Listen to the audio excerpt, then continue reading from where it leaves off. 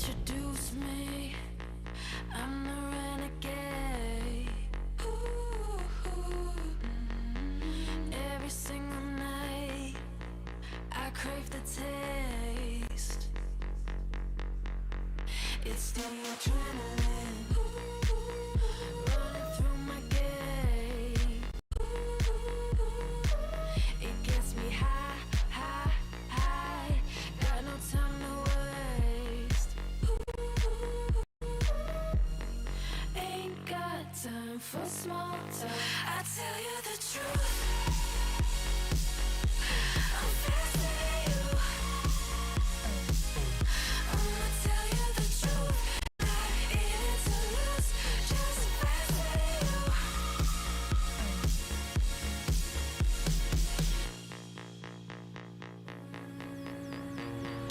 Look into my eyes, I'm not afraid. Take over my mind till it fades. Like a medicine, it keeps me safe. This neon lights lead the way. Ain't got time for small talk. I tell you the truth. I'm faster than you. I'ma tell you the truth. Not in it to lose, just faster than you. Faster than you. I tell you the truth. I'm faster than you. I'ma tell you the truth. Not in it to lose, just faster than you. I tell you the truth. Just faster than you.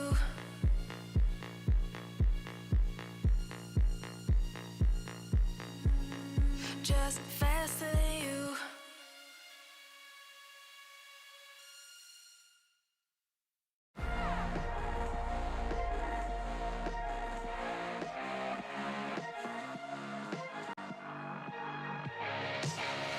Glasses on, my hoodie's right. Break the door, give me side eyes. Are you feeling yours? Cause I'm feeling mine. Slide back to the future, got my own time. It's sipping dope to feel right. Got my own high, don't need no lies. Sneaky bitches never ever act with zone eyes. Alright. You can tell me nothing. Come back when you got something to say. Just put the volume up, man. Take a seat in the back, yeah. You can tell me nothing.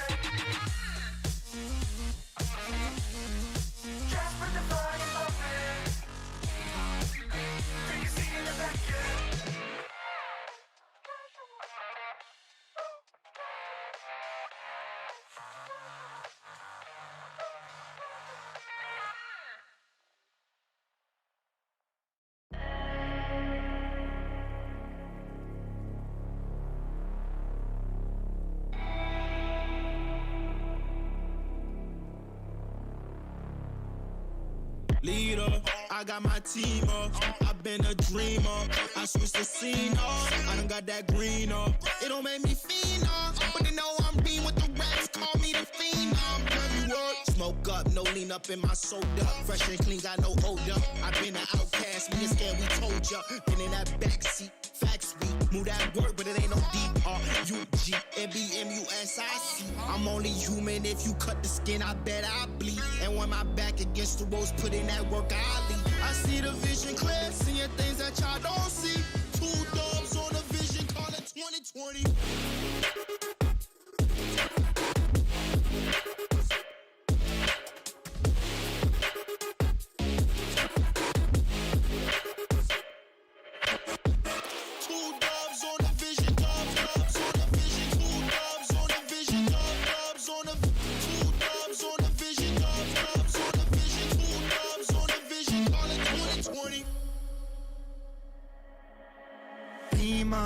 I got my team up, hit it off from rapping, we stacking, getting my green up. We all leaned up, took it a while, trucking and made it a mile, fucking up every style. You in it now, told her my family is proud, willing to fight and we proud. Bitch, I don't wanna talk, I just walk up, 100 bands cash, trying to get on my stock. Love all my fans, fuck on my ops, we just make jams, all I make pops. Girls gon' dance, homies I'll rock, came too far and we ain't gon' stop. Gave my life and I took my shot, yeah, rose up top and I took my spot. Yeah. If it's a problem, then we really ready. Yeah, 100 with me and we for the war. My heart is formed and my vision deadly. I've been dialing in my sights, see it 2020.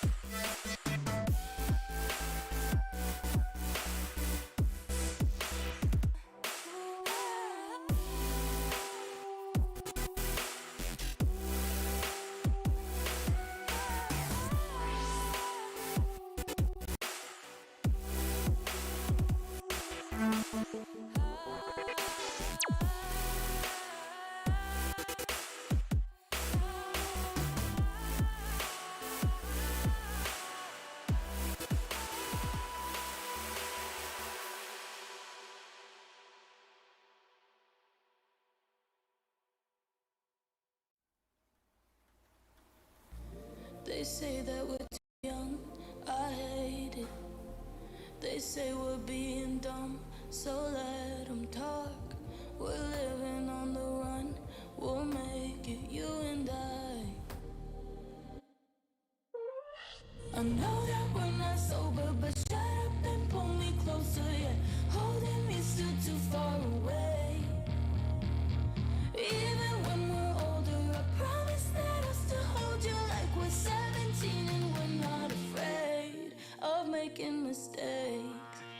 Ooh.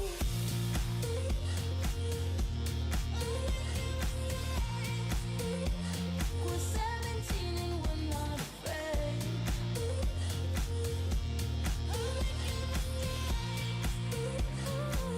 They say that we're too young. Can we go back? Can we go back? Won't fall apart, don't let my heart break. Can we go back? Can we go back? Like we're 17 and we're not afraid. They tell us that we're wrong, we might be. This life, it isn't long enough to feel. My love for you is strong, I'm fighting you and I know that we're not sober, but shut up and pull me closer, yeah. Holding me still too far away. Even when we're older, I promise that I'll still hold you like we're 17 and we're not afraid of making mistakes. Ooh.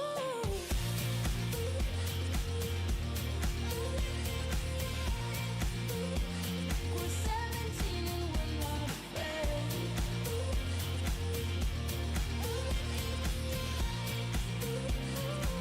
They say that we're too young. Can we go back? Can we go back? Won't fall apart, don't let my heart break. Can we go back? Can we go back? Like we're 17 and we're not afraid. I know that we're not sober, but shut up and pull me closer, yeah.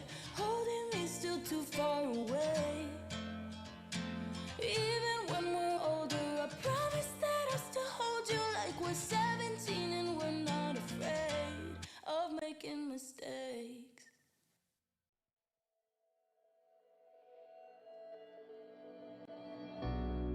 We're living for the moment now, we're one with the world. I can't lose this feeling I get. My heart's in the right place, and so is my soul, yeah. I won't take no excuses for it. Love it, need it, live it. I feel like something's missing when I do not have it. I feel it in my bones, gotta find my space. These emotions on my face, taking a toll, I gotta pay it forward. I'll give it all that I can. No matter what, I won't let up. It's in my soul, it's in my blood, and I won't take no for an answer. If it don't hurt me, it makes me stronger. Yeah, no what, I won't let up. It's in my soul, it's in my blood, and I won't take it no more. If I won't, I won't be there.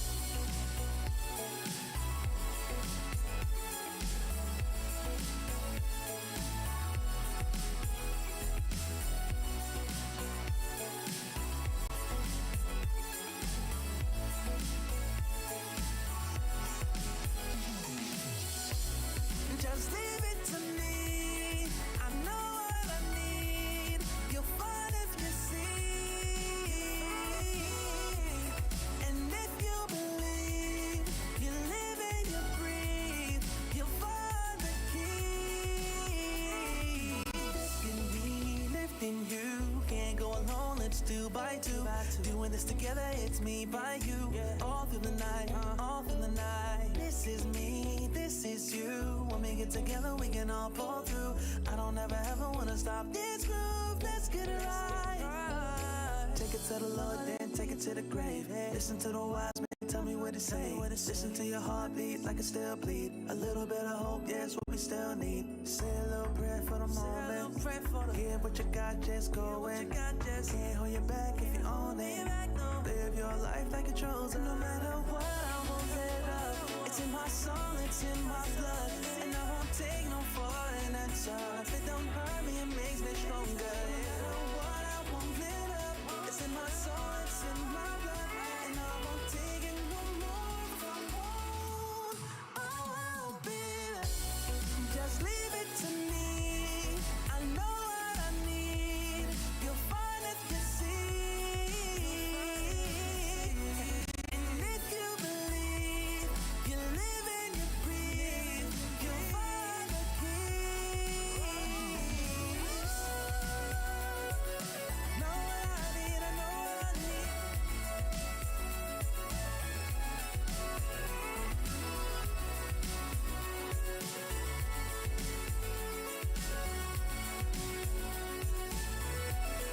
You find the peace, the key.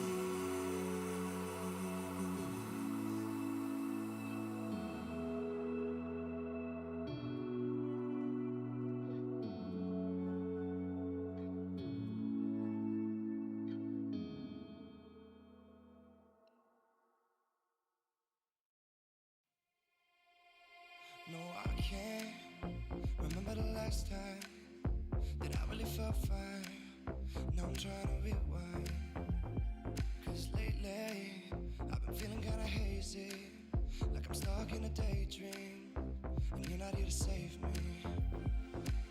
Down and out, I hit the floor.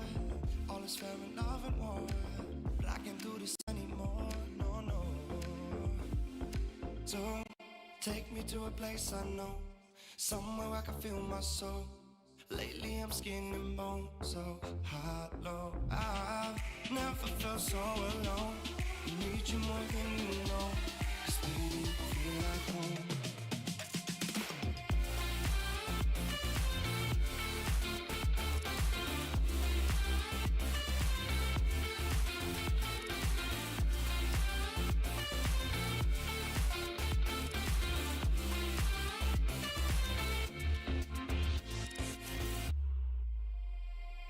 I've been reminiscing the late nights. We'd fall in love in the moonlight and break up at sunrise. Now I'm just thinking that we should go back to when we would hold each other to feel good. Down and out, I hit the floor. All is fair in love and war, but I can't do this anymore, no, no. So take me to a place I know, somewhere I can feel my soul. Lately I'm skin and bone, so hollow. I've never felt so alone. I need you more than you know, 'cause baby you feel like home.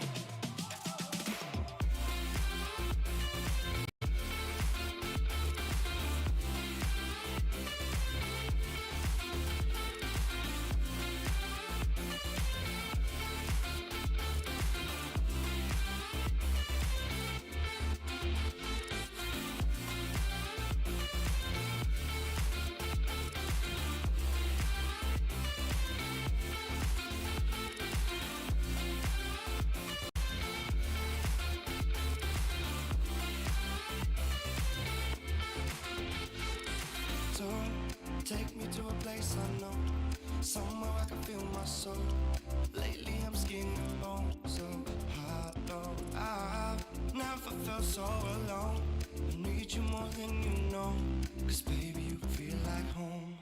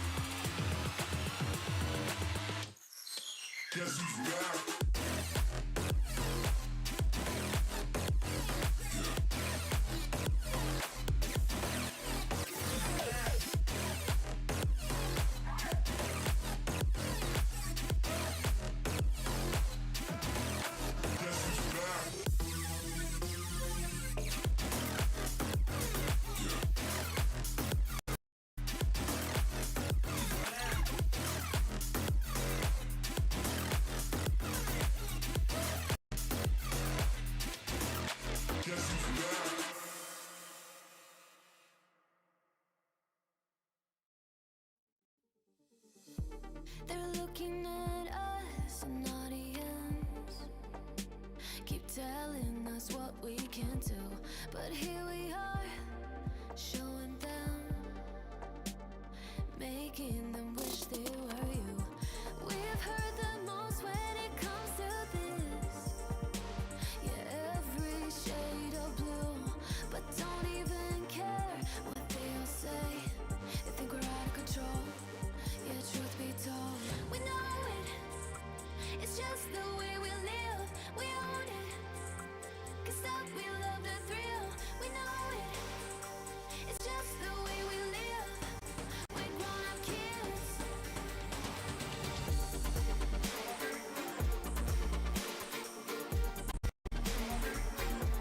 We love the thrill.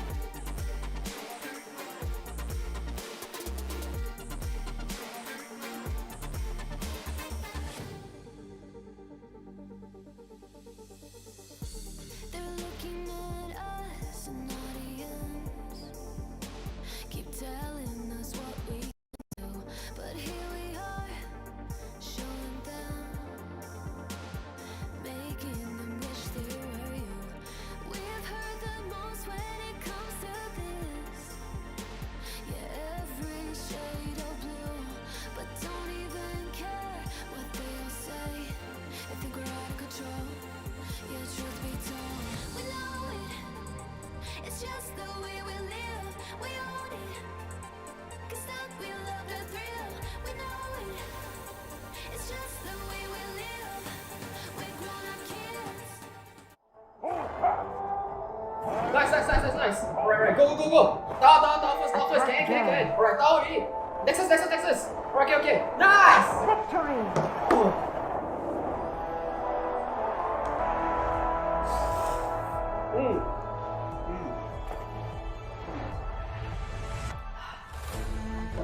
I'll see you in the game. Alright guys, let's go one more. Okay.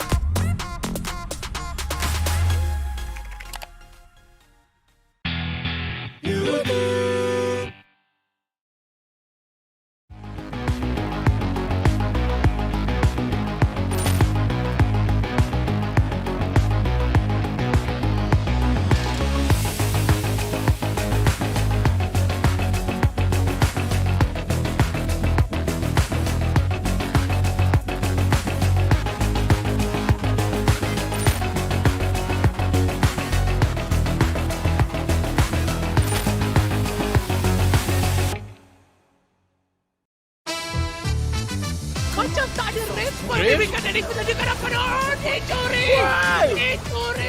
Kehilangan nyawa yang agak banyak, tarikan yang baik. Nampaknya mereka punya tunggal Ozora Becky. Nyawanya betul-betul jangan diberikan. Masih lagi keselamat. Wan Rakit telah pun dimilikinya. Mencari peta.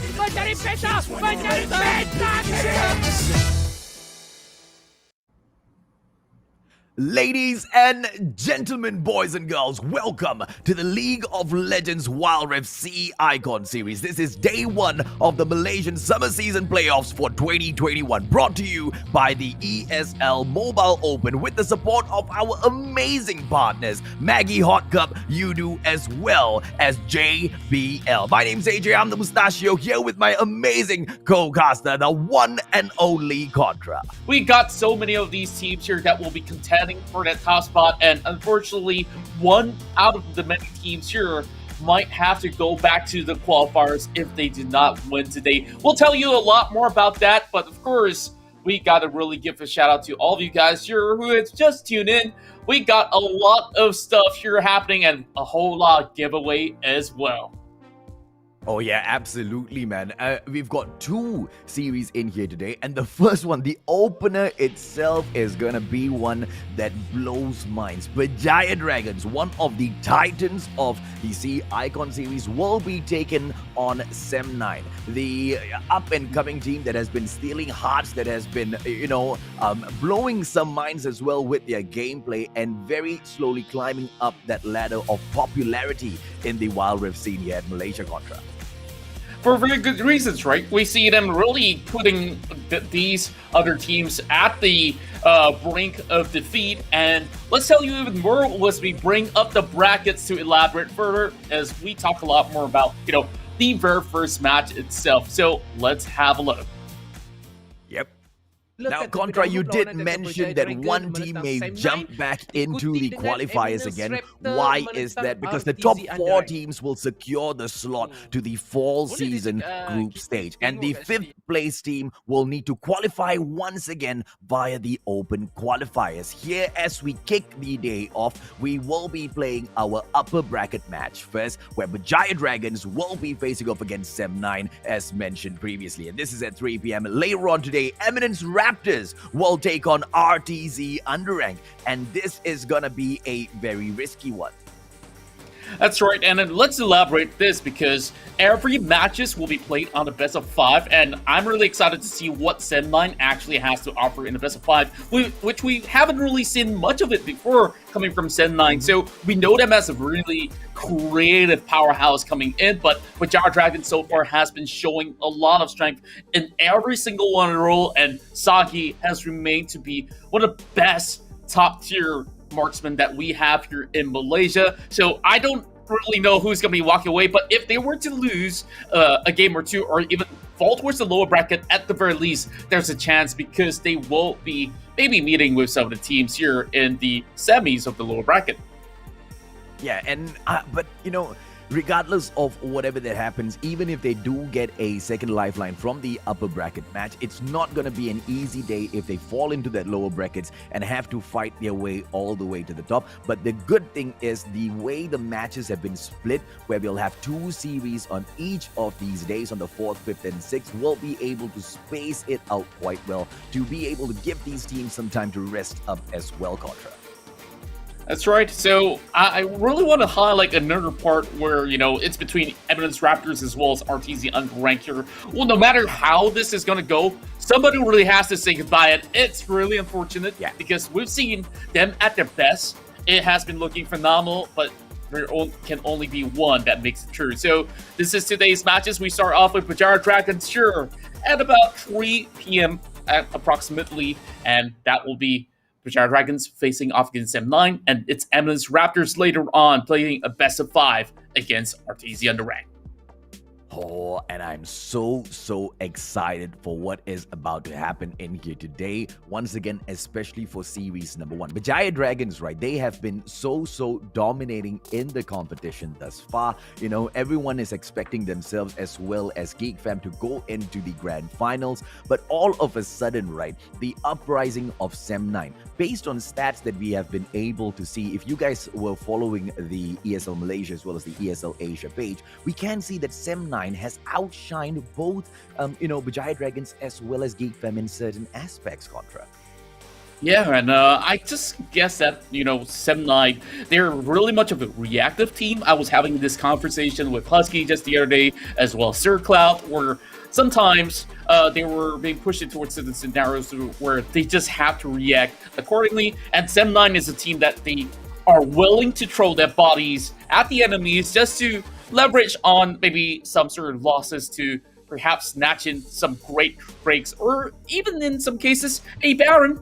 And I just really want to see, is this going to be the case for today? Because Berjaya Dragons, they have been looking for a championship title for a very long time. They don't want to be known as the second best anymore. It's not always going to be the Geek Fam show, but speaking of Geek Fam, they'll definitely be watching this live stream just to see who will they take on later in the day. Oh, absolutely, man. I mean, Berjaya Dragons not wanting to be second best, well, they can want it as much as they do, but at the end of the day, it's all about who gets it done out there on that map itself. And of course, we will be seeing Geek Fam perform later on. And when I say later on, not today, but tomorrow. We've got a lot of action in store for us then.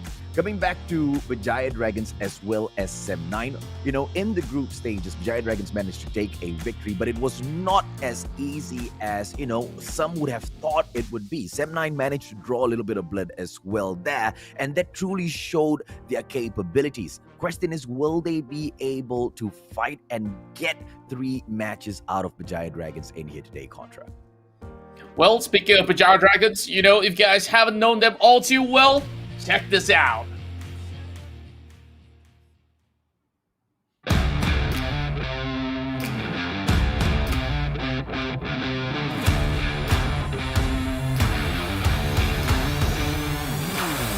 Tengah sangat rendah sebentar tadi dan lihat Sagi ke hadapan mencari Wild Rabbit. 1 demi 1 akan dijatuhkan damage oleh Ravens. Pasukan Berjaya Dragon mendapatkan serangan yang baik sekali lagi. Lihat bagaimana monster dan itu dia damage dari Karuto. Dia memang nak masuk, dia nak mencari seorang pemain dan damage dikeluarkan ganas daripada Sagi dan juga Tentawans. To the other competing teams, all of us are competing in this tournament, so I feel like we should have fun together, try to be good competition and help each other to be better teams in Malaysia. Just have fun lah, good luck and have fun. Untuk mencari target tapi di bahagian backline, lihat Chili menangkap pemain-pemain yang ada anchor mengena tetapi tidak berjaya untuk menyelamatkan sesiapa pun di bahagian hadapan Karuto pun hampir terkorban. Lines cuba untuk mengejar tapi Winter, happy birthday sebentar tadi. Winter menyelamatkan ahli pasukannya. Of course, if we manage to qualify for the Summer Cup, we want to, because we are representing the country, representing Malaysia, we want to have a good performance in an international tournament. Dan itu adalah satu shotway yang baik, namun Chili berjaya untuk mendapatkan Ravens. Wild Rabbit akan menjadi mangsa terakhir.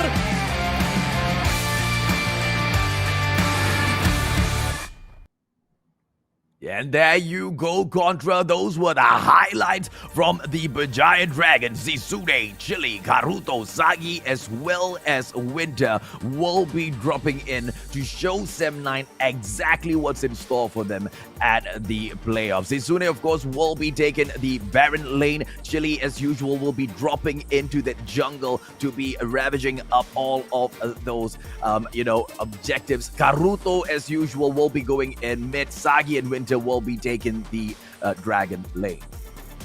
That's right, and I just love the fact that the highlights initially showcased that they were basically laying the smackdown onto the likes of Sem9. So is this a sign of what? I'm just looking to see how's the highlights like for Sem9 because we've seen some great creative plays. Now, of course, all eyes are going to be on Sagi as well as Chili to create those big plays out there. And speaking of which, we'll see the competitors Sem9 on how well they will fare. But before that, it's time for us to introduce the likes of Sem9. Let's go.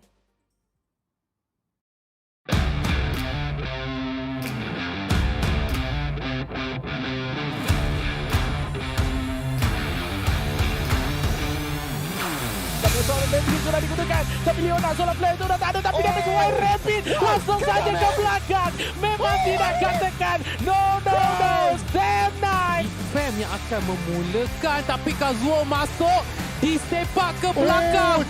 Cantik daripada Kazuo. Sekarang ada kesempatan boleh dicuri oleh curi lagi sekali because Aris berjaya untuk mencuri Dragon buat kali kedua. 2 kali curi. Sekarang mereka cuba untuk mencuri nyawa pula dengan mereka boleh dapat lagi double kill. We are looking forward to have a rematch against BJD at Geek Fam because we lost to them in the regular season and we will try to get better and come back for the Super Cup spot. Wild Rabbit ke depan, Wild Rabbit kanan, Wild Rabbit mencari 3, berjaya untuk menjadi keempat, mencari Quadra, Wild Rabbit dengan Quadra kill. Tan diantar, terkena. Itu dia combo yang cuba untuk dilakukan. Kazuo berjaya untuk mendapatkan Momo. Get ready guys, train hard because we Sam9 are coming for you guys. 8 lagi nyawa naga dan itu the infernal bomb dan curi solar flare langsung saja masuk pasukan RTZ tidak dapat melawan tapi Sheng sekarang mungkin akan ditangkap Suak memang tak bagi Suak.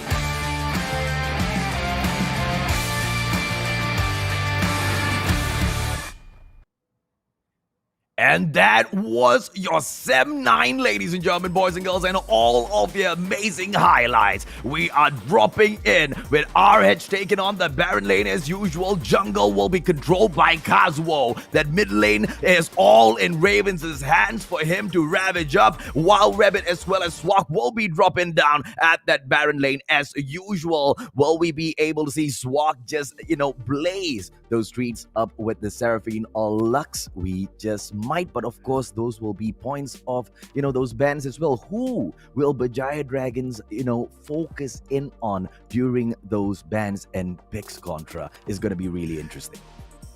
That's right, it's really down to the droughts, and we know that Sem9's been stealing dragons and stealing hearts all over the place. Can they win this over? We heard it from RH himself that he is tired of losing in some of these series against Berjaya Dragons as well as Geek Fam, and he says, we are coming for them in this best of 5. And you can see that RH right now, he's in the Baron lane and he's been playing phenomenally well, especially when he gets his hands on the Akali. But the problem now is that Akali's been nerfed. Camille has a slight nerf on top of it as well. How does it really affect this team synergy? Is it going to be something else that we'll be bringing into the table as we compare them head to head? We lock in both Karudo as well as Ravens to be compared in the mid lane.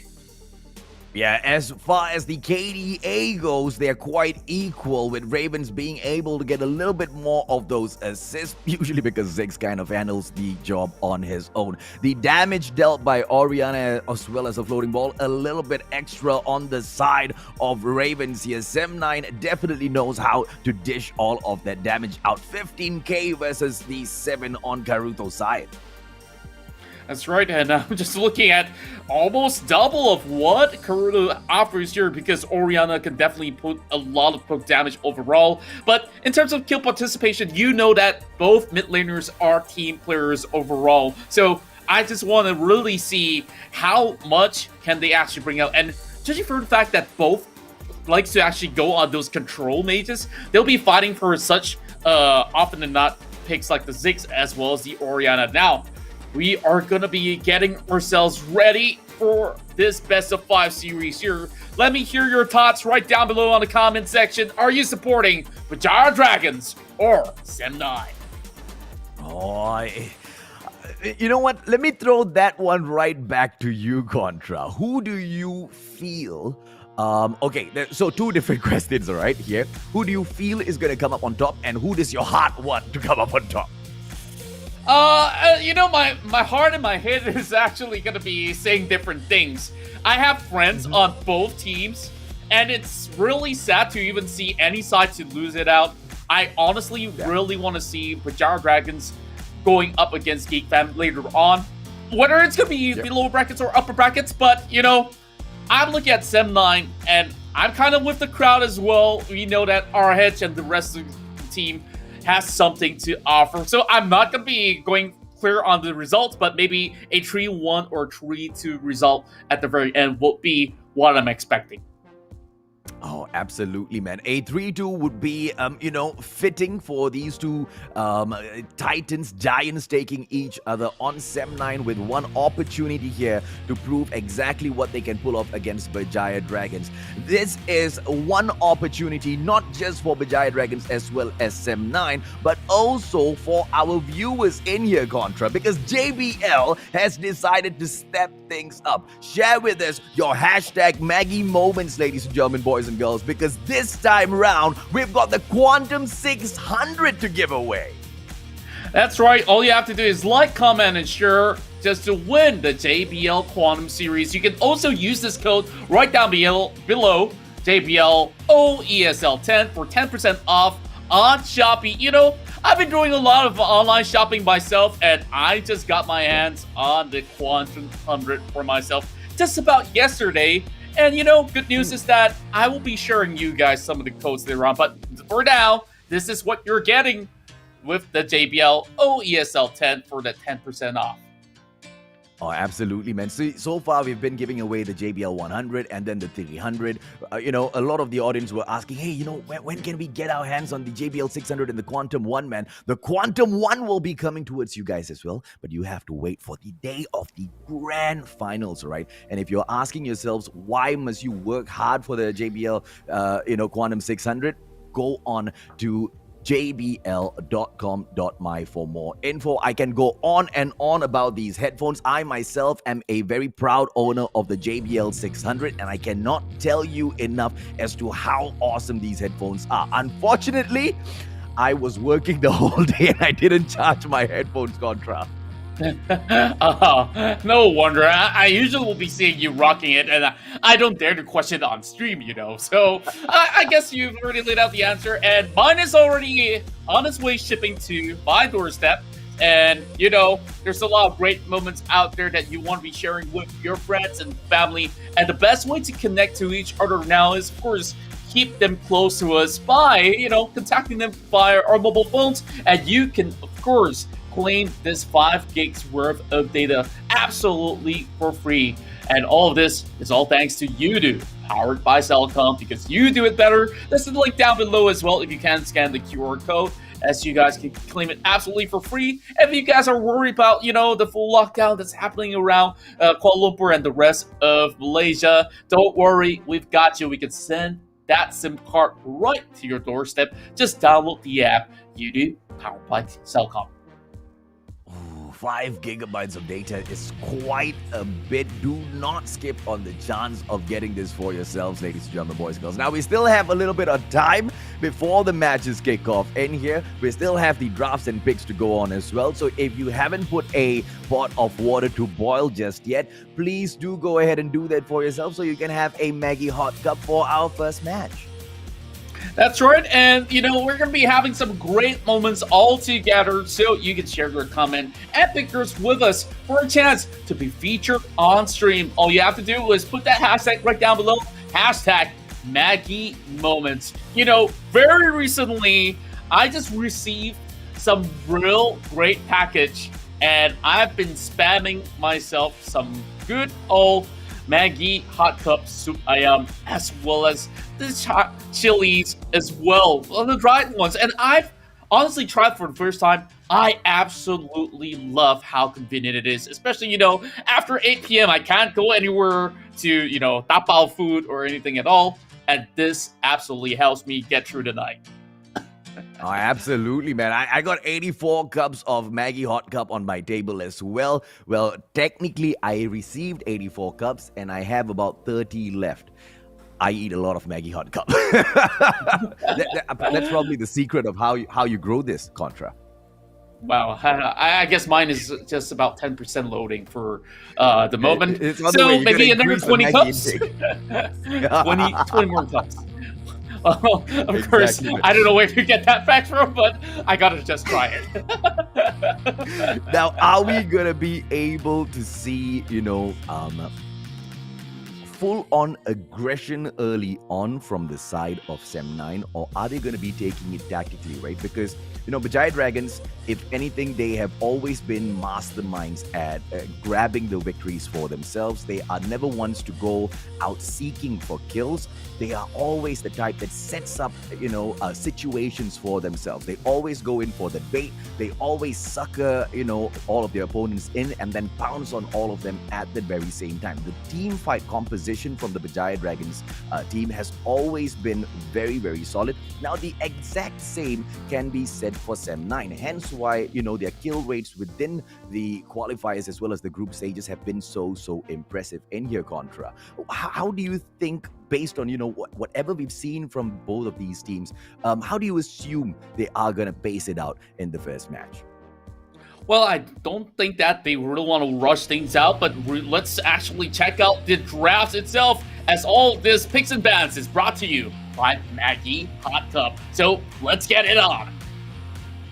Absolutely, man. Now, we should be able to get that answer, right, on the pace of that game based on those bans. So, Garen is going to be struck off the list first off in here. And although the nerf has come on, well, I wouldn't really say the nerf, but, the Akali has been adjusted a little bit. But Berjaya Dragons do not want any part of her in this match. That's right, and it's interesting to also note for the fact that 7-9, they are banning on to that Ezreal. You don't exactly see this a whole lot. That means that 7-9, they really want to open up all the options on the table because they do have that very first pick advantage. And I guess that they are still giving a lot of respect, not only to RH, but also to Ravens here, as they are looking to act out that Galio. So we have Camille open on the draft. We have all these new junglers such as Rengar as well as Kha'Zix to be up there on the table, but I don't really think that's going to be the first pick option. I'm still heavily leaning on this Camille, or even better yet, Renekton, that will be appearing for RH. And, this is going to be that early game bully that they'll be implementing up on that barrel lane. And to answer that, this might just be a Camille up top.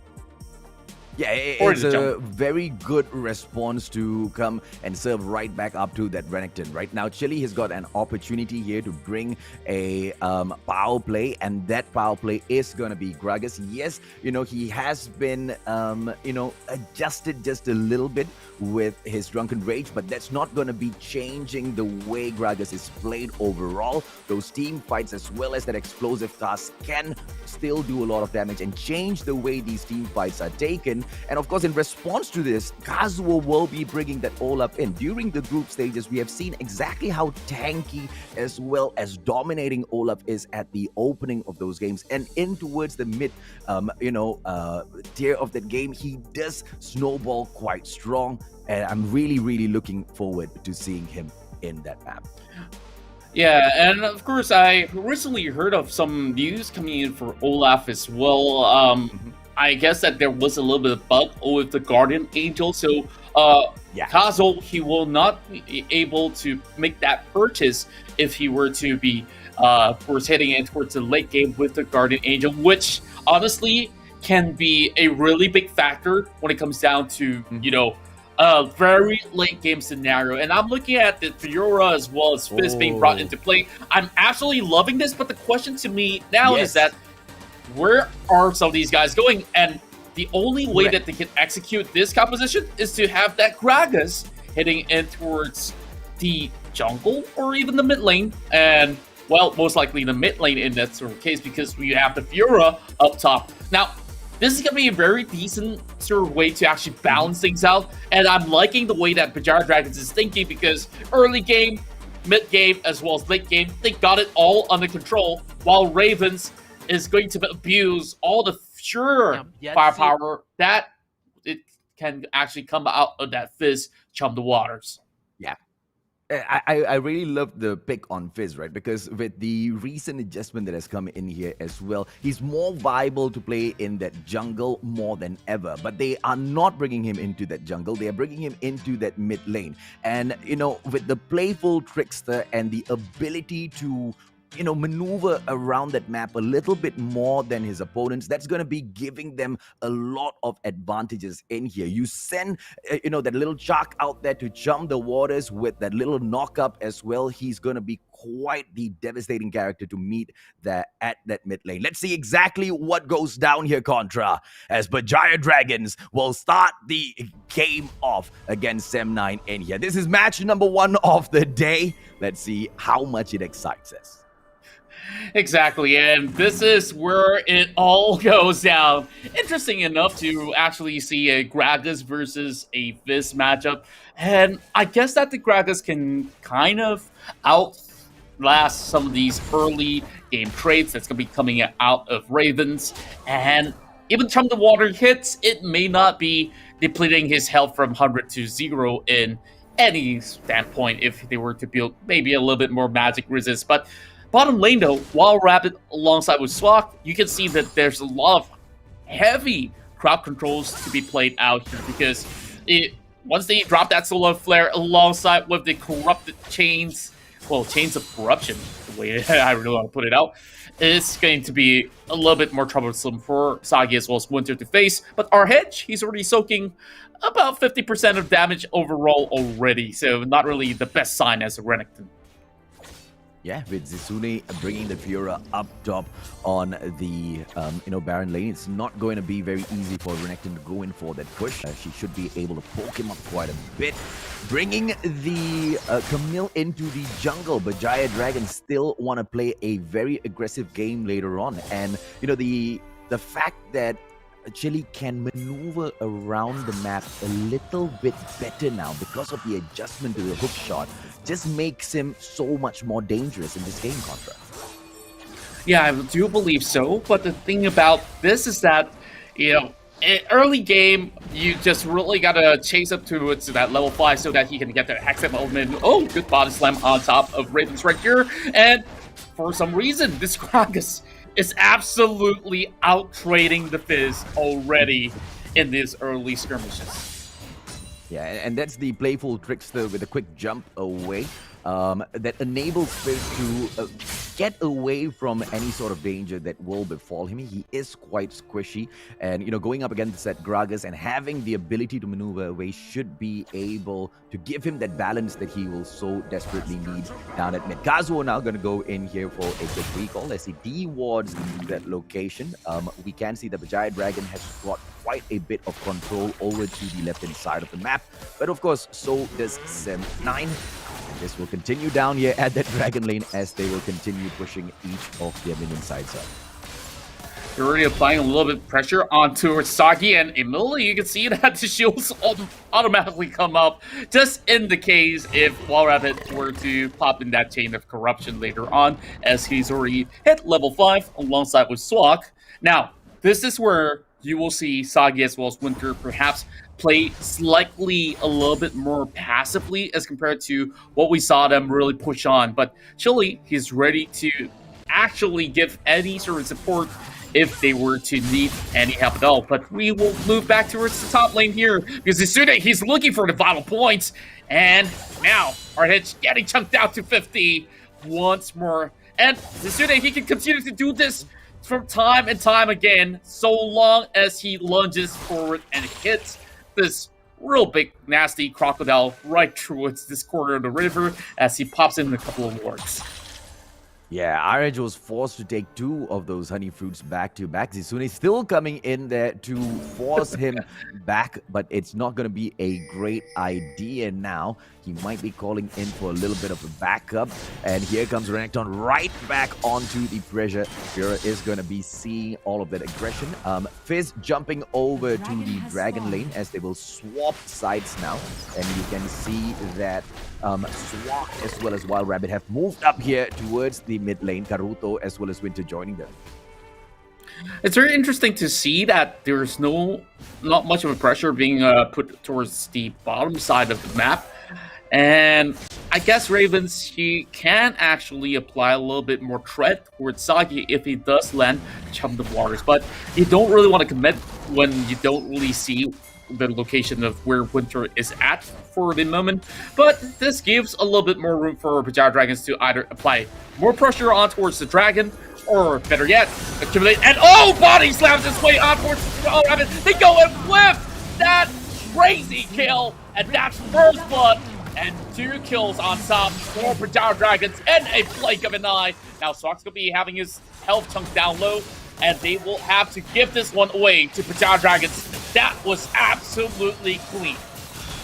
Yeah, Kazuo has gotten knocked out already, so no last-minute steals coming in from the jungler of Sem9 as well, ladies and gentlemen, boys and girls, and they are going to tank a unfortunate defeat early on in terms of the objectives by losing the Infernal Drake towards Berjaya Dragons. And how does this affect the game? The Infernal Drake increases your damage by about 8%, and now Sem9 have to be really careful with these engages. I mean, if Berjaya Dragons were already amazing with the team fights, yeah, they just got a little bit more dangerous.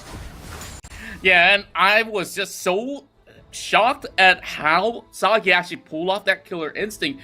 You saw him dive hit first, not even thinking about, what's going to be thrown at him. And immediately, that sort of the response, that double-edged sword, which could have gone bad, actually came swinging well for him with that 2 kills, and he's just going to snowball from this point onwards. And speaking of Sagi, he's going to be rotating up towards the Baron lane itself. Well, the Rift Herald is going to be spawned up already, but Sagi and Winter, they've been spotted out by the ward, so they have to clear this one up real quick. Let's see exactly what goes down in here as things are heating up just a little bit. Rift Herald taken by Chili, and that is a situation that is to be expected. Orange losing his life. Kazuo just dealing all of the damage there. Well, it's still going to be a 1-for-1 trade-off. Not too shabby after all, but over here, over that lane, I guess they will eventually lose one turret. Well, they still need a little bit more minutes to work at it, so it's going to be A-OK for Ravens for the temporary measure, but I don't think that he can defend this all by himself, especially with Sagi over in the corner. And interesting to also note that Sagi here, he might just actually build a very early Bloodthirster, or even the more reminder, and here comes that Glacial Fissure knocking them up in the air as Winter, they're looking for the picks, but it won't be the Camille that will come up with the Hextech Ultimate, but there's no escape from the wrath of Raven. Well, Winter's been looking for an escape plan, and Karuna will be the next one to fall. One more blow will seal the deal, and that will be it. Sem9, they lose 3, but they still take 2 from Berjaya Dragons. Oh, was it worth it, man? The Blue Sentinel, was all of that worth for the Blue Sentinel for Sem9? I don't think so. But, you know, quite a great performance coming in here from that Fizz to be able to take Chili out of that equation first, knowing exactly how much of damage he does. But, you know, a little too aggressive, a little too soon. I wonder exactly what was Sem9 thinking with that move. Now, they haven't dropped way too far back. Just 3k difference on that commerce as far as they're concerned. So, you know, they're still in here as much as, you know, all of the fans of the Berjaya Dragons want to think that Sem9 are falling back far. That's right, and I'm just looking at the kills distributed all towards Sagi for the moment. On top of that, yes, we got one for the Fura in that 1v1 scenario, and Winter just had to take down Ravens in that really close call. It could have either been Ravens securing the kill on that Braum in that very moment, but the Vision game was a little bit stronger. I guess overall, the Berjaya Dragons is still going to be leading the pack, and you can see clearly that this is a 4,000 goal lead that still is in their grasp as long as they can actually snowball this one. And the only few good options available is going to be waiting for the next trick to appear in the form of the Elder Drake. So just look at how things are going so far. I guess the win condition for the side of Sem9 is to really get Wild Rabbit as well as Ravens up ahead. Oh boy, here we go. Wild Rabbit's out of position. Another trap with the Hextech Ultimate and getting popped up. Oh man, this doesn't look all too good. And Swak is the next one to fall. And this is where you see that explosive cast pushes them all the way forward once again. And I guess this is the first time we say hello to Shelly here in the playoffs as it will march down mid lane while they only need 2 members to deal with the Drake.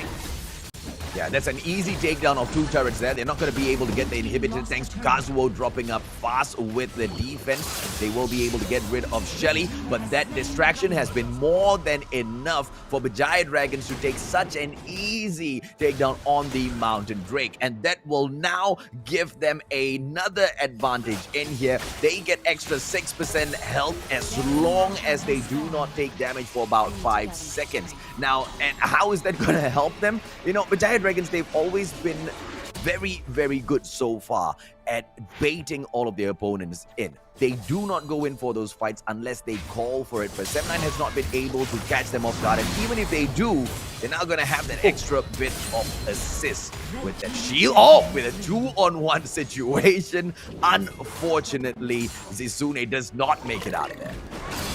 That's right. Let's have a look again because this was a beautiful Hextech ultimatum, immediately having Chili to cut off the exit point for the likes of Wild Rabbit. And what can you do? Whether it be flash or, and in this case, he doesn't even have a flash. So that was the correct play that was called in by Chili. Yes, he may not look like he has the most kills whatsoever, but just look at the amount of assists that they have managed to pull up altogether with Karudo. Now, I'm just seeing how this has been going well up ahead, and RH now getting locked out by the ultimatum, and this time, it will be a whole goon squad right at him. Now, that's communication 101. Straight up, the Camille called for some backup, and that is about it, man. And they were there in a couple of seconds. No running away. RH gets taken down a little too easily. The fight up top between the Fizz as well as Gragas is still quite a stalemate, but they have lost their turret, which means Berjaya Dragons have been able to take a little bit more than Sem9 thus far. Not too much, but just enough. Oh, I guess so, and here comes the body slam coming in, and Ravens will have to make a run for his life. This is where there is just no way out, and yes, he had to play Victor, and here comes the TP as well. That sets up a double kill for Urtasagi, as he's looking for a triple as well.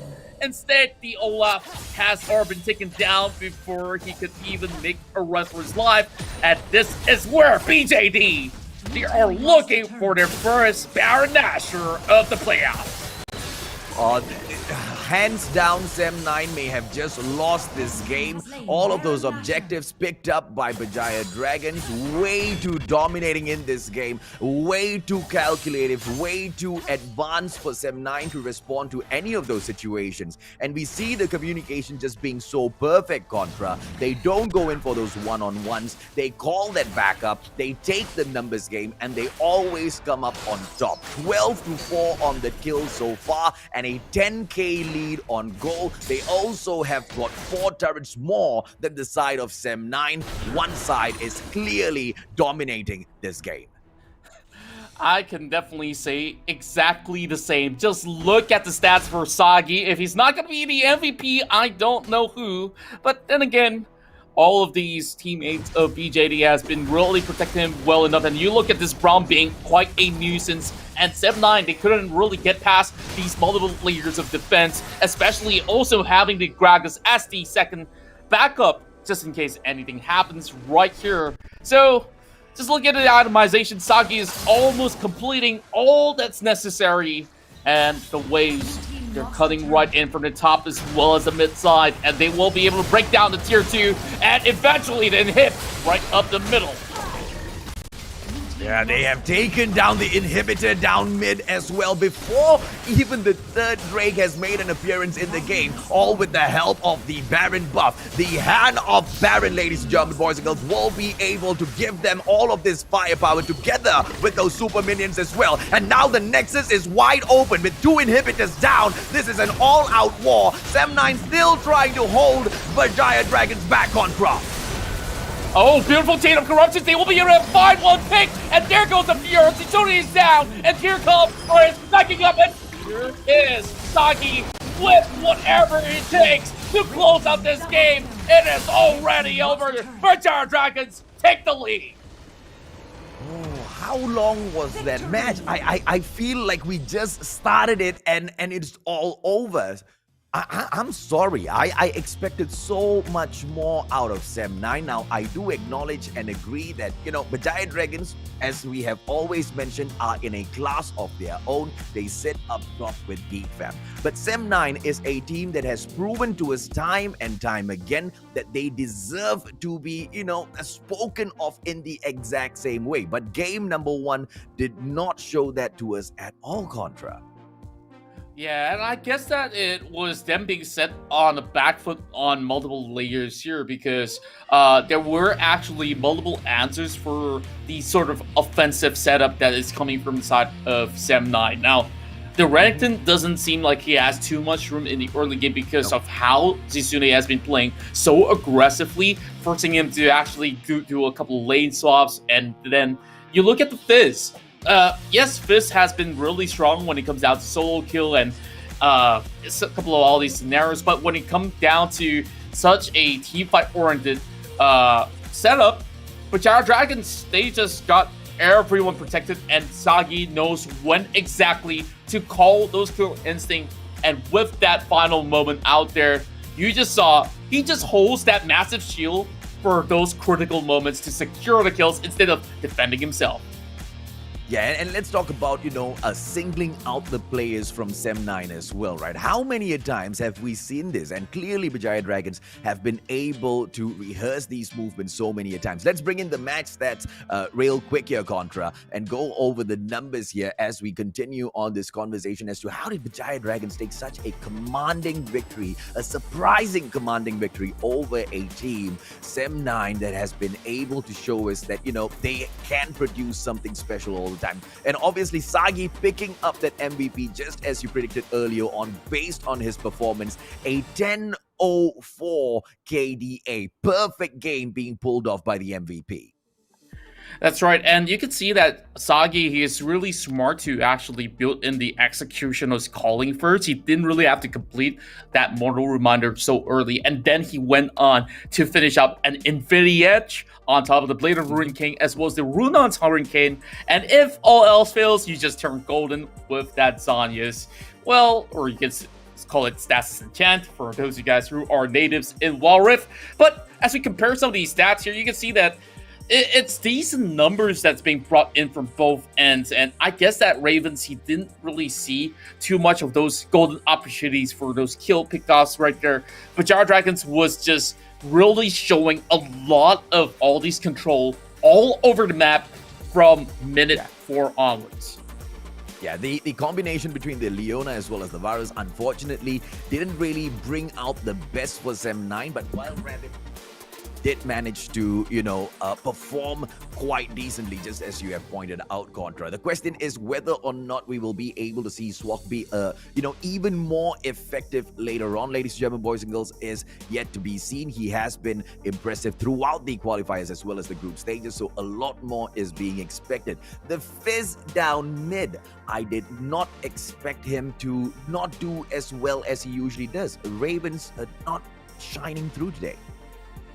Well, I guess that they were expecting somebody else to be heading in towards the Baron lane instead of, the Gragas up in the mid lane eventually. So, honestly, this was a real well thought out plan that's been brought in by the likes of Berjaya Dragons, and they just absolutely gamed the likes of Sem9 from the drafts itself, which proves to be one of the factors why they are actually taking this slight lead. It's not to say that, Sem9, you're not good enough or so, because we've seen a couple of all these brilliant plays here and there, but we haven't really seen an excellent team fight that's coming from Sem9 other than one that's somewhere in between that River over Baron. Yeah, we kind of discussed this earlier on mind versus heart. Who does your mind say is going to take the win? Who does your heart say is going to take the win? My heart says Sem9. My mind clearly says Berjaya Dragons. And if the heart is not convinced after the very first match, I don't know what else will. But can Sem9 make a comeback in here? Obviously, this is a best out of 5. We want this to get pushed into match number 5. We don't care how long it takes, because these two teams clearly deserve that highlight moment, all of those highlight matches. Sem9 a little bit more than the Berjaya Dragons. We've seen Berjaya Dragons quite a bit already, getting all of these top limelight positions. What sort of a change do you think you're expecting from Sem9 in the next match? I definitely want to see Renekton go away. Well, I guess Renekton wasn't really the key problem right here. Maybe something that is a lot more reliable up in the mid lane than too much risk, like the Fizz, could possibly be swapped out for something that is more easily executable for team fight purposes, like the Orianna, or some even say Galu is going to be some really decent option on the table for big team fight setups, as we saw earlier being brought forward by Berjaya Dragons. But we will allow them a little bit more time, as we'll go on a little bit of a short breather. And when we come back, we'll bring you game number 2. Macam tak ada respon Bibikan dari pendidikan apa dah. Dicuri. Kehilangan nyawa yang agak banyak, tarikan yang baik. Nampaknya mereka punya tengah Ozora Becky. Nyawanya betul-betul menjadikan. Masih lagi terselamat. Wan Rakit telah pun dimilikinya. Mencari penta.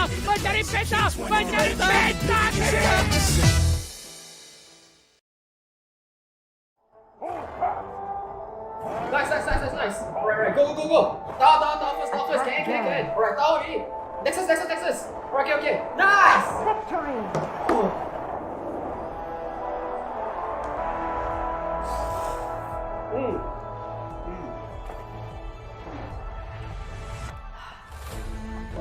I'll see you in the game. Alright guys, let's go on board. Okay.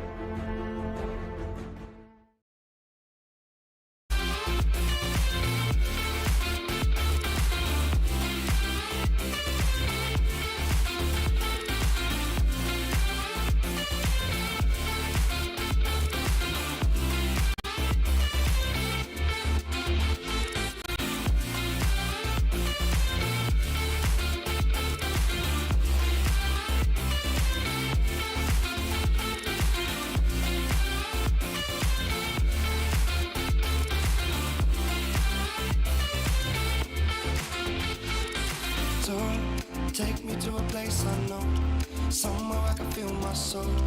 Lately I'm skin and bone, so hollow. I've never felt so alone.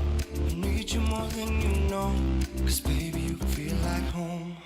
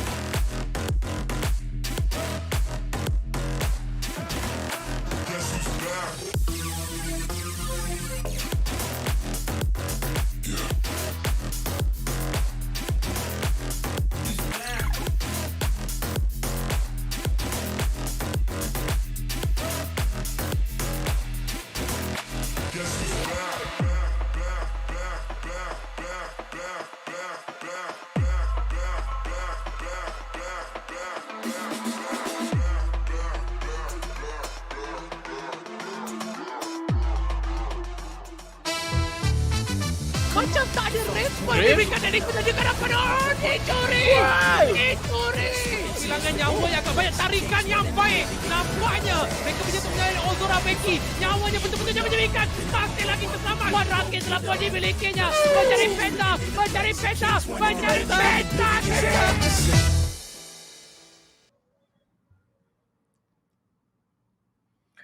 And once again, welcome back to the Sea Icon Series Malaysia. All this is, of course, brought to you by ESL Mobile Open.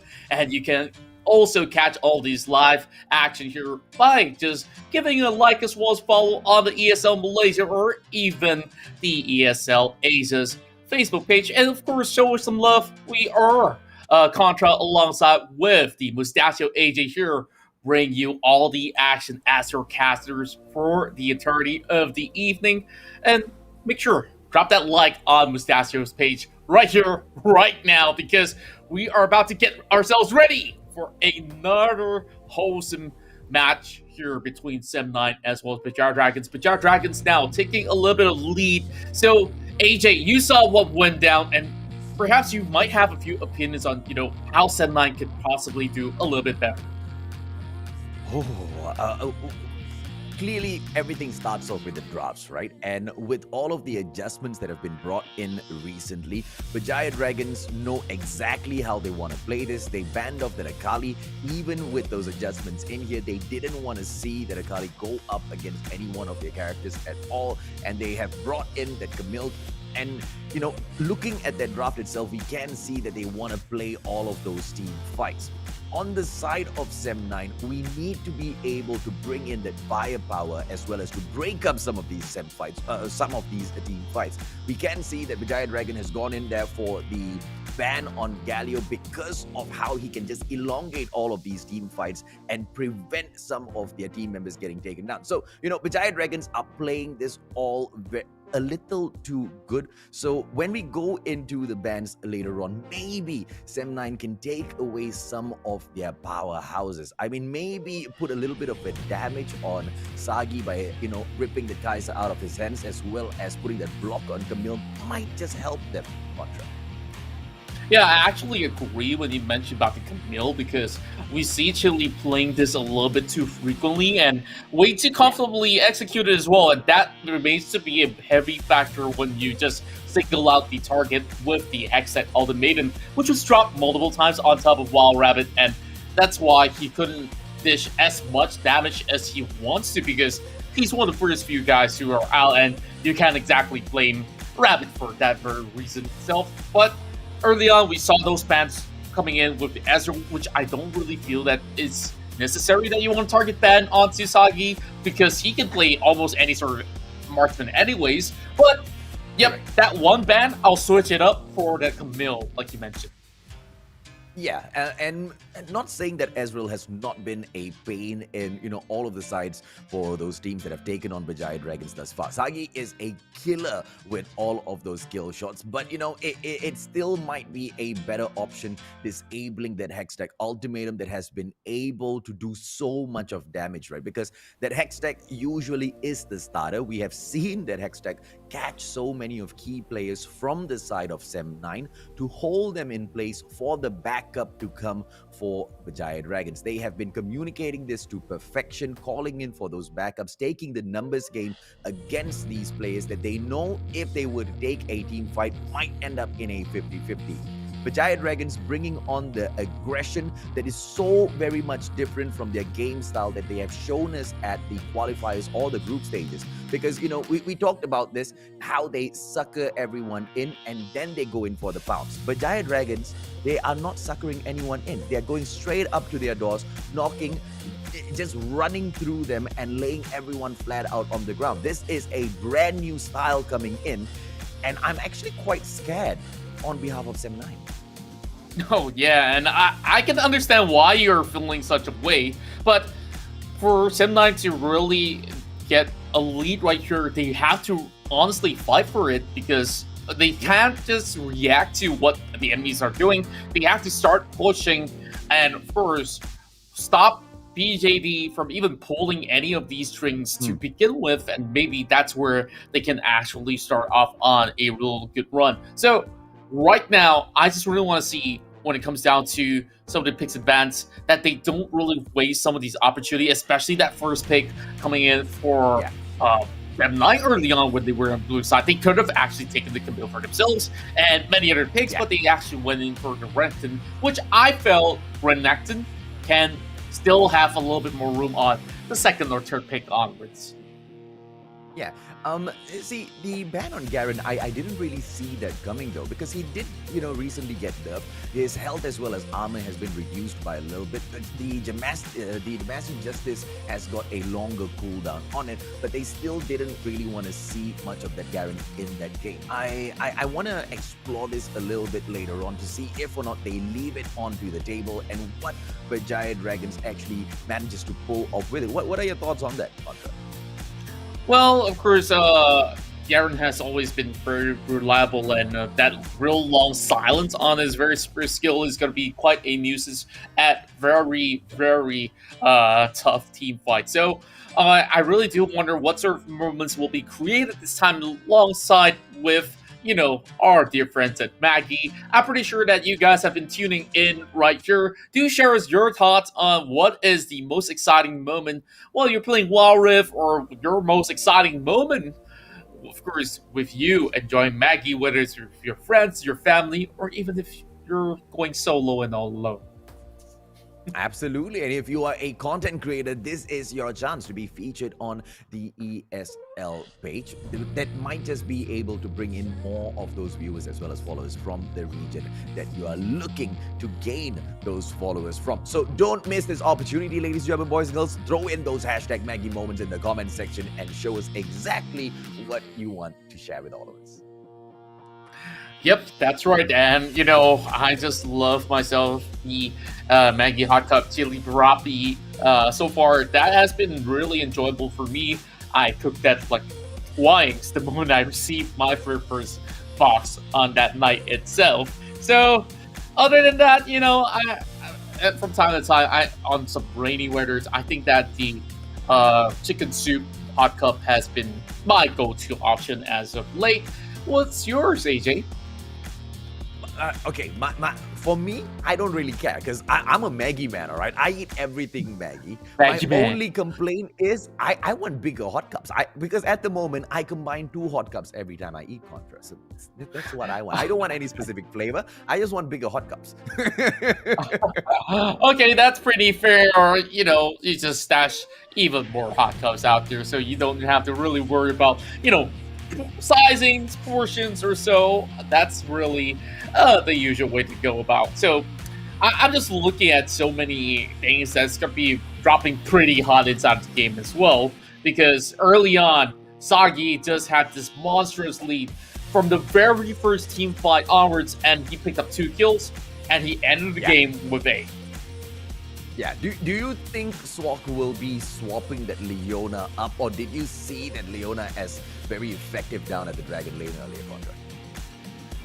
I guess it has its own perks as well as disadvantages when you're actually playing a Leona. Leona can always be countered by multiple picks out there, and the best pick to go against a Leona is going to be the Alistar, or else he can always rely on things like Janna or even something that is very much reliable, like Soraka or so, but we don't really see Soraka all too much when it comes down to the competitive scene for obvious reasons. Of course, she doesn't really have too much escape mechanism on board, and for Leona, it's exactly just that, because once you commit to a fight, it's very hard for the Leona to get out, especially when she doesn't have any flash left available. Yeah. So these are a few of the things that they really have to take notice of.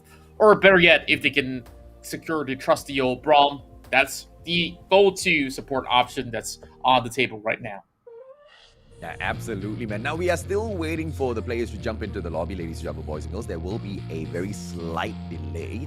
But, of course, we will keep you company whilst we wait for this match. This is a heated series, a very much, amazing one that has been looked forward to for so long. We have been, very patient for this, and we are about to jump into the drafts and picks Contra. Let's see exactly whether or not the pace of the game will get picked up by Sem9 with some of their picks in here. But of course, we will have to look at those bans, and Sem9 does not want those explosive casts in there, and Gragas is going to be taken off the list first. But Berjaya Dragons will be responding by banning of Akali once again. They do not want any bit of this assassin. Yeah, and I guess that it has been really effective back in game number 1, so they can do exactly just that now. Question is, Sem9, do they want the Camille for themselves, though? Is either they're going to be banning it away, or they will be leaving it out in the open just to, keep the options up? But Fiora is going to be that particular pick that they don't want to be seeing on the hands of Zisune. He has been working extremely hard to actually perfect his craft on this duelist. And I guess now it'll be taking a backseat. Well, Berjaya Dragons, they finally look into things and say that, okay, I guess they've already seen our strats, and they will possibly ban the Camille anyway or pick it up themselves. So might as well just get rid of it. Okay, so this is... Okay, I love this. This is what we talked about. Galio got banned earlier. He will be able to make that difference with his Eros entrance in there, giving Sem9 a little bit of breathing space whenever Berjaya Dragons decides to bring in that firepower, right? And Berjaya Dragons, speaking of firepower, will bring a character that is filled with all of this firepower. The Ziggs did get a little bit of a nerf on the satchel charge for the takedown on all of those turrets, but that's not by much. 200, 150 is going to going to be doing much of a difference. But this is what you and I are excited about. With Rengar dropping into most probably the jungle for Berjaya Dragons. I am excited for this match already. I am so thrilled for the thrill of the hunt to be popping by and, causing some jump scares. But I guess Sem9, they really don't want this kitty cat to be pouncing on top of them, which is why this Xayah comes in really handy, as she can use the Fairy Storm into effect whenever the situation arises. But Kazo, I look at the Olaf once again, I really won't say that it wasn't effective. They could definitely fancy the options once more. But Sagi, he gets his staple pick of the Kai'Sa. Still, the best Kai'Sa of Malaysia as we have seen overall. And, well, with Garen being opened up, I guess this is going to be a very safe pick coming for RH to deal with Darius. And, well, it's the classic old Noxus versus the Masha setup over the Baron lane. Okay, so the one thing that, of course, is new in the composition for Berjaya Dragons is having that Rengar in there. Let's see exactly what, these champs can bring out in this ferocious Predator. How do you feel about the draft coming in from the side of Sem9? I definitely am more confident with them this time around, Contra. Yeah, I guess that there is a solid reason for them to go on for that Leona pick once again, because once that Monsoon pops coming in from Janna, you can immediately disable it with the Solar Flare, which is something that's pretty much straightforward. Or you can also say that it can actually counter-react with Janna pushing that Leona away the moment that she just hops right in with the Zenith Blade. But then again, this is where we really have to focus on top of this Galio pickup that's coming in for Ravens, because he's been playing really well on this pick. So I wonder if this is going to be the biggest difference maker, and we are already seeing the two Titans fight over the Baron side, and I guess it's only going to be a slight tickle for the moment. 7-9, blue side. Berjaya Dragons on the raid with the lead. Yeah, Berjaya Dragons, Zisune, of course, as usual, pushing up a very deep ward. Not as deep as he would have liked it to be, but he will take that for the time being, as this Darius will continuously pressure RH's Garen back and away. Ravens are doing quite well down mid with his Galio against Naruto. The Ziggs should be able to put all of that damage out, but nothing that the Galio cannot tank for himself, and of course, respond accordingly too. Of course, the Ziggs need to be a little careful as well with how much he engages early on them. Oh boy, just look at this brawl that's coming up top here, but Zisune, he is not really all too worried, and RH, he could slowly regenerate his health. As you can see, currently he's going to be chasing right in, but Chili's going to be pretty nearby, and the thing about Rengars is this: if it does not really get those early leads like kills or assists coming on towards these corners, it's going to be really hard for Rengar to play in the late game, especially when they were to be sticking all together as a 5-man team. And Kazo, he's going to be looking for a challenge. We're dropping the axe on top of Chili, but Zisune's going to be providing a little bit of cover. And I'm just looking at this. Will Scuttle go down. And this is where Ravens is going to be forcing a flash coming from Zisune as well. Chili will be dropping down. And this is where it will be a one-for-all for the moment. But Ravens, he gets a double kill with the triple as well, as he will get it in the back. And now he is enabled with the double buff in hand. What was Karuto even thinking? There was no way he could take that fight. He was outnumbered. He waltzed right into that one. That was a waste. It was a throw, and all for that scuttle. But of course, it is important at the end of the day, ladies and gentlemen, boys and girls. Berjaya Dragons gonna be pretty glad with what they did there. But of course, M9 the happier side. Yeah, I guess that try was not too bad. And oh my goodness, already coming in with the Hero's entrance. This guy's level 5. He's chasing right in. Doesn't really have to flash though, so they will have to back away and retreat, giving this blue buff back towards the hands of Chili. But good news is that Kazo will be able to secure yet another scuttle over here. And I guess BJD, yes, they did get the scuttle, but they lost way more than they could have actually chewed. Now, look at the items here. we are already seeing that lots of ages being built into towards this Galio. He just needs a little bit more gold just to complete it. While over on to the jungle, we're seeing a very early mortal reminder by this Rengar. And it's just really interesting to see how things have shifted overall when it comes down to the early builds. And same goes to Sagi. He's building the same. Yeah, I cannot agree more, man. But of course, speaking of that, objective number 1 needs to go to the side of Sem9 as well. Speaking of objectives, in 30 seconds, you will see the Infernal Drake dropping in, and that extra boost in damage is not going to guarantee them the win, but it will help them evade some of the pressure that Berjaya Dragons will usually put on, because that extra bit of damage is not going to keep Berjaya Dragons back, but it will make them think twice before dropping in for 18-5.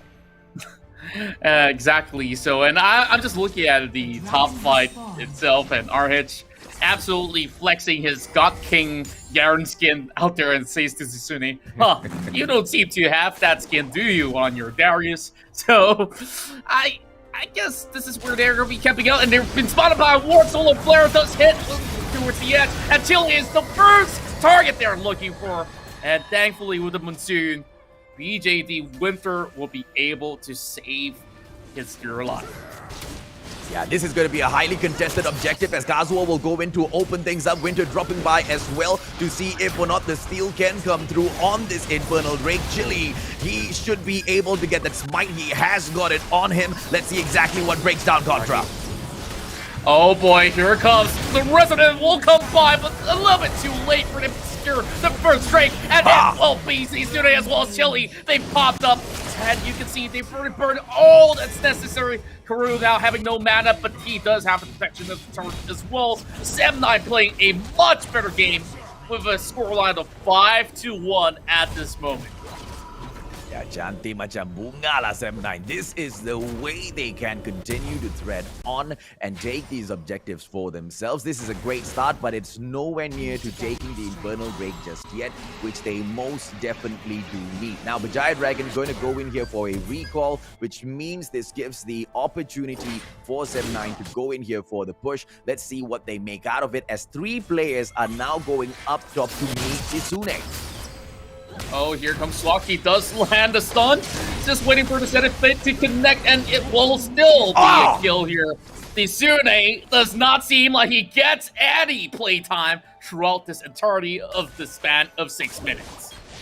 Yeah, this is just Sem9 screwing with the minds of Berjaya Dragons. Excellently played. Why? Because Berjaya Dragons, they were expecting Sem9 to attempt the Infernal Drake, but instead Zisune gets taken out first. And that is going to put them a couple of steps back. Berjaya Dragons right now clearing up the area to prepare themselves for the Infernal Drake. Now, this is very dangerous for that Galio, who might just get stuck down at the bottom, but he doesn't need to worry that much because RH is there with his Garen.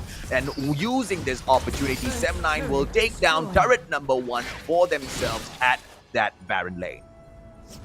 Rushing on towards mid-side as well. Ravens is going to be holding the lines, but Kazuo is already being spotted out, and they are going in with the Undertow already connecting with the Ragnarok as well. Oh my goodness, a beautiful Monsoon just to get their health sort of back up alongside with a redemption. Berjaya Dragons, they managed to call it off and not really committing all too much. Now that they know, okay, there's no flash on Ravens, and Kazuo does not really have the ultimate. There is this warp, but I don't really see a point of contesting that Red Herald unless if they really want to get the kill on top of Kazuo, which possibly will end up in the trade. Oh, here comes Close enough. Close. Contra, close. I love the hype though. I love the build up to it. Now, here's the thing, man. I love the fact that, you know, Sem9 has been able to control the pace of this match. And not by a lot, but they do have a little bit of an advantage in each of the segments here. As far as the objectives on the Drakes go, they have managed to get that extra bit of damage for themselves. The Infernal Drake in the back. They've got the 2k lead on the gold as well as a little bit of a lead on the kills. But it's not about those numbers that you pull forward into your own bag. It's all about the objectives. And Berjaya Berjaya Dragons are the sort of a team that has shown us time and time again that they can turn sticky situations around even if you have pushed them to the brink of defeat. And Sem9 needs to stay on their toes. They cannot get excited. They need to continue this strong pressure gameplay. That's right, and I'm just looking at how Swak has been playing this one out, and this is where they are looking to force things out in the up and chasing Aqua of Sagi, but I guess they spot out what they don't really need it, which is going to be a lurking Rengar that's along the lines, as he's already popped through the one, turning invisible.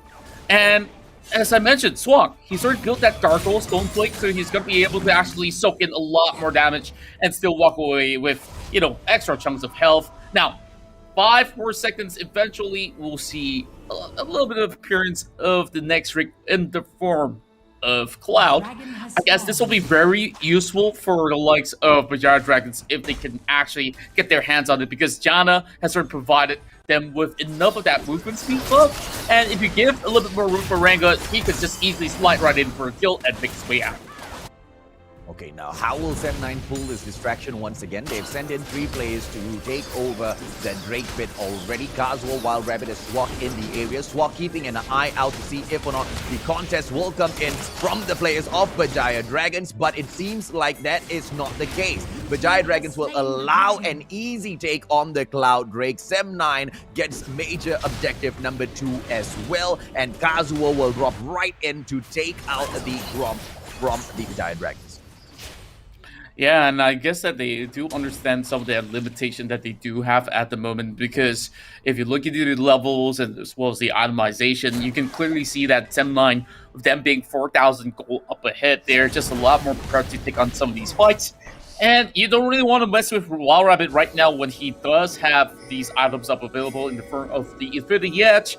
A reminder here just to make sure that, you know, you cut a little bit of healing from Winter, and the artist going to be looking to stash in more and more of this gold and hopefully get a little bit more leads through the mid lane.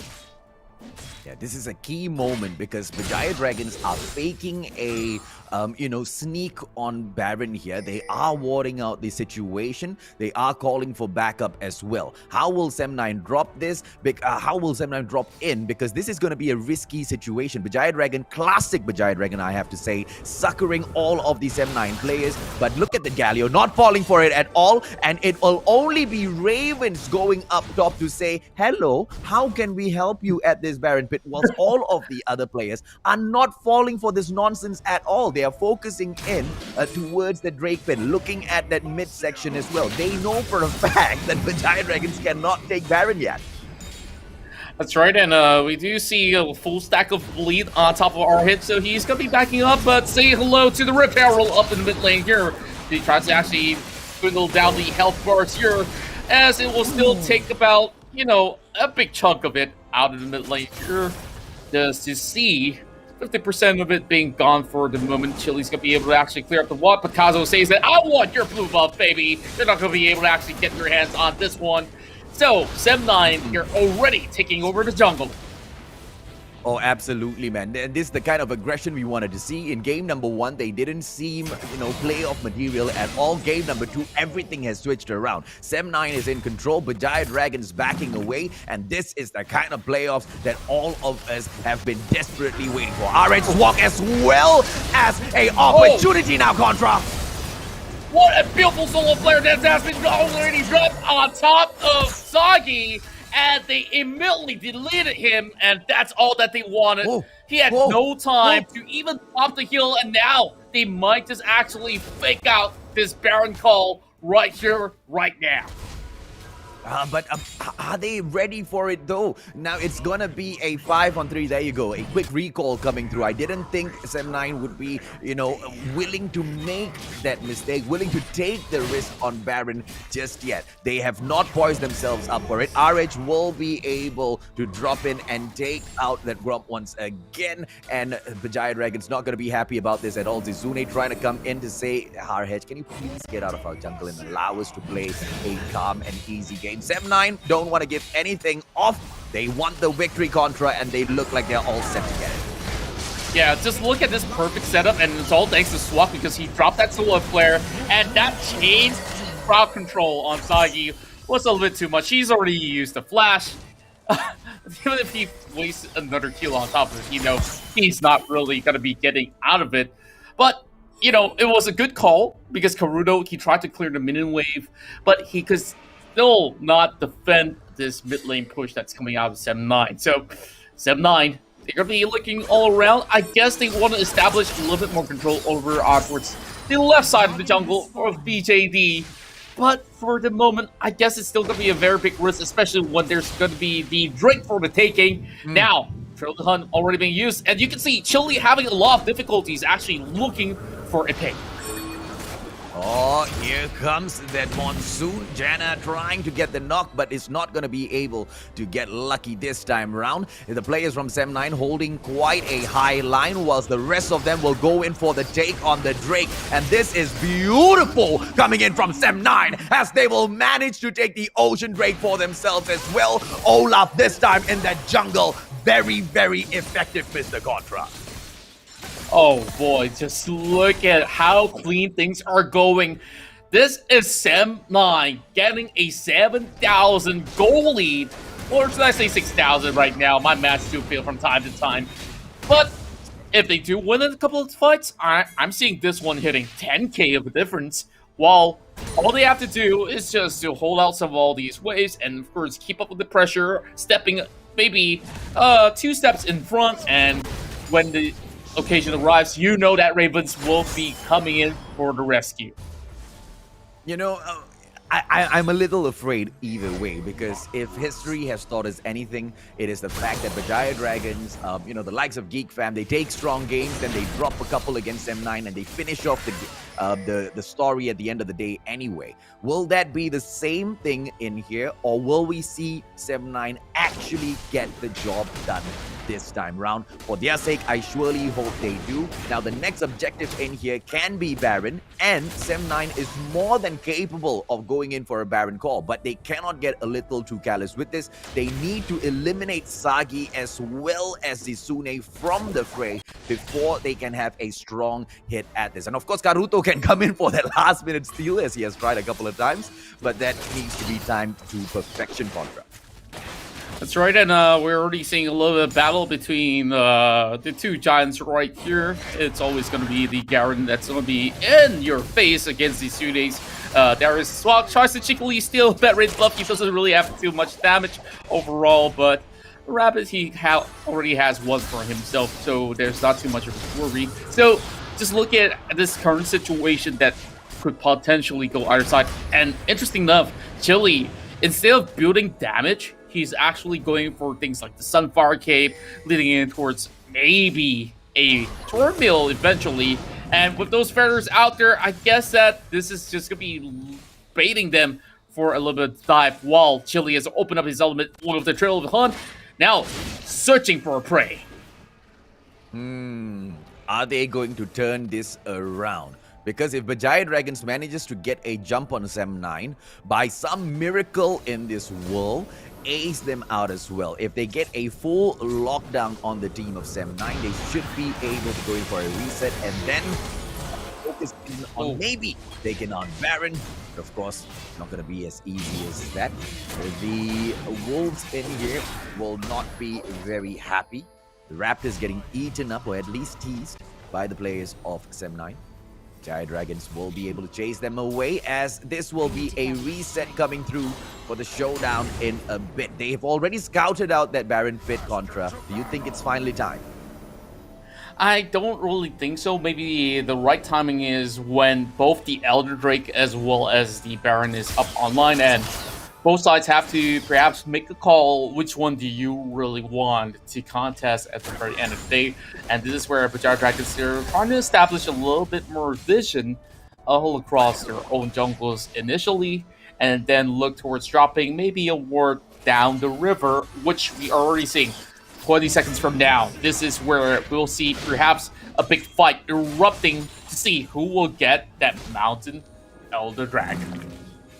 Yeah, Mountain Elder Drake, if in this case, clearly will benefit Sem9 a little bit more based on Berjaya Dragons' playstyle. But in terms of which objective is going to be able to get them that win straight up, obviously it's going to be Baron, right? So as far as Berjaya Dragons is concerned, they're not even going to drop by the Baron pit just yet. They want to put this Chili on, and let's go. Oh boy, Turtle Hunt not really effective as he turns golden. Here comes the flow of fire and air dropping right in, hunting it out. And my goodness, they manages to turn this around by taking out Swak. So that's going to be 4 members left. The rest of Sem9, yes, they did take down Sisune, but at what cost?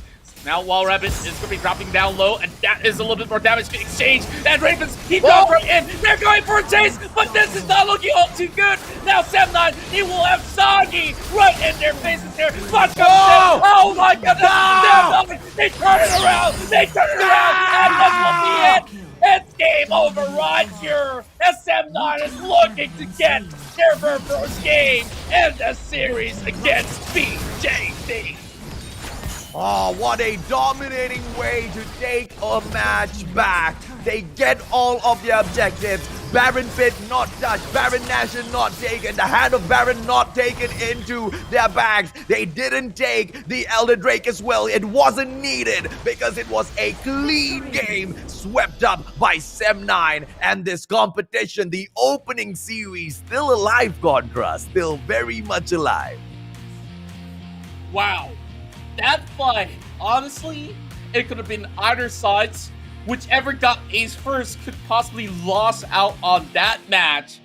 And what a call that was decided.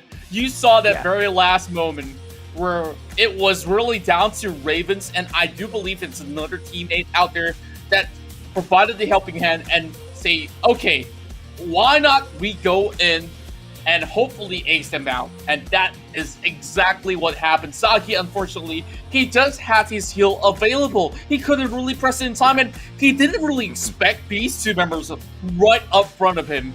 And I guess this itself has been spectacular. Let's have a look at the stats overall, and I believe we got so much to say in this game. Oh, absolutely, man. I mean, let's just take a quick look at the KDA for Ravens this time around, emulating a little bit of what Sagi, sort of showed us earlier, right? A 604 KDA he will take. 4 kills less than Sagi in game number 1, but he doesn't, mind that too much at all. And this is the Galio that we were talking about. If at all Galio had managed to come in, he would have been able to drag these fights out and drop into, these momentous moments where Berjaya Dragons tried to get a little aggressive, and that's exactly what Ravens has done so well. That Galio was everywhere on that map for a reason, Contra. And I'm just looking at how clean that Berjaya Dragons, Sem9 has been playing, and our hedge, he has not even fallen once, as he didn't really even need to finish that Spirit Visage at the very end, and he's already got 1010 overall, and you just look at some of the damage being dealt. Majority of it is actually coming from our hedge, while every member of Berjaya Dragons was looking to at least build a little bit of the resistance in the form of armor, including BJD Winter, that's looking for a 8-man's plate or something on the Janna, which we don't always see from time to time, and forcing Chili to really play defensively. And I guess Chili really had to make a call to eventually look for a pick. He went in to look for Ravens, and Ravens, he just pulls out the stasis, and all hell just broke loose from there, where Sem9, they just responded by taking out Zisune first and foremost. Yeah, and here's the thing, right? We see Karuto doing so much of that damage, that 17k, most of it came from those mega Death Infernal bombs that kept getting tossed all across that map, but they weren't able to do much damage. Then again, it gets me questioning, was Berjaya Dragons even trying to do much damage in there? Because, we've seen Berjaya play so many times right now, and that was not classic Berjaya Dragons. That was in no way their full firepower, and that's what gets me a little nervous for Sem9, because Berjaya Dragons are very well known for this particular tactic of theirs, to allow their opponents to feel great. To feel like they are on top of the world and then to smite them off of the peak of that Everest. Are we going to be able to see Berjaya Dragons do the same to Sem9? It's usually the dragon that gets slain, but this time around, I think this dragon is going to eat a very, very big Sem9 meal. Well, I just can't wait to see, because now it has already got ourselves pretty much having everyone's interest at their peak. We'll take a little bit of a short break just to catch a little bit of breath, and we'll come back for our third match of this series. Macam tak ada respon diberikan dari penjaga kanan. Dicuri! Dicuri! Kehilangan nyawa yang agak banyak, tarikan yang baik. Nampaknya mereka menyentuh dengan Ozora Becky. Nyawanya betul-betul jangan diberikan. Masih lagi terselamat. One rocket telah pun dimilikinya. Mencari peta. Mencari peta. Mencari peta.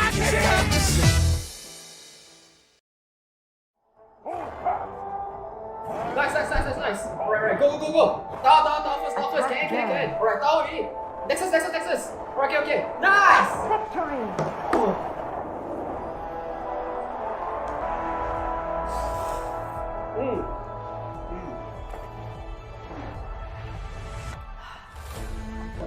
I'll see you in the game. Alright guys, let's go on board. Okay.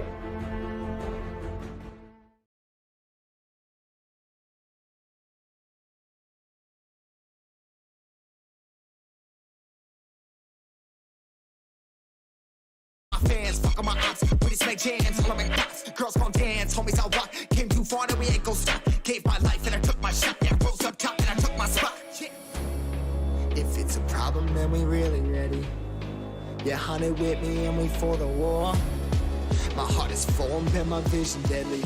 I've been dialing in my sights, see it 2020.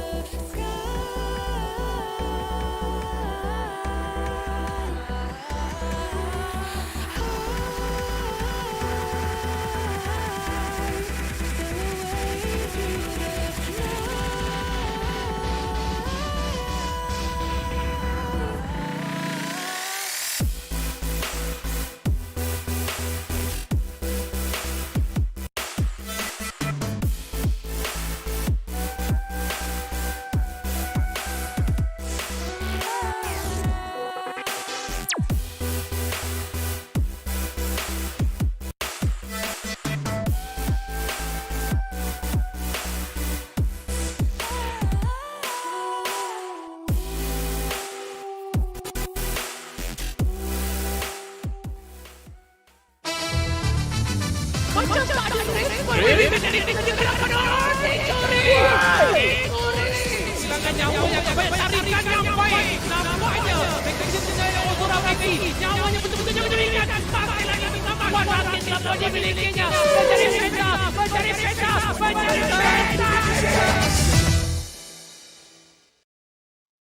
Welcome back to the League of Legends Wild Rift C Icon series. This is day 1 of the Malaysian Summer Season Playoffs for 2021, brought to you by the ESL Mobile Open with the support of our amazing partners, Maggie Hot Cup Yudu, as well as JBL. My name's AJ, I'm the Mustachio down here with the one and only Contra, bringing you all of the hottest action, and so far, things have been pretty equal between the two teams in our opening series. Berjaya Dragons as well as 7-9 have managed to take one each for themselves in this best out of 5 Contra, and the day is just getting started.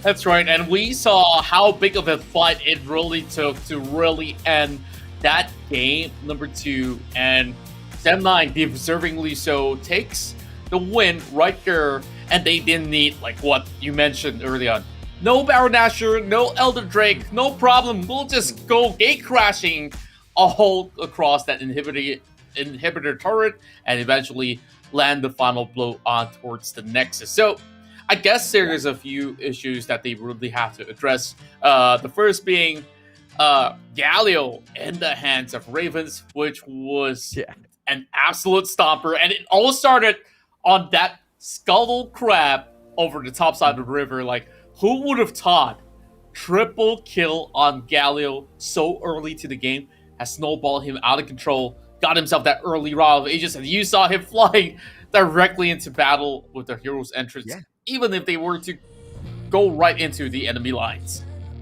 Yeah, and no matter where you go and catch one of his, teammates off, this Galio is going to be able to make that hero's entrance in there.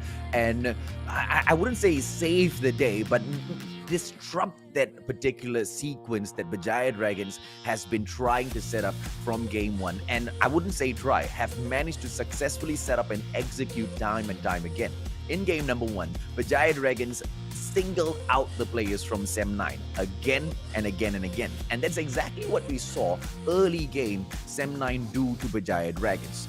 And all of this clearly by those bans and bigs, those drafts that we have been talking about so far. And, clearly this is why the Galio was not allowed to come in through game number 1, and very sure game number 3 is not going to be seeing any Galios in there as well. And that obviously leaves one more ban for Berjaya Dragon, and that's probably going to be the Akali off of the list.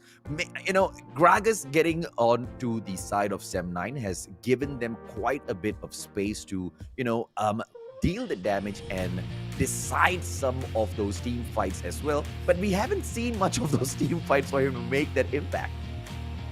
Yeah, I guess that, early on game number 2, that's where the Gragas was also banned up. So I really do wonder, this draft in particular, are we going to be seeing some of all these in action? Because we are already getting ourselves right in towards the Maggie Hot Cup Champion Select. Now, things are going to change for a little bit here from this third game onwards, because Berjaya Dragons, they now are on the blue side, and instead of picking up that Fiora, they say, you know what?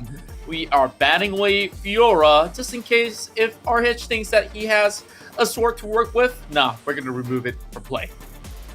Yeah, no explosive cast going to be coming through for Berjaya Dragons or 7-9 as well, as that Gragas gets ticked off the list. Sorry, man, I'm mixing up all of these games that I'm watching in here. 1-1, both of the teams have been able to get. And Berjaya Dragons, once again, they will remove that Akali from the take, and Camille will get banned off from 7-9. So we won't be seeing Chili bring it into the, bring her, I have to say, into that jungle. And Zisune, on the other hand, will be trying to show 7-9 how this Fizz can be used to perfection. Let's see if or not this gets locked down, or he does go ahead to change his mind over. Olaf gets stolen away from the side of 7-9.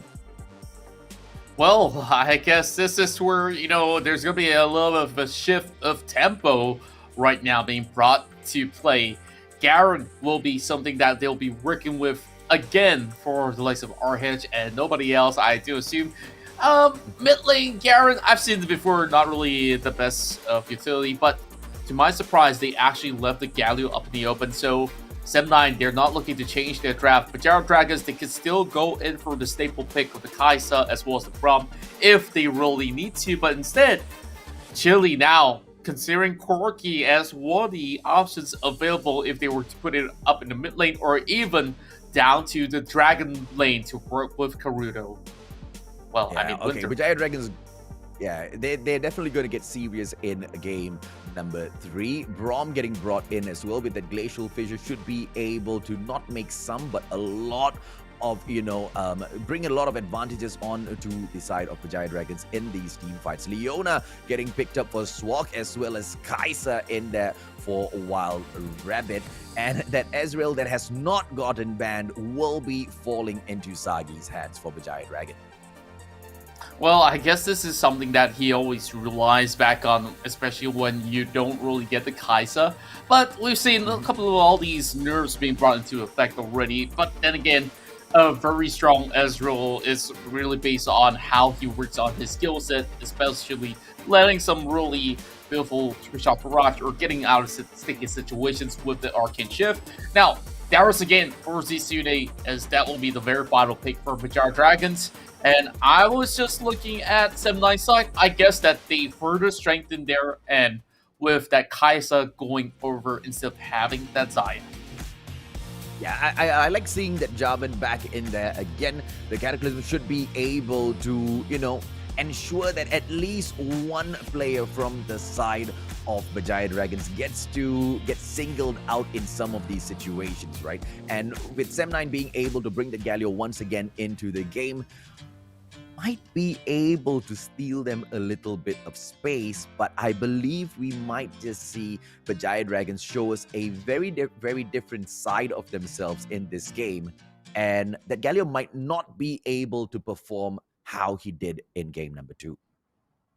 Perhaps so, but it's really going down to the executioners here, as we are seeing Zisune this time going in for something a little bit more different, as he's going to be equipping Grasp of the Undying for his runes, alongside with Barra saying that, hey, I'm going to be a tanky boy, instead of just dealing those damages out there. And, yep, Karuto now having my favorite skin flying here, with the Corki up in the mid lane. So, I guess nothing too much of a difference, but the main difference between both builds here is that you are looking at the Ruby Crystal here, getting more health on the side of 7-9 to start off with, versus these really long swords that has been purchased by Berjaya Dragons.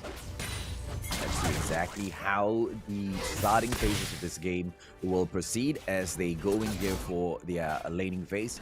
A lot of pressure coming in from the side of Berjaya Dragons as expected, and 7-9 dealing with it as the game goes, as Chili will be clearing all of those wolves out from his side of the camp. It will be no invades coming in from both those sides. Of course, the Darius is getting a little bit cheeky, pushing that Garen far back up his line. Let's see if or not that will continue. Sune is really going to be pushing it a whole lot, as he knows that there's not going to be all too much of that pressure coming in his side of the jungle. SM9 having the Jarvan just cutting alongside, securing that Scuttle Crab for the moment. Just a little bit of the gold differentials here to be really being tied up, because we haven't really seen any sort of kills coming to effect. But over here, we are seeing Chili well on his way to really go into perhaps catch a little bit of glimpse of what our hedge has to offer. Okay, now let's see exactly what they go up to pull in here. RH, really cheeky with the two of them. That Olaf dropping in for the invade finally, and he should be able to get a couple more objectives, but unfortunately he will not be going in for that opportunity. The recall will drop in. Ravens, on the other hand, down mid, should be able to clear off this minion wave, but to not much effect, as the Corki will drop right back in the Disabler.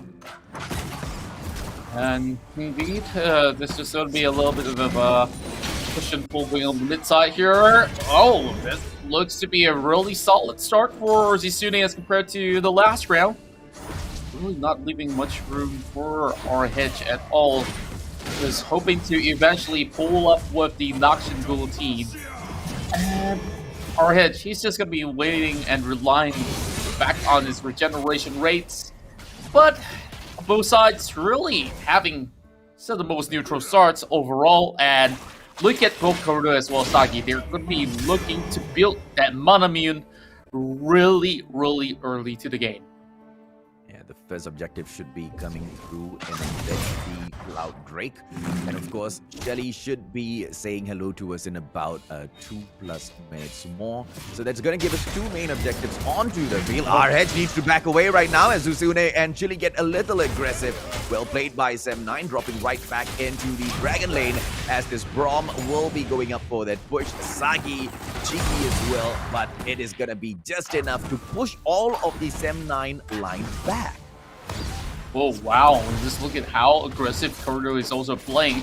Understanding that, you know, this Galu is not going to be fighting all the way back all too much. This is going to be the Sunfire Cape that has already been completed by our Hedge. And he's looking to rotate the other way around. I guess he'll be securing a little bit more extra EXP or just getting himself in position to perhaps get a little bit of a challenge on towards this Cloud Drake that has already been spawned.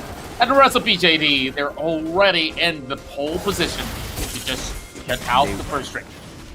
And they get the scuttle as well, thanks to Chili. That's going to be able to give them the default side ward there, as well as a 30% increase in their speed whenever they do walk over that ward. So, you know, they won't be getting attacked anytime soon. Now, on the other side, Sem9 is trading a turret for the Cloud Drake. And whether or not that will be a bad trade, I don't think so, because the push from Berjaya Dragons to take a turret of their own might just drop through, but has been prevented by our Hedge, and they settle for the Blue Sentinel instead. Well, I gotta say that it's a really smart and fast response coming from Berjaya Dragons. They understand that, oh, Sem9, they're just gonna be giving us this Drake for free. So if they're gonna be taking a turret, we should actually match up with the same sort of tempo. And they've managed to not only get the Drake, they've also shut down the turret right over the bottom side. And like I said, also securing that Blue Sentinel overall. So that's where our Berjaya Dragons, they only have a very slight lead. We're looking at what? Slightly less than 8,000 right here. I guess maybe we'll see a little bit more challenge coming later on. And now, with the first item being completed, that's being a early death dance for this Olaf. And over on the top side, we do have the Black Cleaver already completed for Sisune. Meanwhile, more of the defensive setup has already been brought into effect. A double Sunfire Cape on the side of Sem9 with both Mayfor as well as the Garen taking it. This seems to be quite a number of Demacians, as I do notice 3 Demacians on Sem9's side. And BJD, they're already at it, trying to take down the Rift Herald. See why I was afraid for Sem9 earlier on. The pace that Berjaya Dragons are showing you guys in game number 3 is one that we did not see from them in game 2. And I'm afraid that could have been all part of their strategy to make sure Sem9 drops the ball in this game. Let's see if or not that'll continue. The Ezreal, very, very cheeky with a True Barrage shot coming through. Does not connect to anyone. Yeah, and I'm just looking at how smart they are also playing the map game as well. And they've already been taking down the side lane turrets, now leaving the tier 1 up over mid side, which they're hoping to get as well.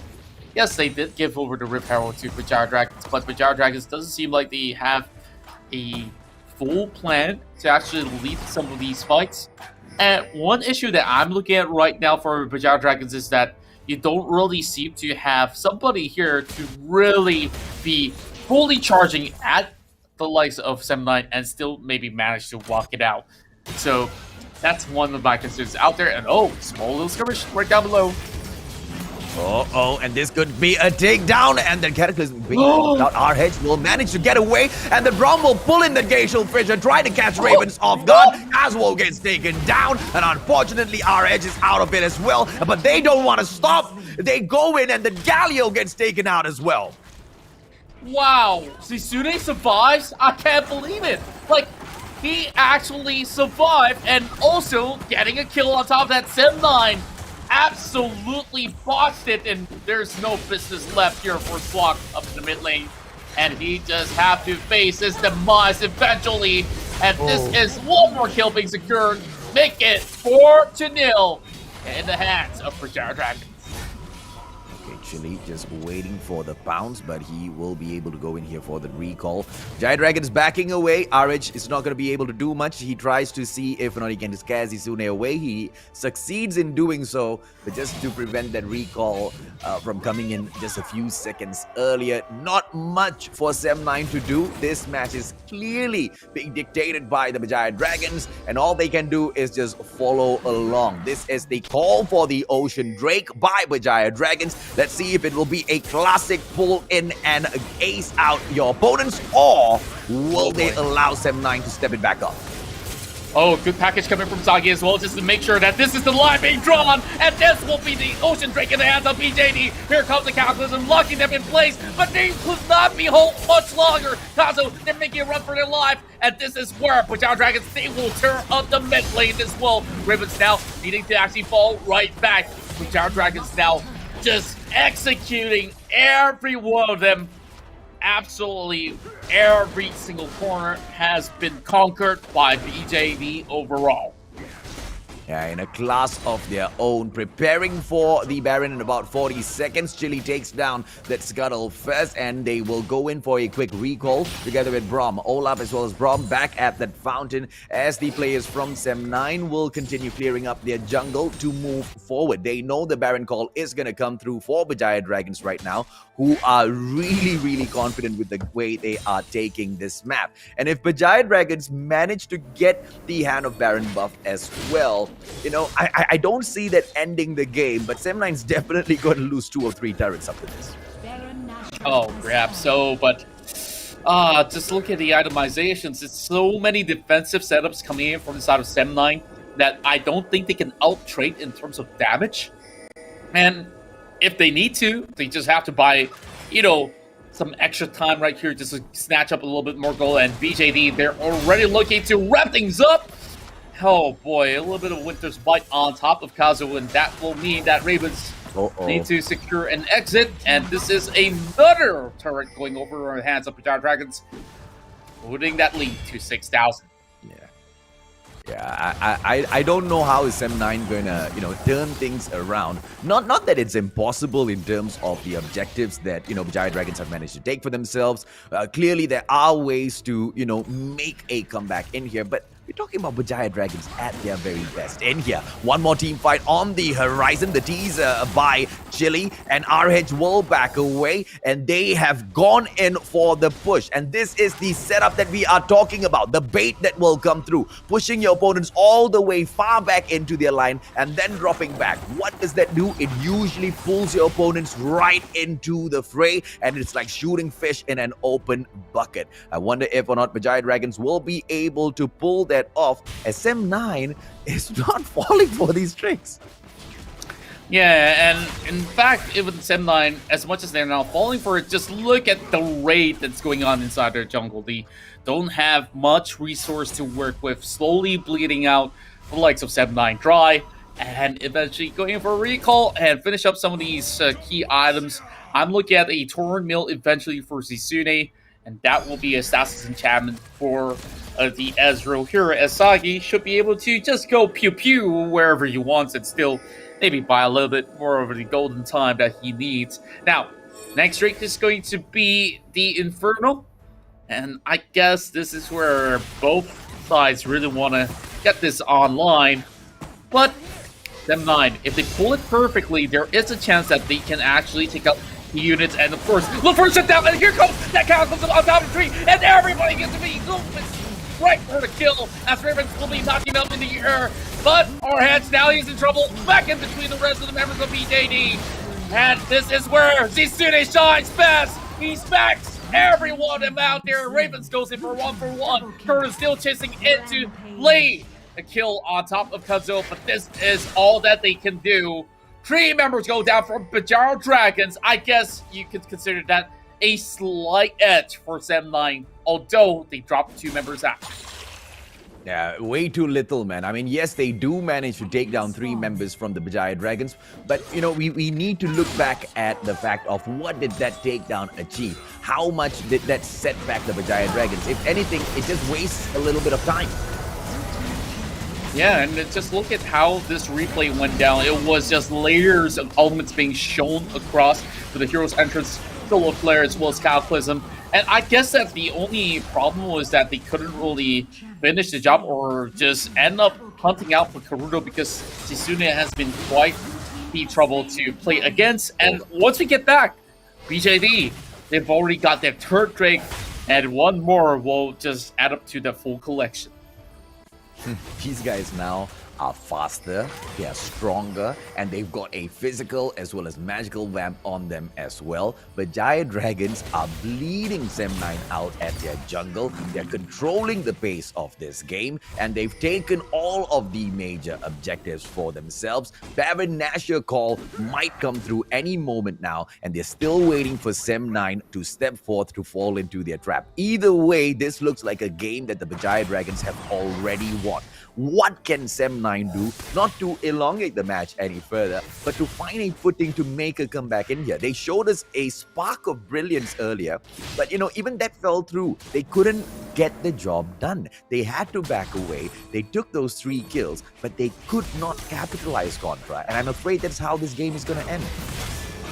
Exactly. So when I'm just looking at a very peculiar build that's coming out from Kazo, majority of the damage being done coming from the side of BJD is in the form of AD. So he's going to be building on that force of nature, which actually has a lot of magic resistance. I'm not so certain, but I guess it's also to tank out some of the damage being dealt out by Karudo because of his passive, which can convert some of these AD towards magic ratios as well, in terms of penetration. But now, for the rest of Berjaya Dragons, they're just looking to lock out the entirety of Sem9 from cutting over to the Baron Nashor.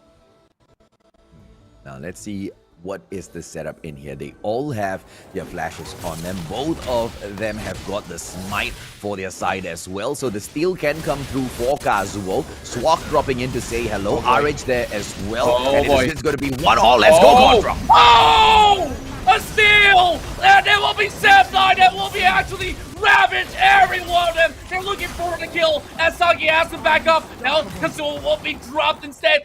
And Karudo, they're hoping to take them all down. They've got what they need. And maybe this might just be Sem9 with the biggest of comeback. Exactly what they needed in there. That was Baron Nashor, and it looked like it was close to impossible for them to steal it away, but they managed to do so, and the hand of Baron now belongs to Sem9. They have gone in and upped their damage. They'll be able to enhance those minions as well. Those super minions dropping in together with RH should be able to take down the turret at mid, which exactly is what happens, and the pressure from Sem9 has to be tanked by the Berjaya Dragons. They need to wear down the hand of Baron buff. How long is this gonna take them, and are they gonna be able to do that? Exactly, and not only did they get that Baron buff right over there, they have managed to also pick Sisune as he tanked too much of the damage. I guess they managed to bring 1 buff down, which means there's only gonna be 4 more to go. Berjaya Dragons now, I guess they're scrambling their way on how to actually get back on track because of this Baron power play that's going to be brought into effect. Sem9, they can definitely even up that goal score eventually as they will secure 1 turret right down the bottom. Oh, in the game of Darren, Sem9 is doing really, really well so far, and this is that turnaround that the Berjaya Dragons were not expecting. Now, the Elder Mountain Drake will be arriving in a bit, which is very important for Sem9, I have to add, because it gives them that 9% max health shield after not taking damage at all, and we know Berjaya Dragons will continuously try to bounce on them. So Sem9, they have to take this Drake down. Everything depends on it, Contra. Oh boy, here comes a little bit of a setup coming in from both ends. Sisune now just flushing some of these members back from Sem9. And Sem9, they understand that they don't really need to contest it overall. They still can work with the Baron buff for the very slightest of moments. And I guess Baron buff has already depleted in most of these aspects already. And Sem9, they can still work towards this, and this is where it's a trap as they catch out on RH. RH will be able to actually make a run for his life, but Chili is going to be looking for a Ragnarok, just running and pouncing. Here comes the Heroes entrance as well. It will be immediately canceled because they know Sox are being taken out, and this will be the Cataclysm locking them in place. They're looking to shut them out, and this is only going to be a couple of HP left on top of Resistance turns golden, and Wall Rabbit, he will have to back away, meaning to say, Berjaya Dragons, they can still tear down these turrets. That was not an equal trade at all, man. RH lost his life, Zizune got taken out, but Swak gets dropped as well, and Sem9 loses that turret in mid, opening up that inhibitor for the takedown as well. Although they have the Baron buff on them, although the Berjaya Dragons went in there for that Infernal, for the Elder Mountain Drake, they could not capitalize on that situation. Are they gonna pay for it? Because now they will drop in for the Elder Drake, and Berjaya Dragons can come in and ask the question. Oh man, I don't really know who's going to be able to take the entirety of this series if every game's going to be this close. And oh boy, we are in for quite a ride here. Now, members of the side of Berjaya Dragons, they're all over the map, and I guess that, you know, there's no rush for the Elder Dragon right here, so it's just a little bit of a contest of getting some vision down, especially for Sem9 here, who doesn't seem to have a single drop of ward inside of the river, while RH being the first line of defense. That will be a little bit of a sight being seen, as Winter, he's going to be moving back towards the pistol brush, while a little bit of a push and setup has been established over bomb side for Berjaya Dragons. Yeah. The Baron buff wearing off is just going to set Sem9 back. How are they going to respond? Beautiful Glacial Fission dropping in. Let's go, Contra.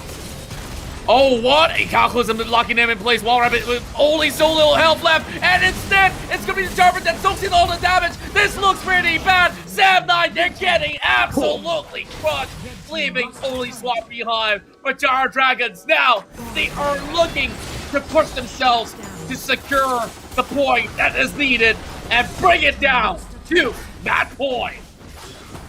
Game over. Nexus gets taken down way too easily. They have not managed to go in for the full shutdown, but that was more than enough to take the win on game number 3. And the prediction was for Berjaya Dragons to come right back in here after giving a game to Sem9 and tap out them 2 games back to back. And the way Berjaya Dragons have been able to perform in game number 3 kind of proves that's, most probably the outcome of series number 1.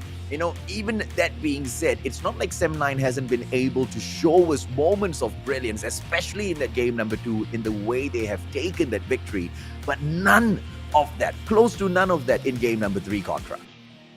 Well, I guess that they are playing a lot more passively, and also they were doing a lot more of these defensive builds to hopefully play for that late game. We saw a beautiful steal on that Baron Nashor, but yes, I don't see any sort of translation when it comes down to, maybe a turret down below, but that's kind of about it. I kind of want to see more coming from inside of Sem9, but Berjaya Dragons definitely were the better fighters in this case. Let's have a look into the stats here for our 4th game so far. Well, is it going to be the 3rd game? Yes, it is. I kind of traject all the way up forward, but then again, it was Karuto here that will be the MVP of the match. Oh yeah, man, 704, he takes a beautiful KDA there. And of course, all of the rest of his team members did happen to fall at least once, and Karuto pulling off quite a clean game with that Corgi. Ravens doing great for himself as that Galio as well, but like the question that was asked at the start of this game, even if they do manage to pick that Galio, is the Galio going to be as effective when Berjaya Dragons are actually trying? The answer, not as effective at all. Yes, many a times they did get caught in those team fights. That Galio, even with that hero's entrance, couldn't couldn't make much of a difference in those fights at all. Look at the damage being dropped by Karuto as well as Sagi. Absolutely insane as usual, Contra. Yeah, I guess it's quite a shame that, just look at the build patterns as well as the strength of the draft. Like, naturally, you can see that Sem9 is already tanky enough. You've already got, the Galio, the Leona, the Jarvan, as well as Garen. Like, do they really need to stack so many of all these armor as well as unnecessary magic Yeah. resist for only Karuto, but I can see why, because Karuto has been dishing the most amount of damage. But then again, Kazo, he's been popping up with all these beautiful Cataclysm. I kind of wish he has a little bit more burst damage on top, just to help supplement what Wild Rabbit can offer, because it was really down to what Ravens as well as Wild Rabbit's output is for this entirety of the game. And you can see these numbers really don't lie, and they are absolutely lacking in that department. And once again, this time, of course, Swak providing that backup, providing that support that Wild Rabbit needed. But I feel like that his play is a little bit lackluster today. Swak definitely has got that space to step it up a little bit more in that support segment. We have seen him take so many of those highlight, clips for himself because of the way he has been able to bring the flair into some of these games. And Sem9 cannot be counted out just yet. We have got 2 more opportunities in here. 1 more right after this for Berjaya Dragons to close it off. 2 more if Sem9 manages to take that victory. We get pushed into game number 5. It was estimated that we would be seeing second series by 5 p.m., but these 2 teams are not letting that happen at all. The fight will continue, Contra. And, when we come back, what's the probability that you think, before we jump onto a break, of us getting pushed into a match number 5 here? Well, there is about, a 50% chance at the very least to say, because anything could have happened. We've seen, a little bit of push and pull, and we've already seen now Berjaya Dragons will once again take a slight lead in the series. Is it going to be a 3-1 or maybe a 2-2 by the end of the next game? We will have to see. But for now, let's catch a little bit of a break, and we will come back for game number 4. Macam tak ada respon diberikan dari penjaga penonton. Dicuri! Kehilangan nyawa yang agak banyak, tarikan yang baik. Nampaknya mereka menyentuh menyalin Ozora Becky. Nyawanya betul-betul menyebabkan. Masih lagi terselamat. Wan Rakit telah pun dimilikinya. Mencari peta.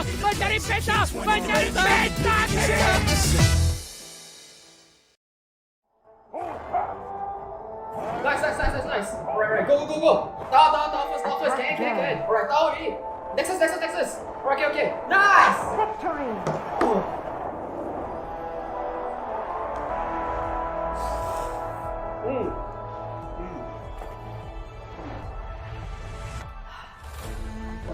I'll see you in the game.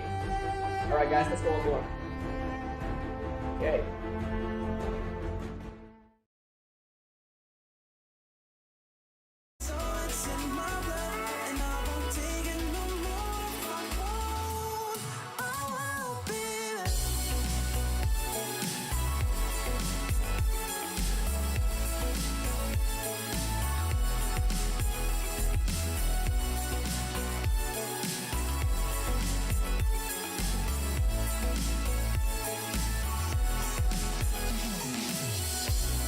Just leave it to me. I know what I need. You'll find if you see. And if you believe, you live and you breathe, you'll find the key. Lifting me, lifting you. Can't go alone, let's do by 2. Doing this together, it's me by you. All through the night. This is me, this is you. When we get together, we can all pull through. I don't ever wanna stop this groove. Let's get it right. Take it to the Lord, then take it to the grave. Listen to the wise man, tell me what to say. Listen to your heartbeat like it still bleed. A little bit of hope, yes, what we still need. Say a little prayer for the moment. Give what you got, just go in. Can't hold you back if you own it. Live your life like a chosen. No matter what, I won't let up. It's in my soul, it's in my blood. And I won't take no for an answer. If it don't hurt me, it makes me stronger. No matter what, I won't let up. It's in my soul, it's in my blood. And I won't take it no more. Oh, baby, just leave it to me. I know what I need. You'll find if you see. And if you believe, you live and you breathe, you'll find the key.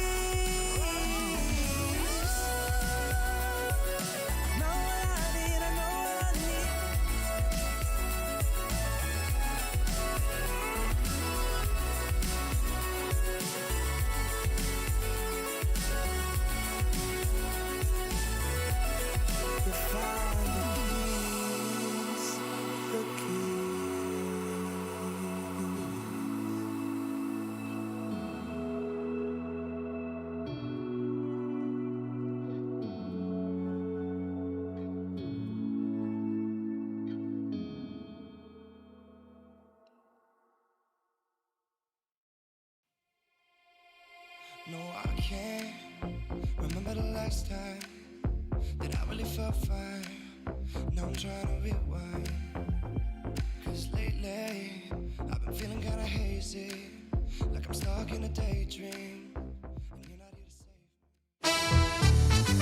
Macam tak ada respon diberikan dari penjaga penonton. Dicuri! Dicuri! Kehilangan nyawa yang agak banyak, tarikan yang baik. Nampaknya mereka punya penjaga Ozora Becky. Nyawanya betul-betul menjadikan. Masih lagi terselamat. Wan Rakit telah pun dimilikinya. Mencari peta. Mencari peta. Mencari peta.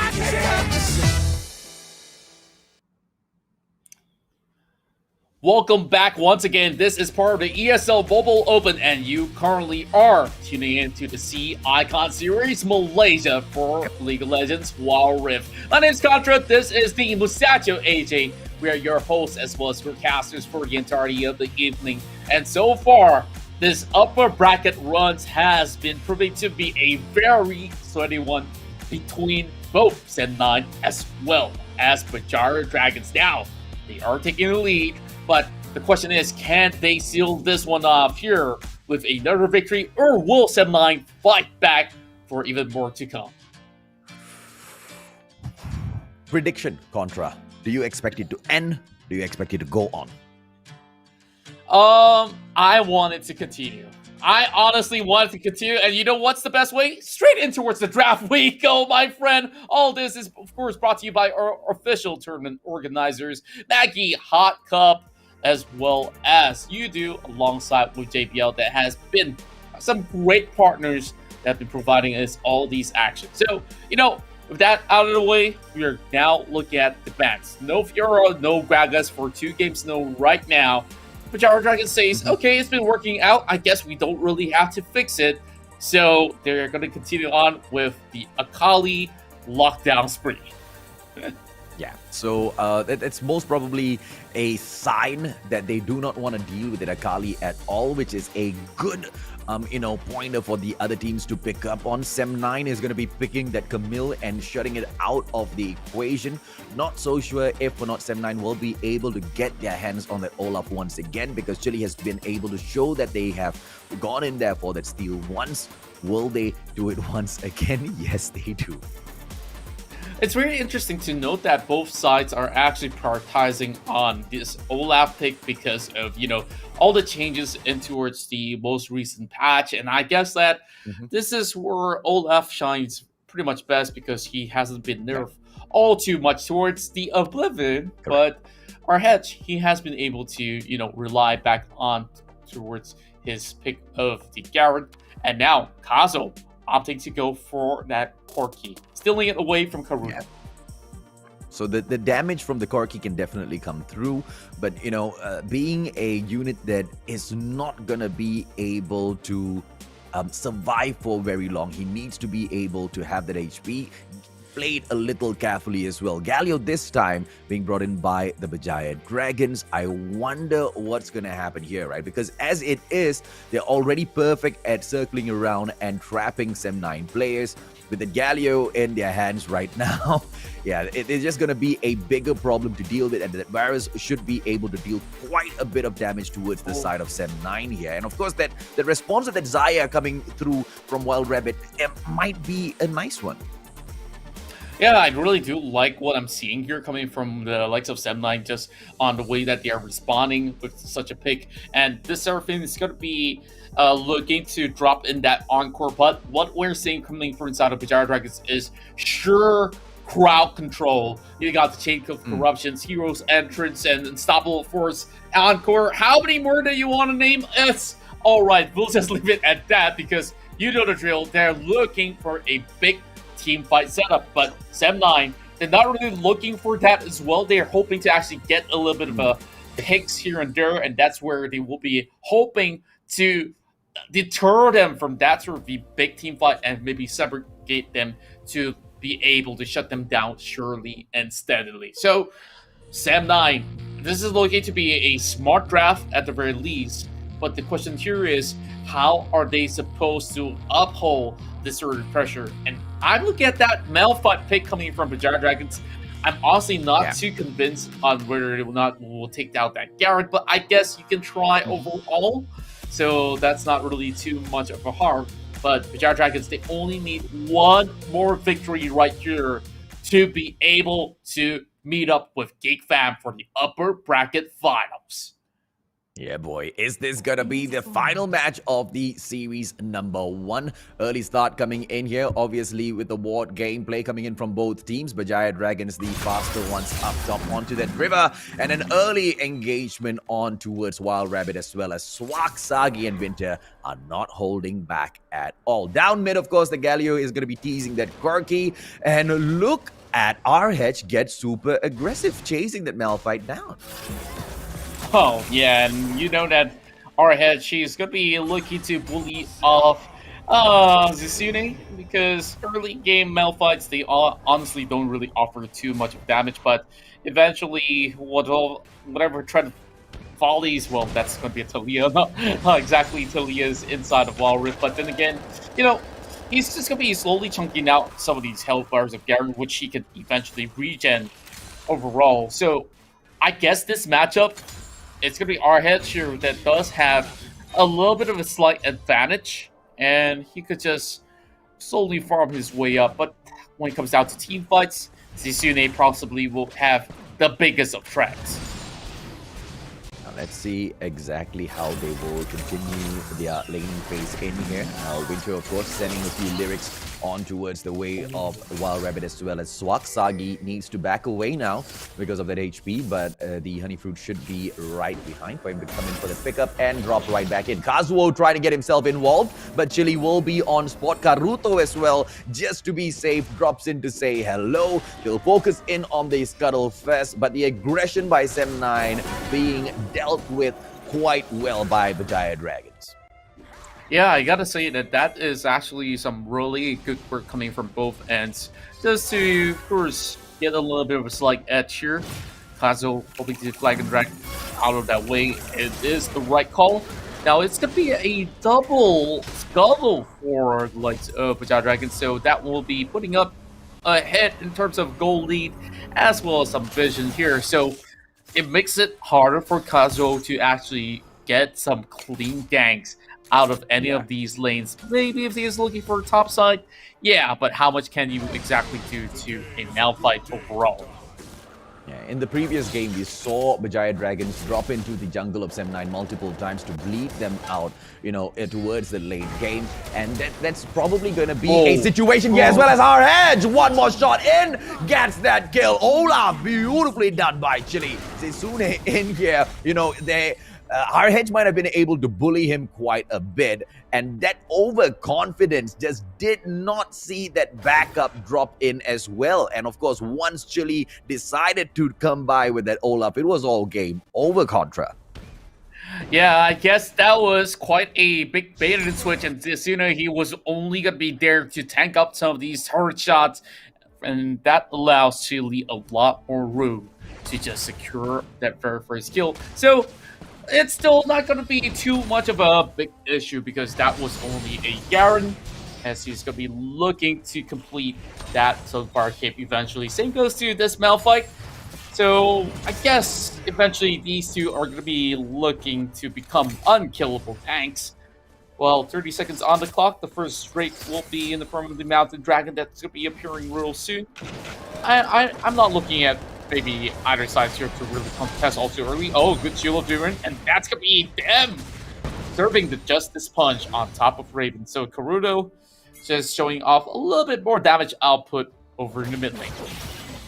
Kazuo now dropping in real quick to see if or not he can pick up the blue Sentinel for himself, and he will be able to do exactly that while Swak goes in to scout out the Mountain Drake that has just spawned onto the map, ladies and gentlemen, boys and girls. Question is whether or not when the Rift Herald drops in later on, will they be able to pick that up as well. At the moment, with the Scuttle taken onto the other side, Sem9 looks like they want the Mountain Drake.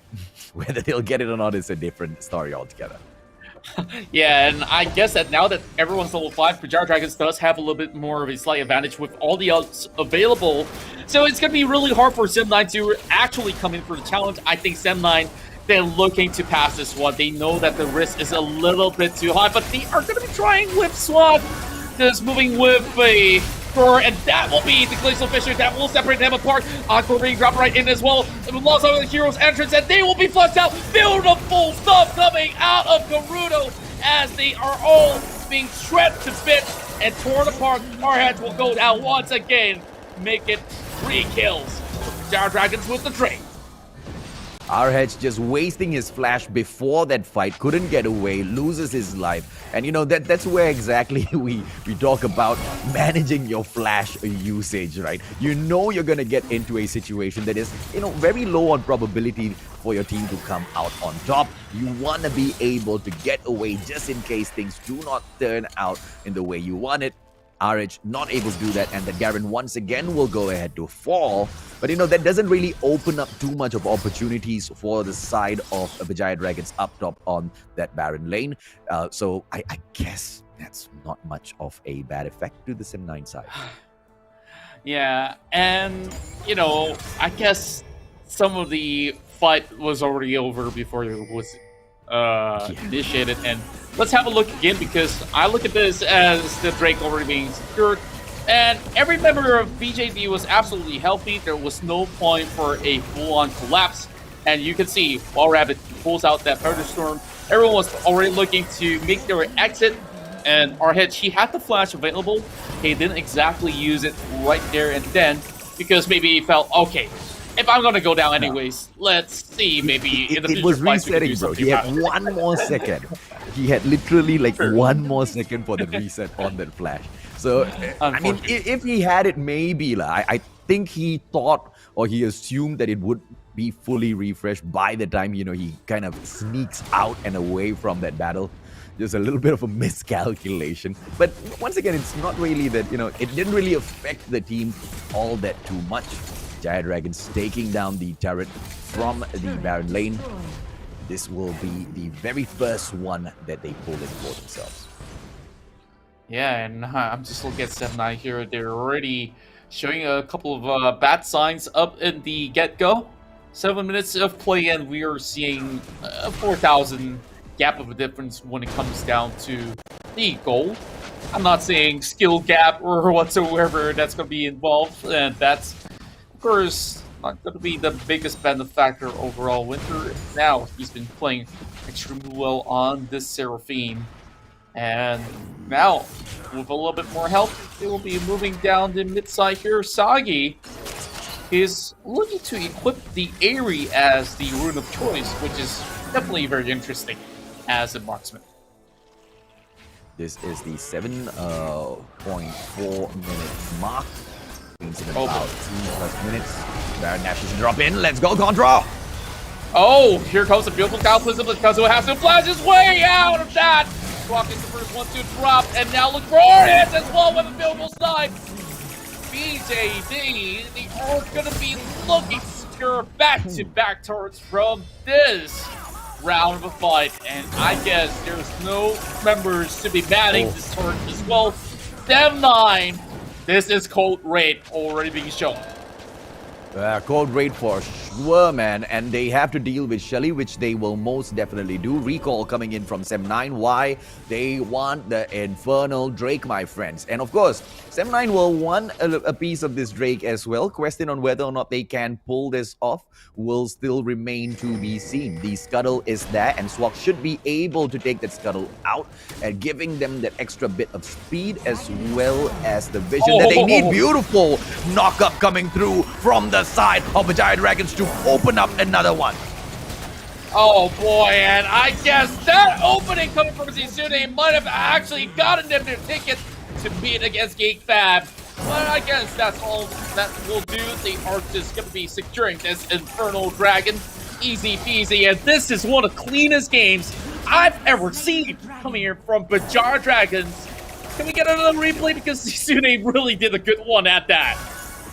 Yeah, man. And you know, just as observed earlier on, the way game number 2 was won by Sem9, it just felt like Berjaya Dragons, they weren't even going in and trying. Like I said, man, that wasn't classic Berjaya. This is classic Berjaya Dragons. This is the true potential of the Dragons. And you know, the true potential of the Dragons is one that is quite difficult to tame. Chili will be taking those Krugs out from his side of the jungle whilst they prepare for the next objective. They're not going to be trying for Baron early on. I believe they will be trying to sucker Sem9 in. Now, Sem9 has not fallen for any one of Berjaya Dragons' tricks, I have to say. Berjaya has had to go in aggressively to pull them into these fights. Indeed, and I guess right now Sem9 is a little bit too far behind. This is 10,000 gold lead, and you heard me coughing early on. I guess this is where Berjaya Dragons has already landed some chokehold, not only to me, but Sem9 as well. Oh, goodness me. Berjaya Dragons now going in for the Baron trap. Doesn't fall through. Sem9 just too smart for you, Berjaya Dragons. Just go in and finish the job, as it will be Kazuo dropping into the situation in a bit together with his smite, ladies, German boys and girls, but he is sorting out, the buff on his side of the jungle first. The trap by Berjaya Dragons that is being laid out is just not working to lure the likes of Sem9 in for a fight. Sem9 is planning something on their own side. I don't know, man. I'm feeling very nervous about this Baron take. And I'm feeling nervous about how Sem9 might get a little too callous here.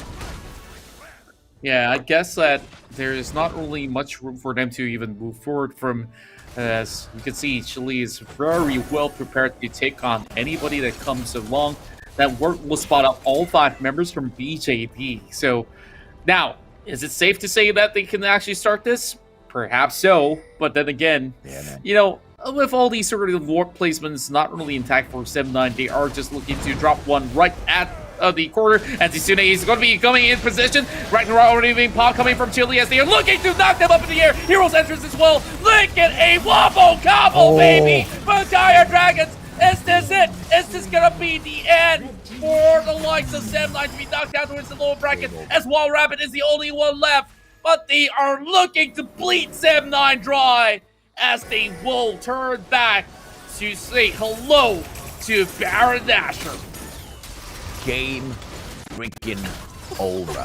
Now, there is a possibility for Sem9 here in about 10 seconds to protect their Nexus and, just drag on the damage that the Berjaya Dragons will be placing on them. But with the hand of Baron buff, they will be losing more than 2 turrets for sure. And yes, the defense can come through, but it's not going to be easy to tank all of this damage. I mean, and as a matter of fact, on top of that Baron buff, they already have the Infernal Drake on their side as well. Berjaya Dragons, if anything, they are an unstoppable force right now. How long can Sem9 hold on? Well, I honestly don't know, and this is a clean sheet that we are looking at. Berjaya Dragons, not a single member has fallen about yet, and just look at the average of assists that tells you that, hey, we're always going to be sticking together. The highest assist is a total of 10, which means that they participated every single one of these fights so far. Now, Tsune is already in position to actually come in with the unstoppable first, and that should be right about enough to open up the inhibitor, and all they needed was only 3 members out there. With this siege minion, that should be good enough to also break down the bottom side. 2 of the inhibitors taken down at exactly the same time, and they'll go in for the push on the Nexus as well, Contra. Oh boy, this is looking to be really bleak, and Berjaya Dragons, they're already having those minutes, knocking by the doorstep structure, and this will be Ensemble Force already missing out. They're knocking down Tsune. Here comes Hero's entrance, but it does not really connect to anyone, and Arhead is looking for an opening. He does not really have too much health left. Berjaya Dragons, they're looking to book out of this. They don't have any minutes left. So Sem9 comes out with a good defense, but they need to hold out for round number 2 because the minutes are coming right back at it. And here goes Chili. He's looking to end this game. Berjaya Dragons will move ahead to meet Geek Fam in the upper bracket finals. I can't... I mean, we kind of saw this coming through already, right? Especially with the way Berjaya Dragons fell in game number 2, giving Sem9 one victory. In here, it was way too clear.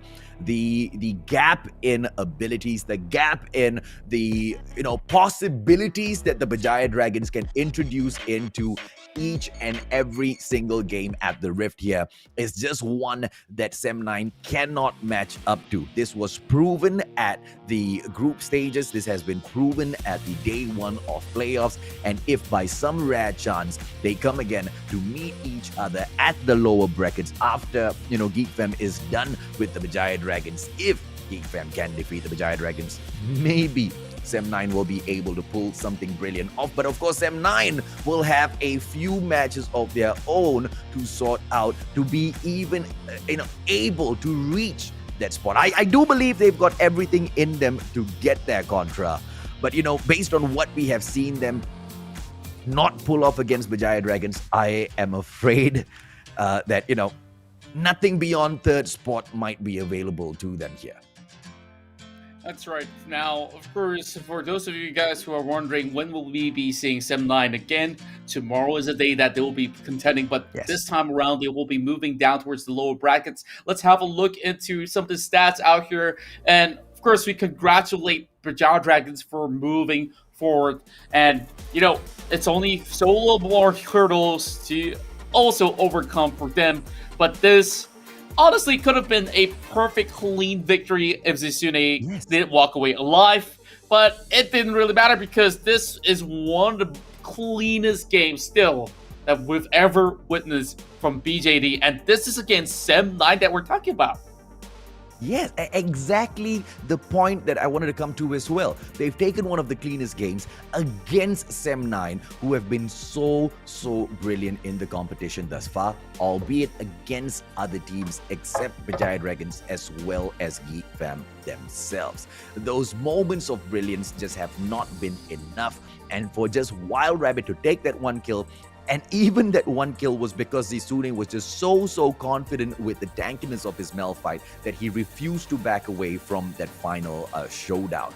And they were already going in for that push. So quite honestly, if Zisune was just a tad bit more careful, if he was not 100% confident in that, we would have seen literally one of the cleanest Berjaya Dragons games ever.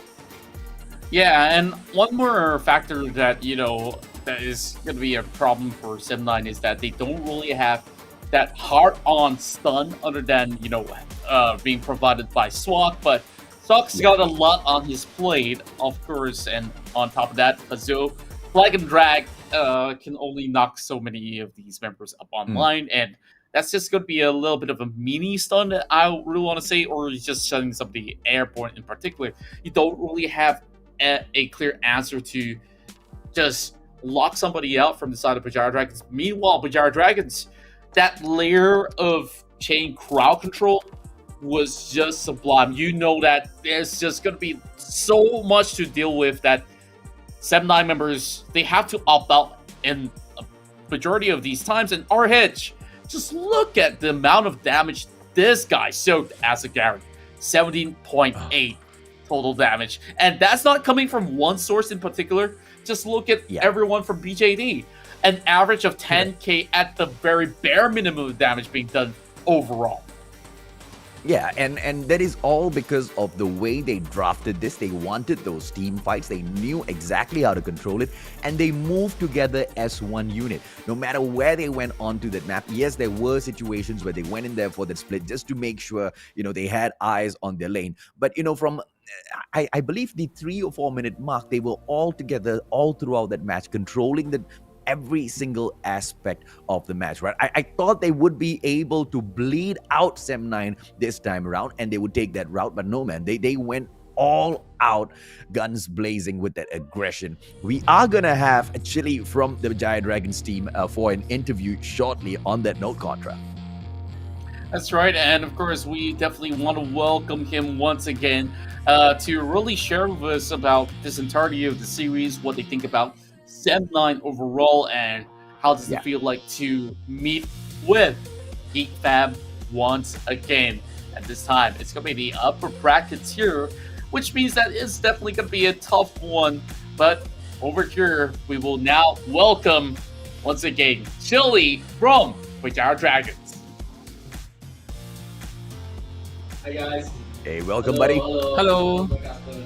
Hey, Chili. It's great to Hello. see you guys here with a massive victory against 7-9. So, first of all, we want to check in on you guys. How do you guys feel about the entirety of that Best of 5 series as you guys have secured this massive win? Of course, we are very happy with the results. Like in regular season, we managed to beat them like 2-1, and then here 3-1 is definitely a good result to us also. But we definitely feel a little bit nervous like during the second, I think the third game, third game, the third game, because we were having a huge lead, and then we kind of throw in the variant, we give variant to enemy. It's kind of nervous lah. But I guess overall, this- you did manage to work with the company. Yeah, and In the second game, Chili, you guys dropped one. What went wrong there, and how are you guys fixing or patching up that play to take on the rest of the teams in here? What went wrong in game number 2? I feel like what went wrong in game number 2 is mostly drafting issue, because Ranger is kind of like out of place in the team comp, in the team comp that we want to play, and then Kaisa at the same time as well. Like Kaisa is a champion that you really want to dive into enemy backline to assassinate them, but you know, in game 2 they are the one who has the initiative, so it's like it's kind of hard for us to do anything after like the first skirmish that we lost at the bottom river, which basically cost the game. I see. And, you know, overall, in this entirety of the series, if you can give a big pat on the back on one of your teammates out there that really shined the brightest, who is that particular person, or you feel like, oh no, everybody's played their part real fine, there was no specifically one person that was leading the way? I guess everyone played well, but if I were to give to one person, probably Karuto. Like during his game 2, his Koki is... game 3, his Koki is actually pretty insane. Yeah, I saw that as well. The package, the setups, and everything, it was absolutely sublime. But, you know, now that this series is over, is there any words you want to say to 7-9? Or after 7-9, even better, towards Geek Fam that you guys will be facing tomorrow in the upper bracket finals? I guess to 7-9, we hope to see you guys in finals. And for Geek Fam, please watch out for us, because we are coming. All right, All and right. one last question for you, Chili, and I know this one is going to be basic. You probably have answered this a couple of times already. What's the probability, or how confident are you guys on taking that win tomorrow? I mean, win or what? Win or lose?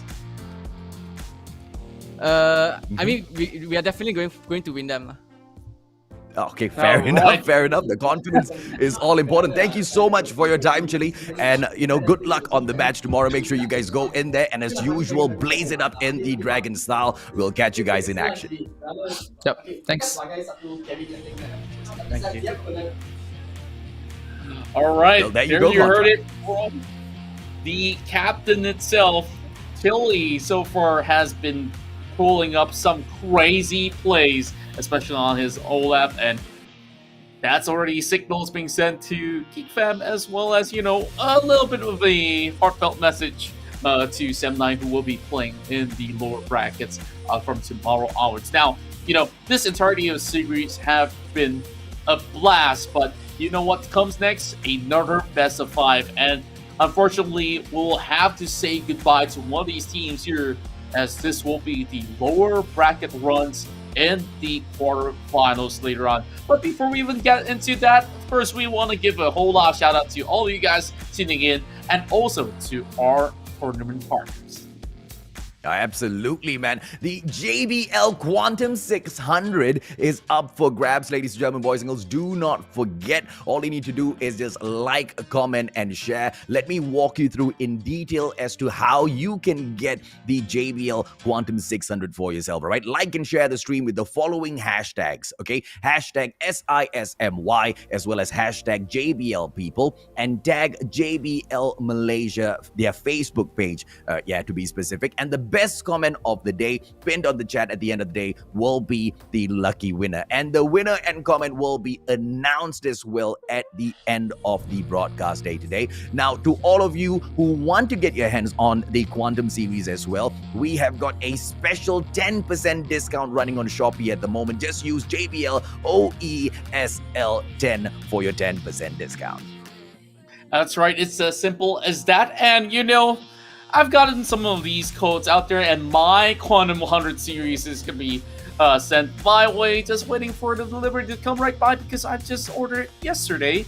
And I hope to be sharing it with you guys within the week or even the next one. But for now, just enjoy some of these free codes, and all you gotta do is visit jbl.com.my for more details on, what the JBL Quantum series offer, whether it's 100, 600, or Quantum 1. Absolutely. Now, just jump over to the website if you guys want to find out more information. So many of the, these series. You've got the 100 series, you've got the 300, you've got the 600, the Quantum one as well. So much a difference between those headsets that you guys need to check out before you do make your decision if or not you want to jump in and purchase one of those ranks. Now, UDO is giving away 5 free gigabytes for all of you to download. So just pick your phone up right now and scan this QR code to redeem it for yourselves. That's right, and you know the drill. You guys could just scan it like what AJ has mentioned right there, or just type in bit.ly/UDOWR just to get your hands on that 5 gigs of data. And if you're telling us, hey Contra, we're not currently using UDO, and how do we switch up?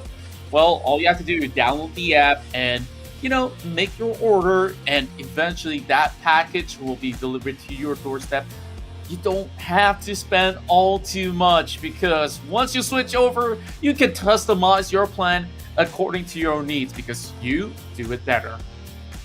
Absolutely, man. And UDO is so rich, they've been giving away 5 gigabytes to everyone on the stream, and thousands of people are watching the stream every single day, man. Every single day that we step in here with a Wild Rift C Icon series. 5 gigabytes for you, 5 gigabytes for you, 5 gigabytes for your grandfather and grandmother as well. I love you, UDO. Now, don't forget, guys, we are going to be going on a little bit of a break later on, so make sure you have all of your hot water ready for when we come back. You guys need your Maggie hot cup. I am very sure I'm going to be grabbing one for myself as well. And Contra, you have it with yourself as well. The MVP is going to be announced in a bit. Do you have any prediction at all, Contra, as to who's going to be? Oh, this one's a tough one, because you heard it from Chile himself that Karudo has been playing exceptionally well, but it will be Sagi here that will be the player of the match, because in the earlier stages of the series, we saw him really rick up those kill volumes out there, and look at the total damage dealt across all these matches. It has been really consistent to hit that 5-digit mark at the very least, and with his Varus dealing 15.6k, he's not messing around. While he has been participating in 75% of these kills all across the map.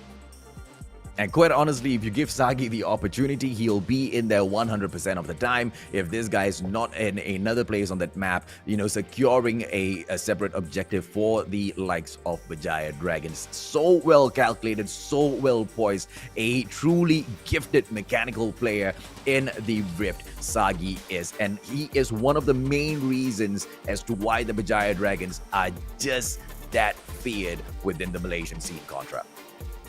That's right, and I just really want to see what more can they do when they meet Geek Fam once again.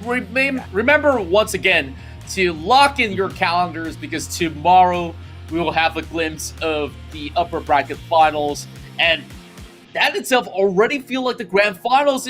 I'm pretty sure you guys can agree with me, and whoever loses will be knocked down to the lower brackets, and that's where all the nasty brawls will happen. And speaking of the lower brackets, later on, we will have Eminence Raptors to take on RTZ UndeRank in a best of 5 to determine who will be saying goodbye throughout this entirety of the playoffs. This is how the tournament run goes. Of course, we only want to see who will be the best team in Malaysia in League of Legends Wild Rift for this entirety of the summer season. And speaking of which, there's only 2 slots there to hit in towards the Summer Super Cup that will be happening real soon within the month itself. So I definitely look forward to that. Absolutely, Contra. And, not forgetting as well to the team that drops out, right, in the fight between Eminence, Raptors, as well as RTZ and UndeRank. That team will have to fight through the qualifiers again because the top 4 teams will secure the slot straight to the fall season of the group stages. Ladies and gentlemen, boys and girls, Contra and I are going to be taking about a 10-minute break. When we come back, it's that deciding series that will be brought for all of y'all. Macam tak ada respon diberikan dari penjajakan Raptors. Dicuri! Dicuri!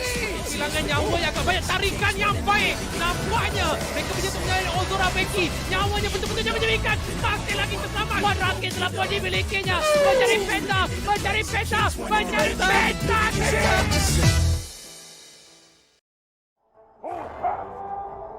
Nice. Alright, go. Tahu. First. Can. Alright, tahu ni. Nexus. Okay. Nice! Victory!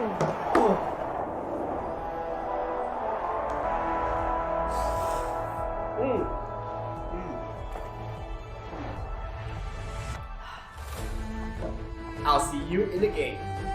Alright guys, let's go on board. Okay.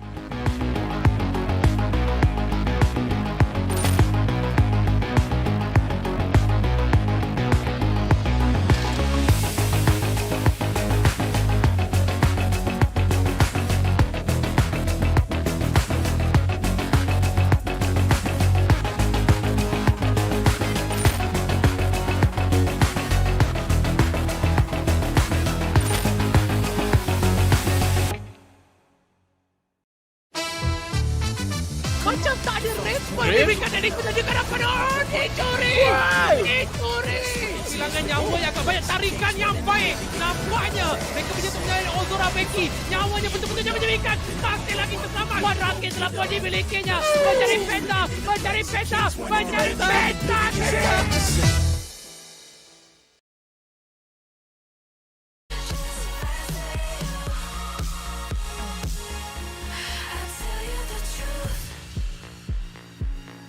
Just faster than you.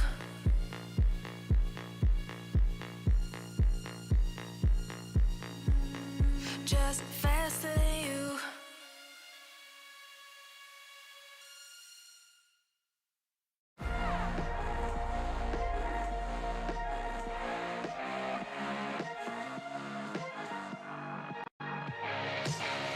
Glasses on, my hoodie's right. Break the door, give me side eyes. Are you feeling yours? Cause I'm feeling mine. Slide back to the future, got my own time. It's sniffing dope to feel right. Got my own high, don't need no lines. Sneaky bitches never ever act with so nice. Alright. You can tell me nothing. Come back when you got something to say. Just put the volume up in. Take a seat in the back, yeah. You can tell me nothing. Come back when you got something to say. Just put the volume up in. Take a seat in the back, yeah. Alright, hot damn. Not worrying about man's got a plan. It's not really about the dough, got a time frame. Matter of fact, about to blow up the Hall of Fame. So good, hell, I'm all fine. Got a sweet little ooh, and it's all mine. My shoe games, class high, hear it all the time. You can tell me nothing. Come back when you got something to say.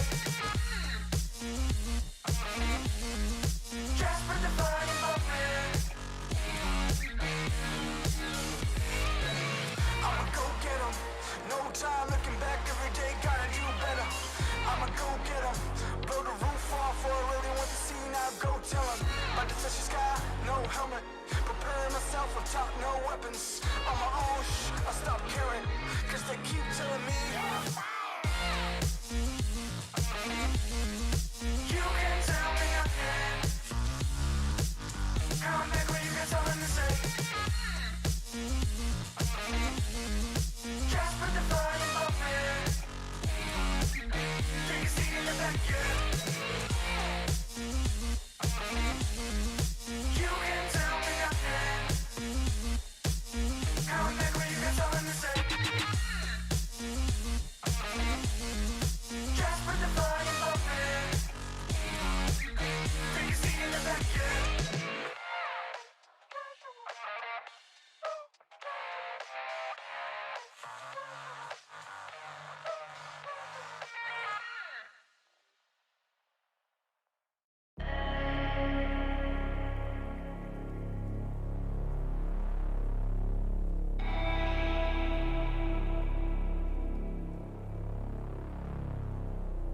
Leader, I got my team up. I've been a dreamer. I switched the scene up. I done got that green up. It don't make me fiend up, but they know I'm being with the rats. Call me the fiend up. Every word, smoke up, no lean up in my soda. Fresh and clean, got no hold up. I've been an outcast, me and scared we told ya. Been in that backseat, fact speak. Move that word, but it ain't no D-R-U-G. M-B-M-U-S-I-C. I'm only human. If you cut the skin, I bet I bleed. And when my back against the ropes, put in that work, I lead. I see the vision clear, seeing things that y'all don't see. Two dogs on the vision, call it 2020.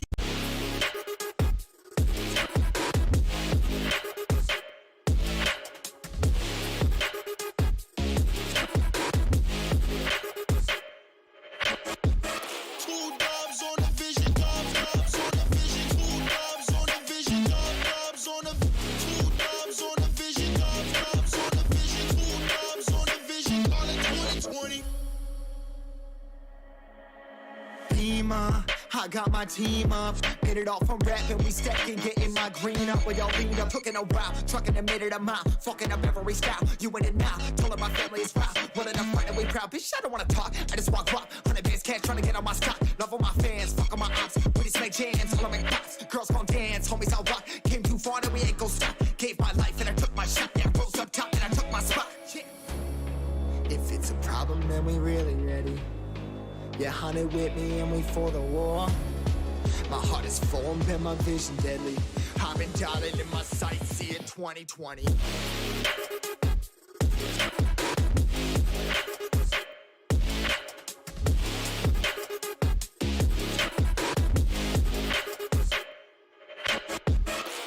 dubs on the vision, dubs on the vision, two dubs on the vision, dubs on the vision, two dubs on the vision, dubs on the vision, two dubs on the vision, call it 2020.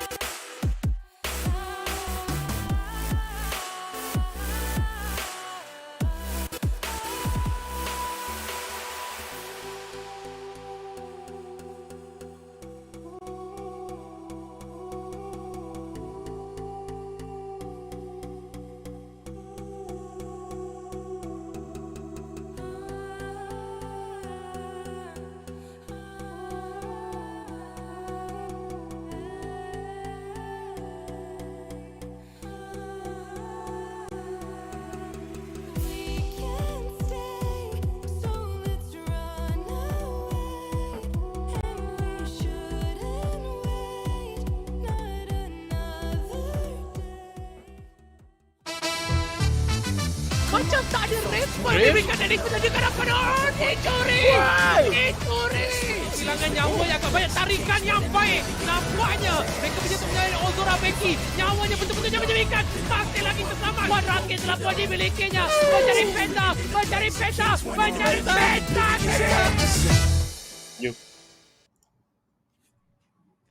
Welcome back, ladies and gentlemen, boys and girls, to the League of Legends Wild Rift Sea Icon Series, day 1 of the Malaysian Summer Season Playoffs for 2021, brought to you by the ESL Mobile Open with the support of our amazing partners, Maggie Hot Cup, Udu, as well as JBL. My name is AJ, I'm the Mustachio, down here with my amazing co-caster, Contra, bringing you all of the hottest action so far, and Sem9 has been slain by the Dragons themselves 3-1 in our opening series, and now we are at a point where one team will go home from the second series in here, Contra. That's right. Now we're going to be seeing Eminence Raptors taking on RTZ UndeRank, and we've seen some stellar plays coming out through the entirety of the league. Unfortunately, one of them will have to play through from the qualifiers if they do not make it in this best of 5.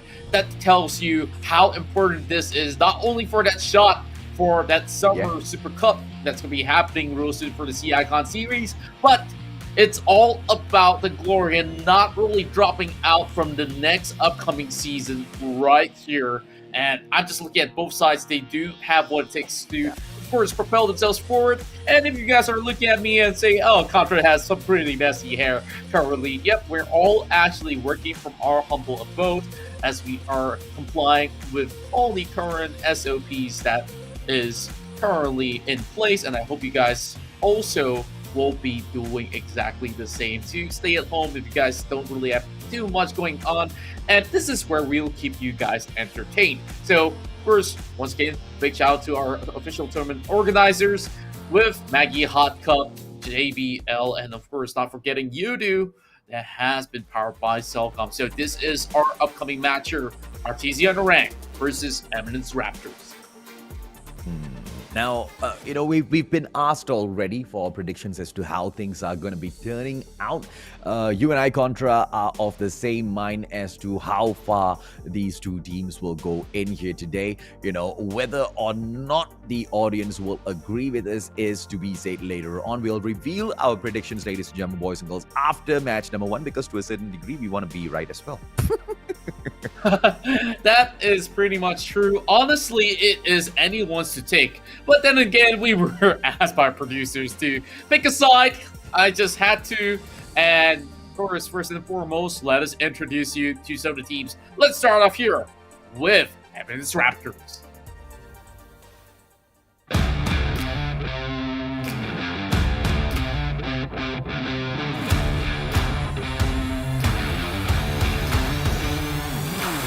Mereka dah basic ultimate, mereka masuk sekarang dan gagal decision untuk mendapatkan Dragon, tetapi pertarungan ini dimenangi oleh pasukan Eminence Raptor. Oh, hilang!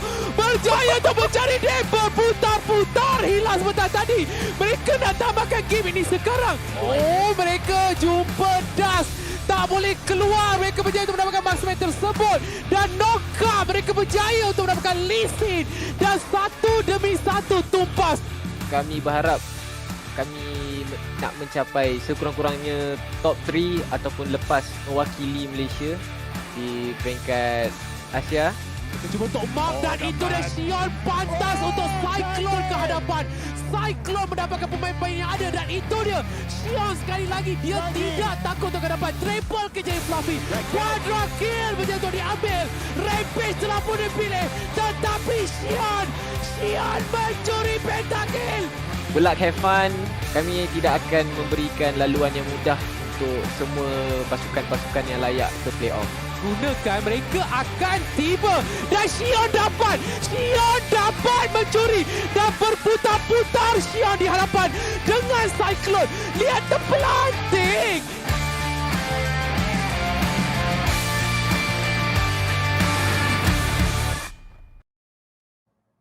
And there you go, ladies and gentlemen, boys and girls. The Eminence Raptors lineup. Steezy will be taking charge of that Baron lane. Shion will be dropping into the jungle as usual. That midsection will be dominated by Hilla. And of course, Fluffy and Kids will be taking care of that Dragon lane. Your AD carry, Fluffy, has been quite impressive in here so far. And the support, Kids, he has been able to fry in here so far and show us exactly what makes the Eminence Raptors so unique. Contra. Yeah, and I really gotta say that Hilla has been really stepping up as a mid laner for not only Eminence Raptors, he's been styling on everybody by playing all this trademark Assassin's pick. He's not shy to even go in for a Katarina first pick inside the draft. And I guess this is where, it can catch people off guard. But then again, you also do have RTZ UndeRank who can do exactly the same from time to time. So let's see how well they will be faring against the likes of RTZ UndeRank. And we'll be introducing you to RTZ right now.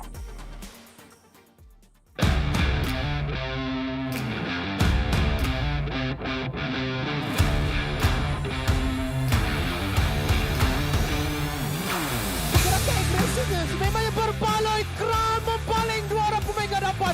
Explosive gas telah pun dipaling. Ikatan like binding. RTZ UndeRank membersihkan terlebih dahulu. Oh, mereka semua masuk. Demi dikeluarkan dan Kaisar tidak bersedia. Bersih sebentar tadi. Guardian Angel hidup balik. Matilah balik. Expectation korang daripada aku ni, korang akan terus dari payah untuk menang. Akan cerahkan future-future yang kita orang nampak gelap. Ya, kita orang buat suluh lampuan nanti nak lawan korang. Kita lihat bagaimana di bahagian belakang Kato sudah dikejar. Kato akan menjadi masa dapat mencari yang ketiga. Adakah dia berjaya? Tidak. Kami cuba untuk mengejar masa yang berbeza. Kuro sudah dikejar. Kuro akan terkorban. Triple kill untuk Kagame. Kagame ditarik tetapi ala-ala tarik dia masuk. Berjaya untuk Diana jatuhkan tetapi Lisip dia untuk melarikan diri. Two shot barrage mendapatkan damage dan itulah dia perbezaan gol yang begitu tinggi. Icon series play off. Ketemu kita di sana. Damage dilakukan kepada Kato. Stun telah pun dilakukan. Kato tidak bergerak pusingan sebentar tadi. Berjaya untuk mendapatkan satu. Diperlahankan dan round.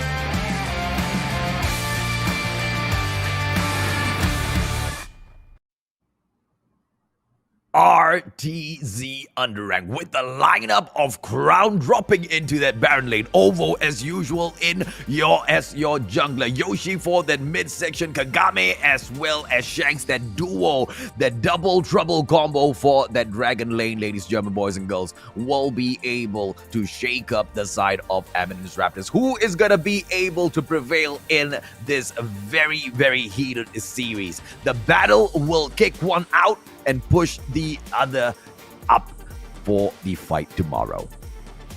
That's right, RTZ UndeRank, they definitely impress us game after game, and their star player here is definitely going to be Kagame, but we've seen Ovo as well as Crown really putting up all these numbers from game to game. Now, when it all matters the most, can RTZ UndeRank really overcome the likes of Eminence Raptors? And, back then there seems to be, this contest for that Wukong pick from time to time. Where do you want to put it? Over Baron lane as well as jungle. There has been that nerf. So I don't really want to expect that Wukong to be dropping in right now. Is this going to be hurting the likes of Eminence Raptors or not? We'll have to wait and see.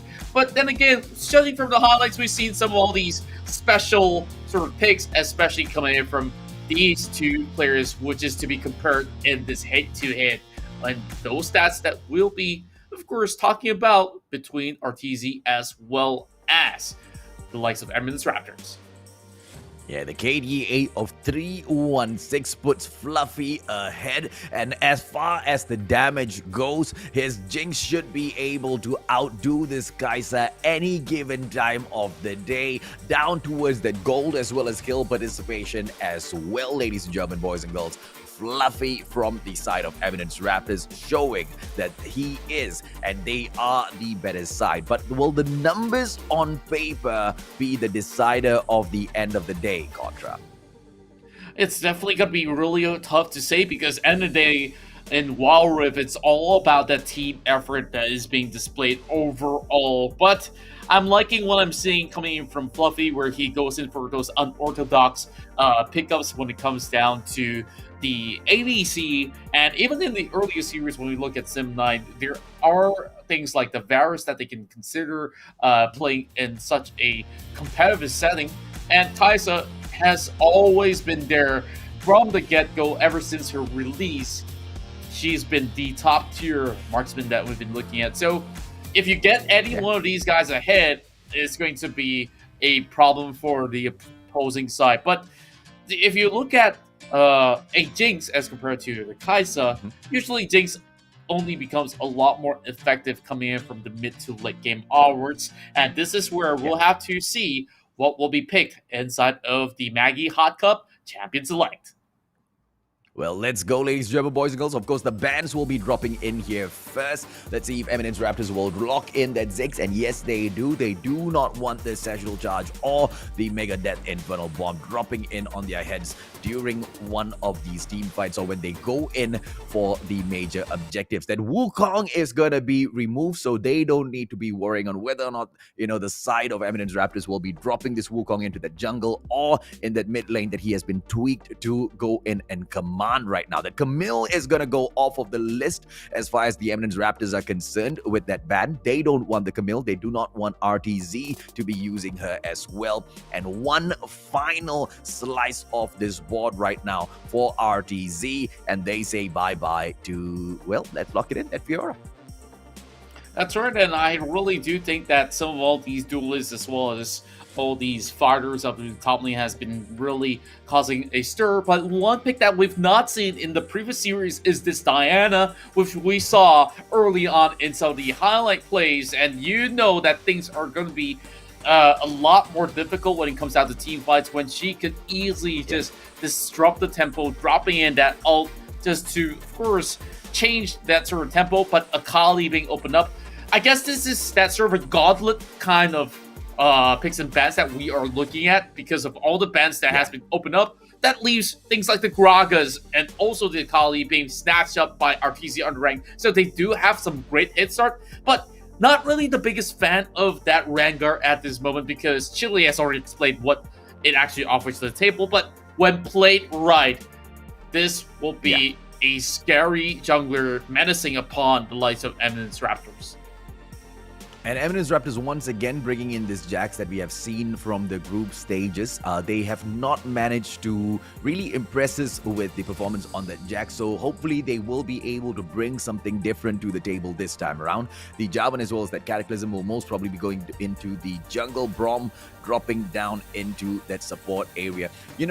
With the changes coming into Diana, right, with the less health at the moment and, the damage on her Moonfall getting nerfed a little bit as well, I wonder if or not Fluffy is going to be, if or not Hill is going to be as effective with this Diana down mid. I guess with that sort of nerf, it only changes when exactly do you actually dive right into a fight and be punished or not be punished when it comes down to these sort of scenarios. And I just think that, it doesn't really change the fact that Moonfall is such a huge ultimate that you can utilize in some of these key moments and actually win the team fight for your team. So Heal-Up plays such a vital role right here. And if all else fails, that's where the Jax comes in online. That late game assurance that they do have coming in from the likes of, well, the team itself shows that, hey, they do have an idea on how to really approach this. Now, it's really boiling down to all the execution. Now, Eminence Raptors will start on blue. RTZ UndeRank will kick off on the red side for this first out of the 5 games that we can potentially get in the lower brackets here. And now, Eminence Raptors looking to perhaps invade the jungle very early on. A very interesting opener here from the side of Eminence Raptors. They go in for a close invade, but they drop a deep ward in there first before they will back away from the situation. Going back to Jax, and speaking of his late game potential, this Gragas is going to be trying to keep a, hold on him. Let's see if or not all of those explosive casts will be enough to contain this little monster up top of that barrel. And I'm just seeing how exactly things are faring right now, I guess. Early game, Gragas possibly will have a slight edge against a Jax, but if he gets too close, there's always going to be the counter strike. But look at Hilo, he's getting harassed by Yoshi time and time again with that 5-point strike, and it's easy. Like we mentioned, that Gragas possibly will have a little bit more room, and that's a whole lot of poke going over on Steezy. He's got to back off, and I absolutely love the brand new skin, which is the Hextech Jax that has been offered by the Wall Pass. So hopefully you guys have managed to get your hands on it. But Fluffy also has been chunked down as well. This doesn't seem like a good start for Eminence Raptors. Shion backing away. Ovo as well as Yoshi will secure the scuttle for themselves instead for the little bit of a buff on speed. But more importantly, Ovo wanted that so he can level up a little bit faster. We all know how much the junglers love to eat that little scuttle up. Hila in the area, whilst Ovo will go in for scuttle number 2. And it seems to be a little bit dicey right here for them to actually contest for anything just about yet. But from this point onwards, it seems like there will be a little bit more of a chase going on and a little bit of priority given the bomb side. Oh, look at the mid side here. Hila now exchanging some blows. As you can see that he is going to be able to actually hold on for a little bit longer. Yoshi, he does have a little bit more health to work with after picking up a couple of these honey fruits. Well, Crown's going to be unstoppable for now. Oh, that's a connection of the Shuriken and Hilla's just going to be moving in. Oh, he misses that one full just by a slight bit. It could have been a kill conversion for Eminence Raptors. Unfortunate, but of course, nice aggression coming in early on. Once again, that's the nerf that we were talking about. Diana is a little low on health ever since this 2.3 update, and she can't be as aggressive as she was. And that's the interesting thing about the Icon series itself, right? Having the playoffs happen, after so long, in effect, will bring in a brand new meta towards the game as well, which will really test these top-tier teams, Contra. Yeah, I absolutely agree. And I really do love some of the sort of shift that has been brought to play from time to time. And it just goes to show that, these teams, they just have to adapt or be removed. And that's usually a quote that comes from Kha'Zix, and they really gotta take these pointers out there as soon as they can. Yeah. Now, a quick D-word coming in here from Shanks. Why? Because they want the first Drake. But of course, Eminence Raptors already in there as well for the exact same reason. 5 more seconds and this fight might not kick off, but it will surely come to a start. That Gragas is dropping in real quick for that backup as well. Let's see if or not he will be coming through and making a difference in here. That's right. There's a little bit of push and pull going on, and right now, RTZ UndeRank looking to secure and establish a lot of control over on top of this dragon. While there will be a split push going on, meaning to say whether this is going to be a win-win situation or lose-win situation, it's still going to be a-okay for Eminence. They will be able to actually lose one Drake, but hopefully not the lives, and this will be the perfect execution coming in from Oji, as he's going to be able to actually take the first kill out there, as the Akali will be able to actually rate all of these kills alongside with Kagami with a double, but Steezy, he secures the first turret of the game. Wow, RTZ. That was quick and easy, so clean for, 3 back-to-back kills after securing the Drake in there, and they'll manage to get a turret for themselves as well. This is starting things off amazing as far as they are concerned. Are they going to be able to get more objectives in here, ladies and gentlemen, boys and girls? By the way things are going, it surely looks like it's Steezy being chased down by Ovo as well as Ground. The backup will come right through, but is it too late? Oh, I guess it certainly could have been a little bit of the case, but then again, Killa is going to be going for a U-turn because he is also getting chunked out by Kagami. And just look at the Acafian Rain, just really shredding them apart. Oh boy, and you just look at the itemization. He has just completed that Blade of Ring King as Kagami has already been dishing out so much. Imagine what he can do right now if he adds one more item on the block.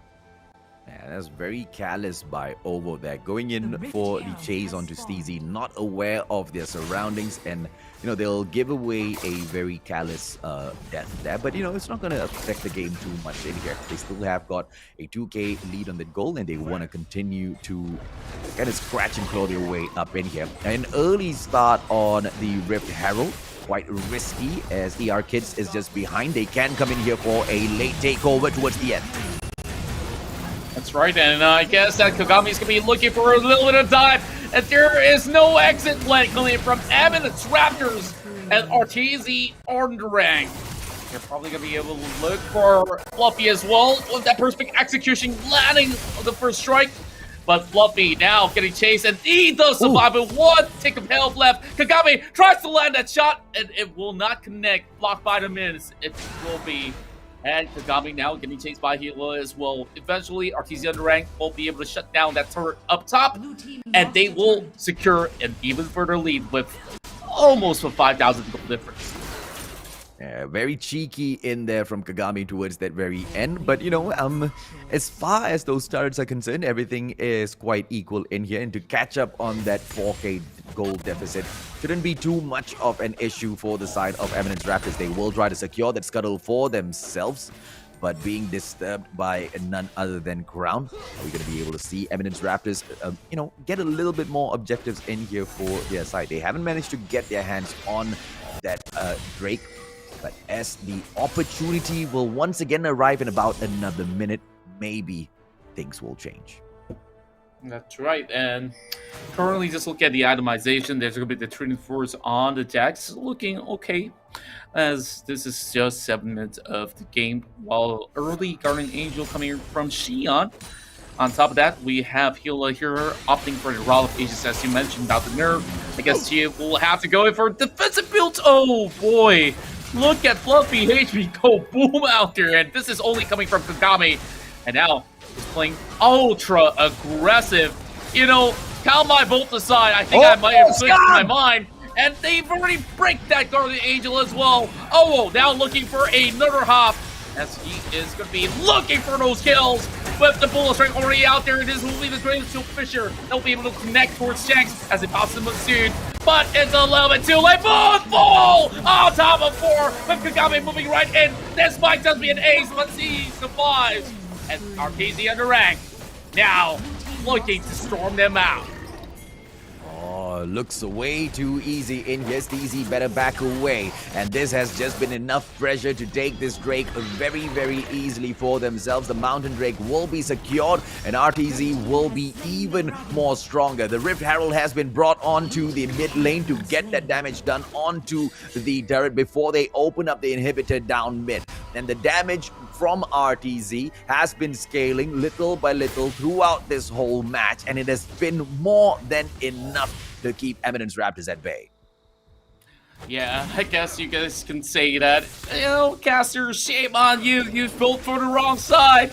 Well, this is the very first game, and I'm not saying that Arteezy will drop out the entirety of the series just about now. But, Eminence Raptors, this is going to be them really set on a pretty tough back foot. Now, just look at their win conditions.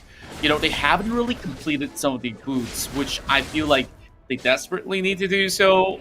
All of this sort of the stasis enchant and maybe the goggles, stone plate should have been brought into play much, much early on for some of these team fights to be actually getting them a little bit of these leads. But from the playstyle of Kagami, you know that he's going to be looking to shred them out. And oh boy, Fluffy's going to be the one on the crosshair. And there is the exhaust on top of his head, making himself pretty much hard to run anywhere else. It's now with so little health, and he still walks forward. What was that? Why? I don't know, man. I think he thought he could tank that, but what in the world would have made him think that? It just makes me so confused, and that just gives such a easy opening onto the Baron for the side of RTZ and UndeRank. This game might just be over, Contra, with the way Eminence Raptors taking this. Oh man, I guess, you know, even Crown has a lot of questions up in his head. Run, boy! So, yeah, you better run, because there's going to be Yoshi coming for you. And, well, did he actually need much help? Not exactly so.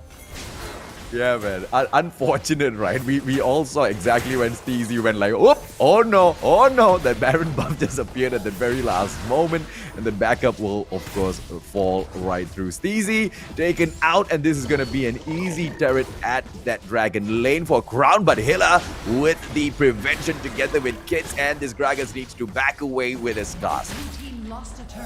Oh boy, now this is where trouble lurks ahead, and they're already knocking down the inhibitor up the mid side. Chia now goes in with a beautiful cataclysm, but where is the backup? Where is the rest of Eminence Raptors when you need them to react?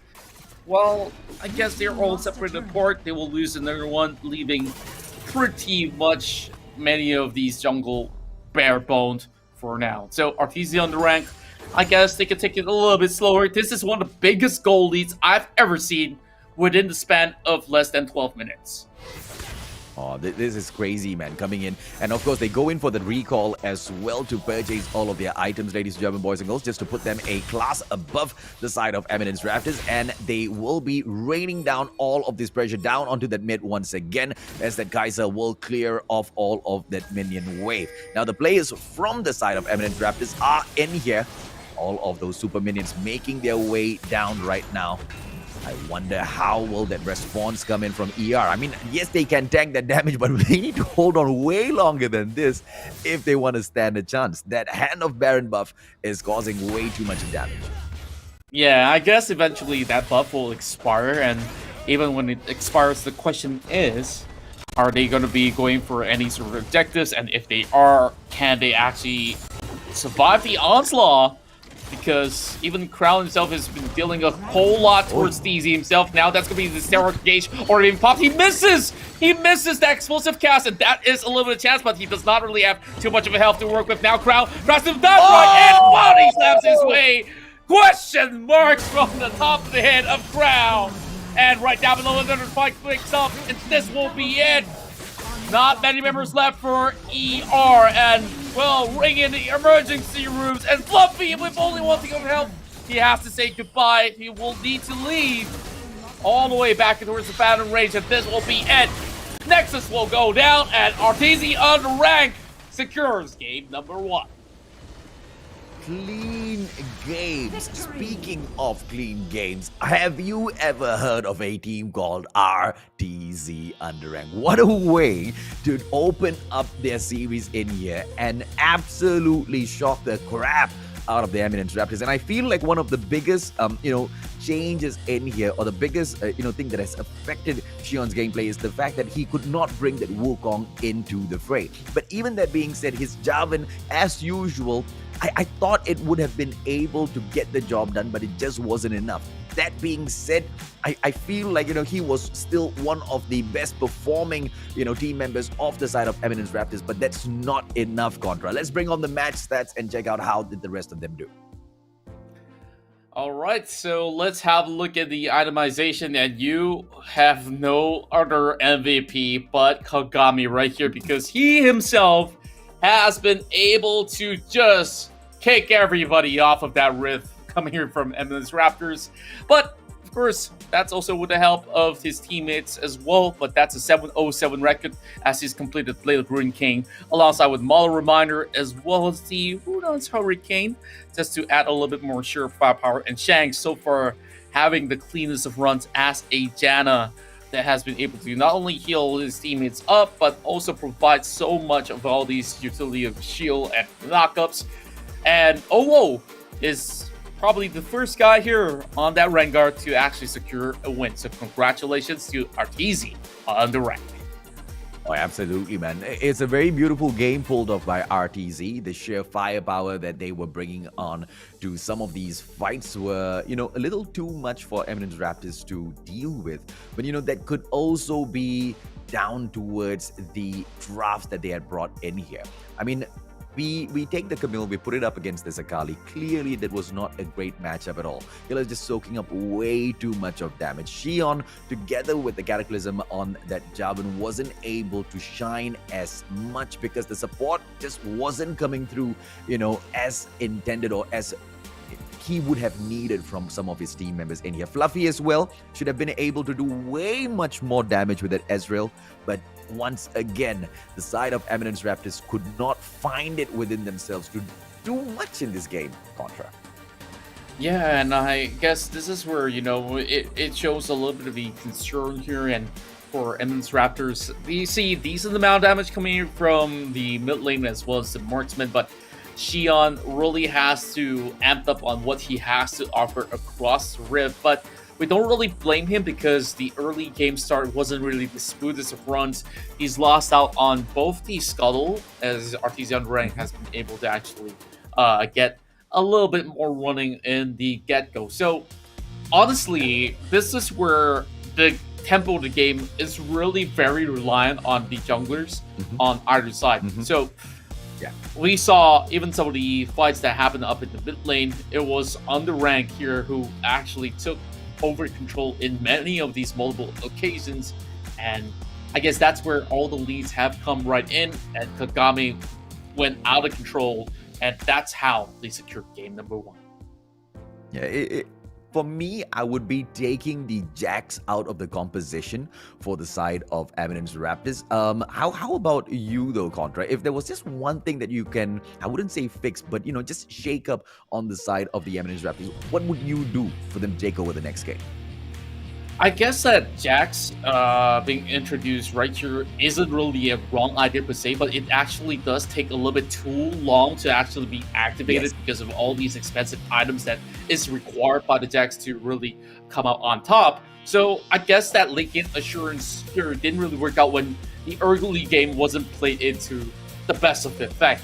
So that's also one of the key few things to, of course, highlight.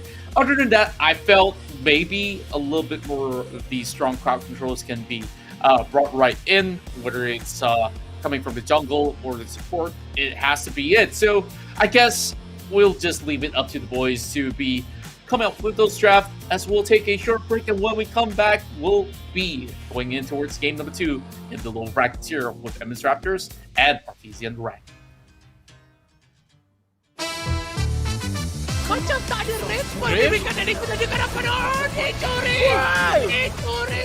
Kehilangan nyawa yang agak banyak, tarikan yang baik. Nampaknya mereka menyentuh menyalin Ozora Becky. Nyawanya betul-betul menyebabkan. Masih lagi terselamat.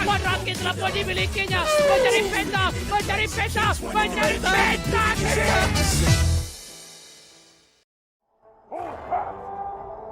Nice. Alright, go. Tahu first. Can. Alright, tahu ni. Nexus. Alright, okay. Nice! Victory!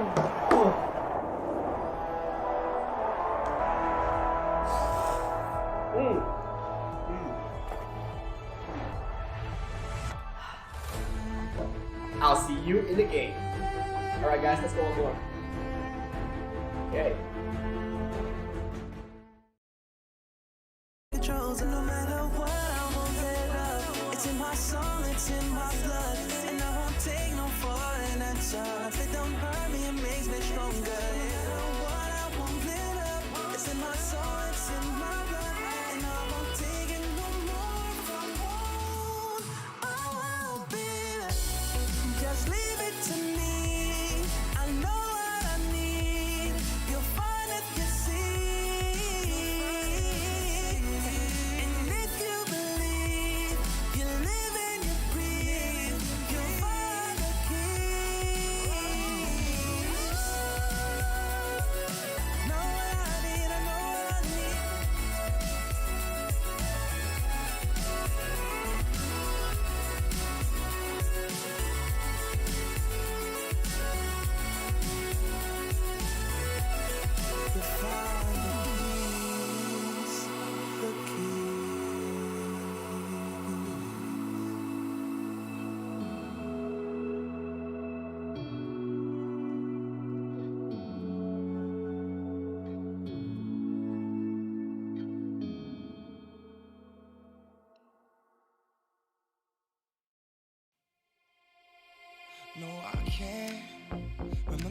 last time that I really felt fine.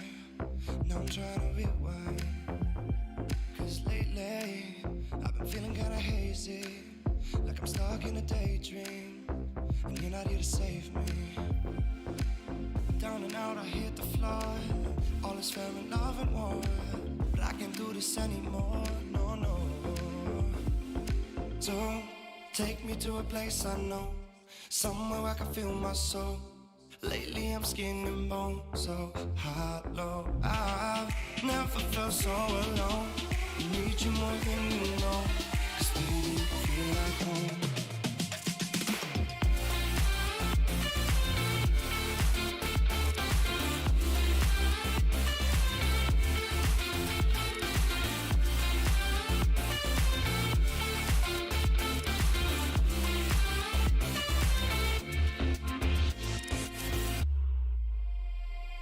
I've been reminiscing the late nights. Would fall in love in the moonlight. Then wake up at sunrise. Now I'm just in the Macam tak ada respon diberikan dari penjaga hadapan. Dicuri! Dicuri! Kehilangan nyawa yang agak banyak, tarikan yang baik. Nampaknya mereka punya penjaga Ozora Becky. Nyawanya betul-betul menjadikan. Masih lagi terselamat. Wan Rakit telah pun dimilikinya. Mencari peta. Mencari peta. Mencari peta.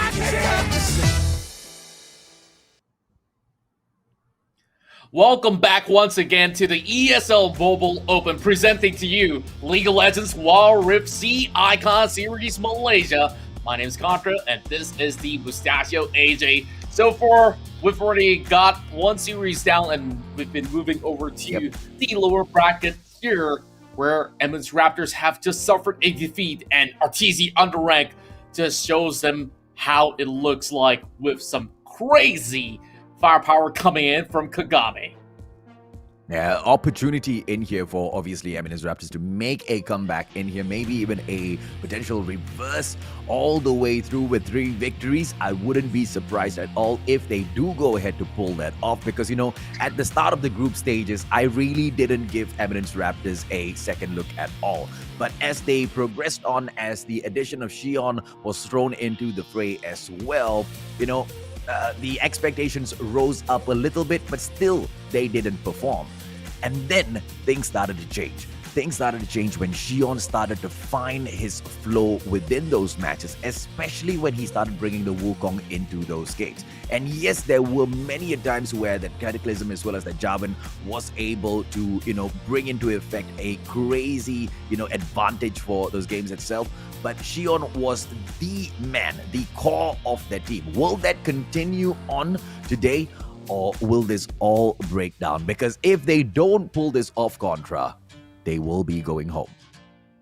That's right, and nobody really wants to go home in this best of 5 series, so we want to see what more can Eminence Raptors actually bring to the table, because RTZ UndeRank, I believe that they've already found their formula, especially when we saw in the earlier gauntlet right there. So we're going to be heading in towards the Maggie Hot Cup Champions Select, just to see what kind of champions will they be picking up right here. Eminence Raptors now still on the blue side. The first thing that they stand out foremost is going to be the Camille. We know how annoying it can be when the ultimatum actually locks onto any one of the units, and there's not going to be Wukong to be seen overall.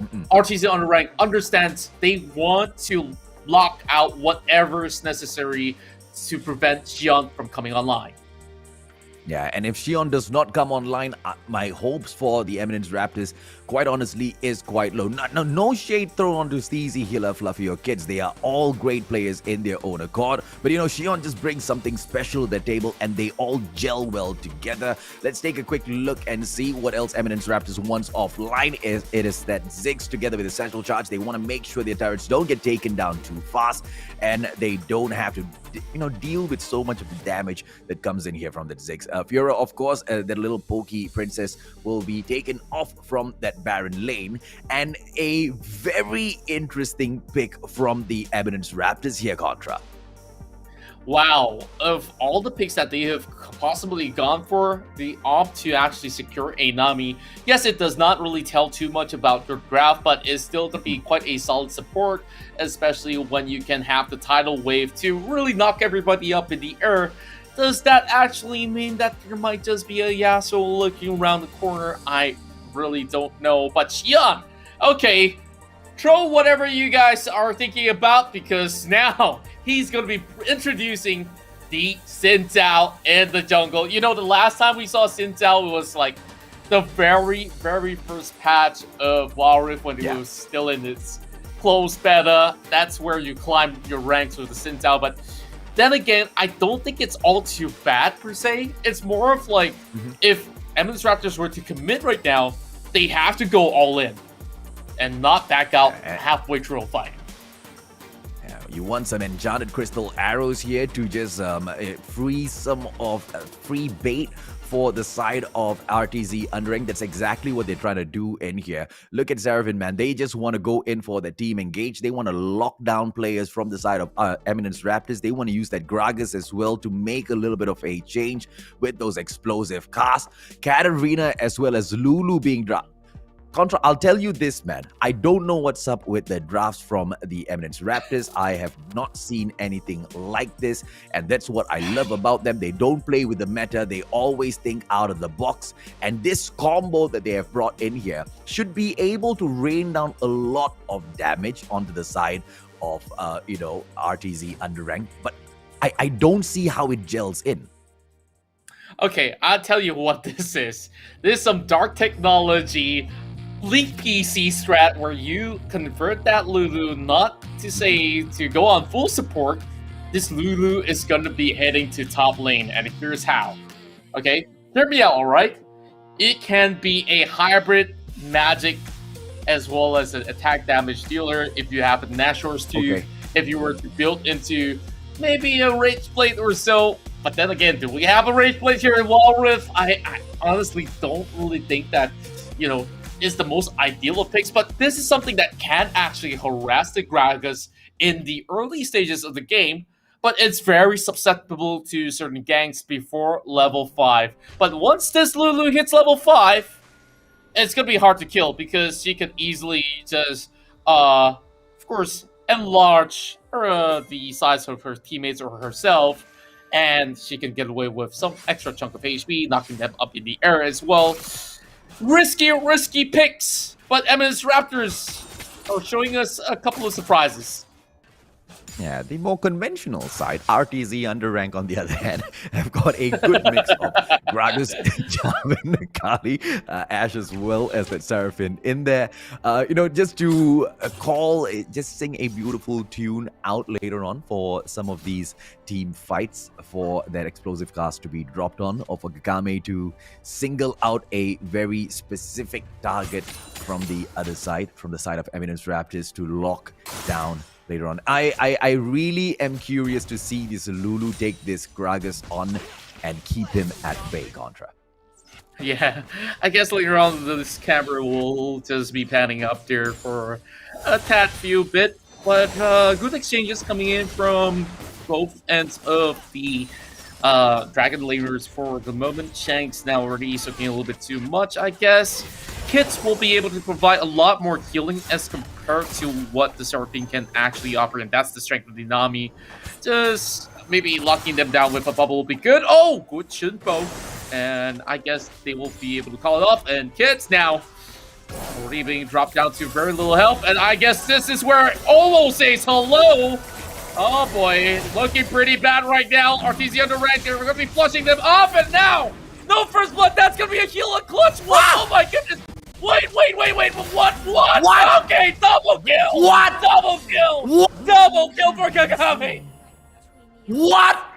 Kagame, this ass with so little freaking HP, man, gets a double kill. Beautiful read of the situation from the side of RTZ UndeRank, from the side of Kagame itself. This just stepped up a couple of levels higher, and Eminence Raptors, please, I'm still waiting to see what's happening with this drop. Yeah, and that is one of the dirtiest volleys that I ever seen coming from Ash. Oh boy, here comes the explosive cast. Steezy now tries to reposition, but then again, you know, when it comes down to trades, Crown is still winning overall. Oh, flash stun! Oh, not going to be having enough damage, and you can see that this Lulu is actually exchanging well enough. But the problem now is that Kagame's level 5, so that enchanted crystal arrow, if it does land on either Fluffy or Kids, this is not going to be looking too good. Now, back to the volley, right? 1 volley, 2 kills. Something I don't expect to see all too much of. Yeah, well, that's a beautiful take, man. 1 shot, 2 kills. He'll take that any given time. Ovo right now looking for the interference. The opportunity to gank will be in there. The beautiful stun dropped in, and that Javan will drop right back for that final hit.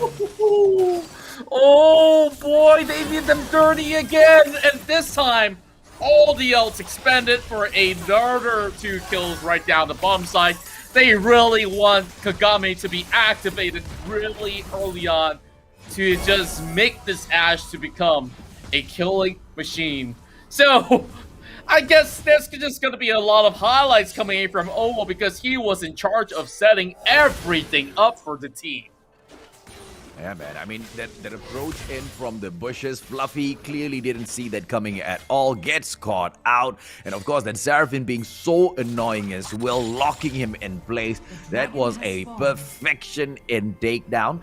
And this is just Eminence Raptors walking into the trap of RTZ UndeRank. First off with that, very creative drop, and second off with the way that they are stepping into the territory of RTZ UndeRank right now. And it's a great attempt to control the Drake pit, but let's go.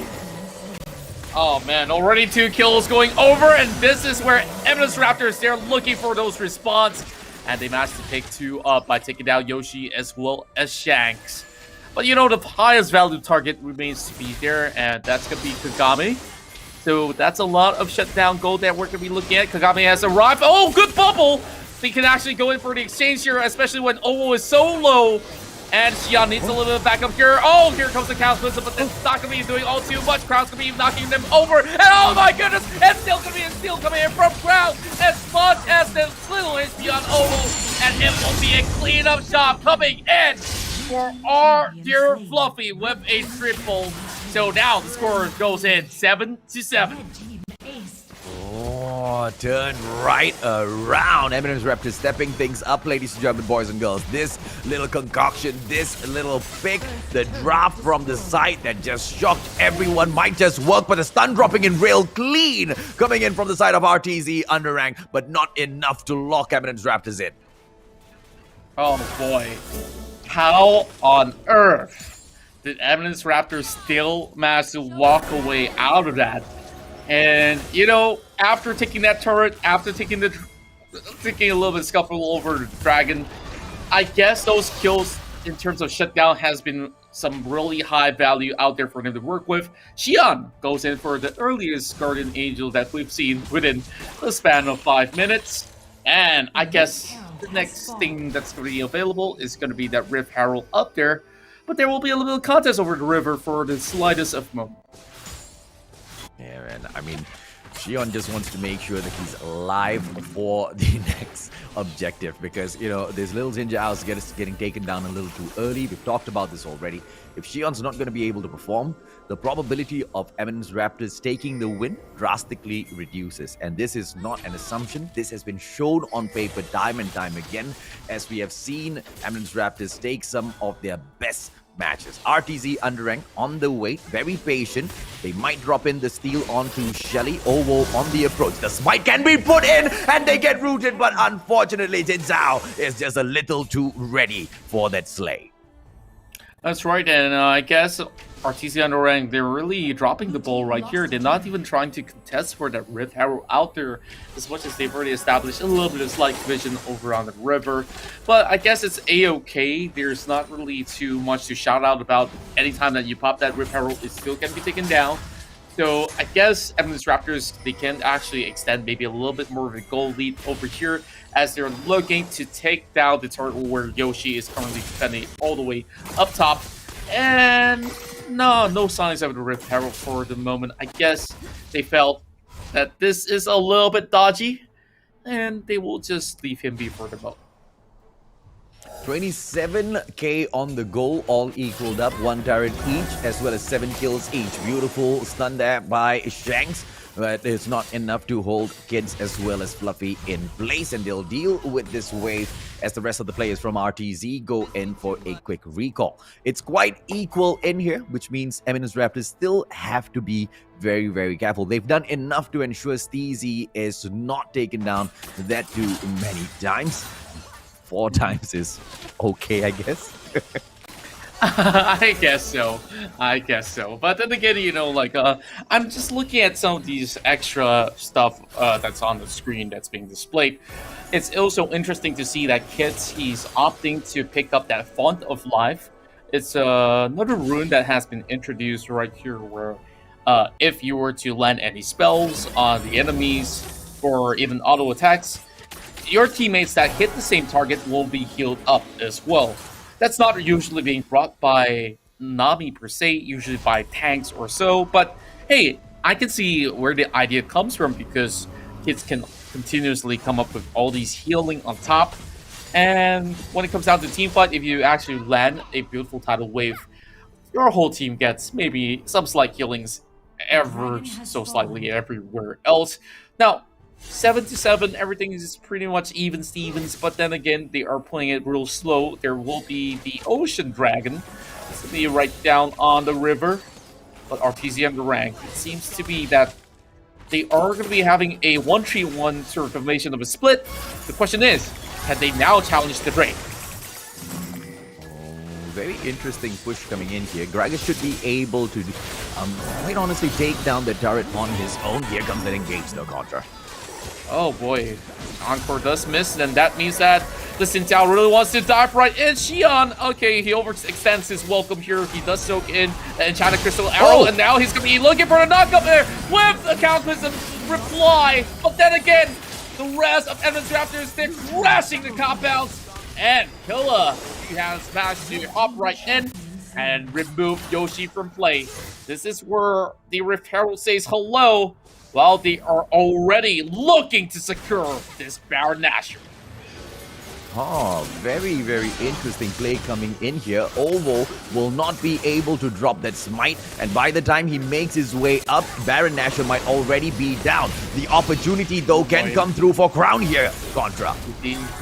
Oh, here we go, and it seems like Xion is stuck inside of the Baron pit, and they're not really having all too much of a help to work with. Look at them go! And Yoshi is going in for all the kills. The execution flash coming right in as well. And Eminence Raptors, they botched it! RTZ UndeRank is gonna have all their laughter in the face of Eminence Raptors. And, you know, I actually wanted to call that this is such a risky play. They could have actually went for that power up in the mid lane, but no! They went in for Baron, which they couldn't secure. Yeah, I know, right? It was so weird for them to go in for Baron, and yes, maybe that opportunity was exploited because Ovo was taken out, but that, you know, the distraction by Crown was just enough for Ovo to make his way back in there. But by that time, Eminence Raptors had already been way too distracted to deal with RTZ UndeRank. They abandoned Baron, they don't even finish off what they started, and they will lose Baron. That hand of Baron buff goes over to RTZ UndeRank. They get aced out as well on top of everything else. Dude, I don't know, man. Eminence Raptors starting things off so well, but here we are. Yeah, and that's also thanks to a teleport that comes right in. Kagami immediately arrives to the scene, and it's not even about the Kagami right here that they have to worry about. They honestly don't have enough damage to deal with Baron right there, and you can see that their health bars absolutely melted like butter, and the rest of RTZ UndeRank just sees this as the easiest Baron steal of the century. Yeah, and I will not be surprised at all if Eminence Raptors lose this because of that, hasty decision on that Baron early on in the game. And right now, the push will be coming down from the bottom side of the screen, but the response from the side of Eminence Raptors, beautiful from that Seraphine! Oh boy, they just exploded, I tell you that. And where is the bot lane? Nowhere to be seen at the moment. Eminence Raptors now gets a little bit of question up their heads once again. Thank you very much, Crown. I will top the save if I were you. And Dion now tries to defend, and this is where the knockup comes right in. Oh, now trying to actually buy a little bit more time. The rest of Eminence Raptors, they are moving all the way back. Now, this is going to be pretty much of a fair opening for the likes of the corner. And I'm just thinking, how on earth will they be able to come back out of this? No Baron buff, it's alright. We've got super minions being sent down towards that mid lane there. Steezy trying to clear off the minion wave on towards that dragon lane. But this is all just to buy a little bit more of time for themselves. What is to happen in a bit, because a very big objective is being placed into the map.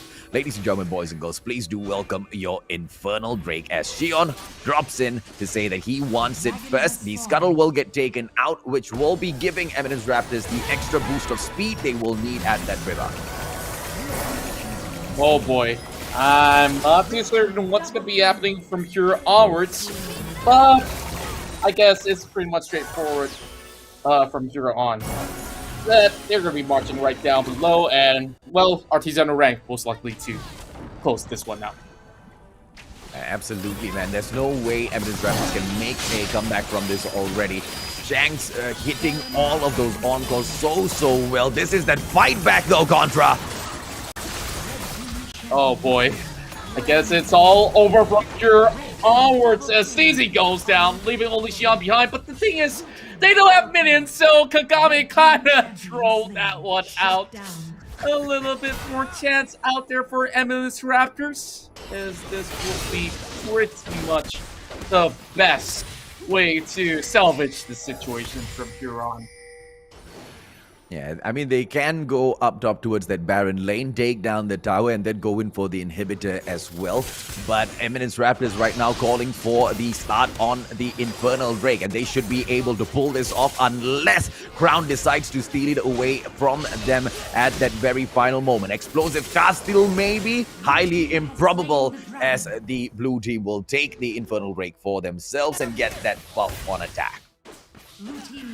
Right, and I guess, you know, it hasn't been the cleanest games for Artesia UndeRank, and they might have actually regretted giving a little bit of leeway right here, but this will be one Enchanted Crystal Arrow being expanded, and I'm just seeing how could Eminence Raptors perhaps steal this Baron and maybe come back up an answer of their own. If they do happen to take Baron, I think that is very highly probable. But, you know, based on what we've seen thus far in terms of the team composition itself, RTZ UndeRank is able to take on this fight very easily. The Katarina won't be able to do the damage though. Oh boy, Calculus is now being dropped right in. This is where they will try to buy a little bit more time. They desire to actually move away from there. They don't have enough damage, and the rest of RTZ UndeRank, they crash through the authority of the jungle, and that will be just about enough to take everybody else except for Fluffy. And now it squirts the wave. And this is where Artesia UndeRank, after 16 minutes of play, 22 kills, and maybe adding one more, they will look to put themselves up ahead in this entirety of the series against Eminence Raptors. What a play. RTZ UndeRank taking win number 2, back-to-back victories in here. And nothing that the Eminence Raptors can do to make a comeback. You know, Contra, we talked about this and we pointed it out. You lock down Xion, you take that Wukong away from him, it is going to cripple the side of Eminence Raptors. You don't allow Xion to perform as well as he usually does. You don't allow Eminence Raptors to get any footing in this game. And that's exactly what is happening. RTZ UndeRank firing off shot after shot, and they seem to be getting all of it. That's right, and you know, I want to highlight on one of the picks that was being brought in as the most obscure of picks, being the Lulu over the top side. Yes, laning seems to be okay, but late game, that Lulu's not going to be providing all too much, and this is what a shame that they couldn't really pull back right in. So let's have a look into some of the stats that we do have here overall. And Eminence Raptors, yes, we saw them getting a 13 kill overall. And like I said, he's going to be moving in towards the Nasher 2's build, going a lot of attack speed, some critical damage as well, just to go pew-pew like the secondary marksman. But that's not exactly what they needed at that very moment. Xion honestly has played well enough alongside with Fluffy as well as Hila. Kits, I guess, heading in towards the late game, he was targeted many a times, and they couldn't seem to stop Yoshi on this sort of killing spree that he was on with the Akali. Yeah, man. I mean, Hila, they definitely knew they needed to take this Katarina on early on and make sure she doesn't really grow that much in the game. And clearly, Yoshi was more than good enough for this, right? Look at that, man. 12 kills he takes for himself in total. Yes, he does fall 5 times, but it doesn't matter too much at all. Kagame dealing the most damage in this game, 25k with that Ashe. And the Enchanted Crystal Arrow didn't really, hit its mark as much as I wanted it to, Contra. That's right. So with that, I guess that, Kagami had one of the biggest leads of all time as an Ashe. And I guess it's more of the follow-up every time that you land a Enchanted Crystal Arrow, or even not landing it as well. You just have to rely on positioning overall. But Kagame so far showing us quite the flawless run for 2 games in a row already. So that's what I've been hoping to actually see coming in from the entirety of the team of RTZ UndeRank. So Eminence Raptors, this is the final chance for them to really prove themselves in the upcoming games. Like Hila, yes, he's doing pretty good on some of these assassins, and I just guess that there's just a few more room here to just polish up. In this short amount of time, I'm not even certain anymore can the likes of Eminence Raptors actually salvage this entirety of this moment. Yeah, they need a reverse sweep onto RTZ UndeRank in order to survive today, in order to not go through the grueling, qualifiers all over again in the next season. Whether or not they'll be able to do that, once again, highly dependent on if one person can perform and stitch together. Because when you want to go in and build anything, you need to have your base ready, right? The core structure itself needs to be solid, and that is exactly who Xion is within that jungle. Now, if you cannot have a strong jungler, if you cannot have a strong jungle on your side, your team is gonna be hurting. And we don't really see the side of RTZ UndeRank punishing Eminence Raptors in terms of bleeding them out, but it's more of in my opinion, in my very, very low-ranked opinion, a drafting challenge for the side of Eminence Raptors contract. Couldn't agree more with that. But then again, we'll just have to see, can this reverse sweep happen overall? Right after this short commercial break, we'll be right back. Macam tak ada respon diberikan dari penjaga kanan. Dicuri! Dicuri! Kehilangan nyawa yang agak banyak, tarikan yang baik. Nampaknya mereka punya penjaga Ozora Becky. Nyawanya betul-betul jangan diberikan. Masih lagi terselamat. Wan Rakit telah pun dimilikinya. Mencari peta. Mencari peta. Mencari peta.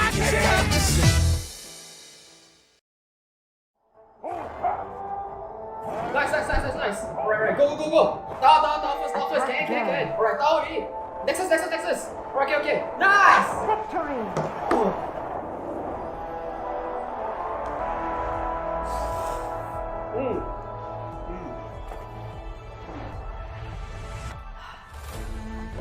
I'll see you in the game.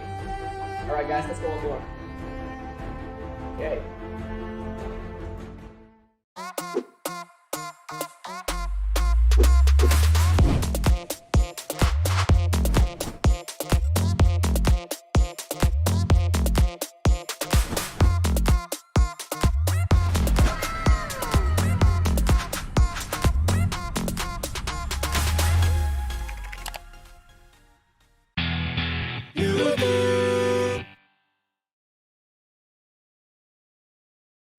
Lately I'm skinny alone, so hollow. I've never felt so alone.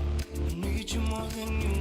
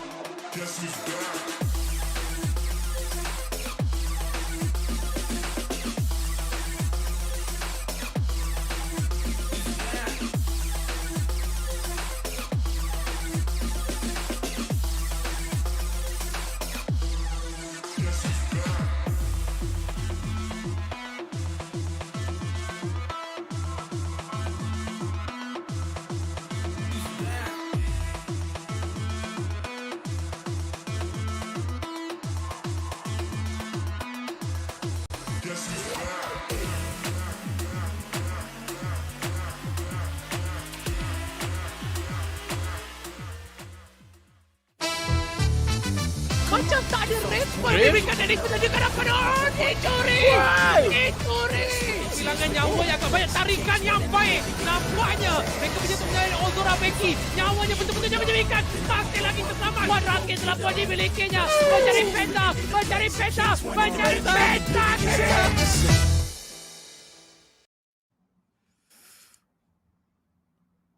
Well, ladies and gentlemen, boys and girls, Contra, I wanted to jump in because this is exactly what Eminence Raptors needs to do right now. To jump in and save themselves from absolute annihilation, right? This is the League of Legends Wild Rift C Icon Series, day 1 of the playoffs for the summer season 2021. Brought to you by the ESL Mobile Open with the support of our amazing partners Maggie Hot Cup, Yudu, as well as JBL, with Contra as well as Mustachio bringing you all of the action from today.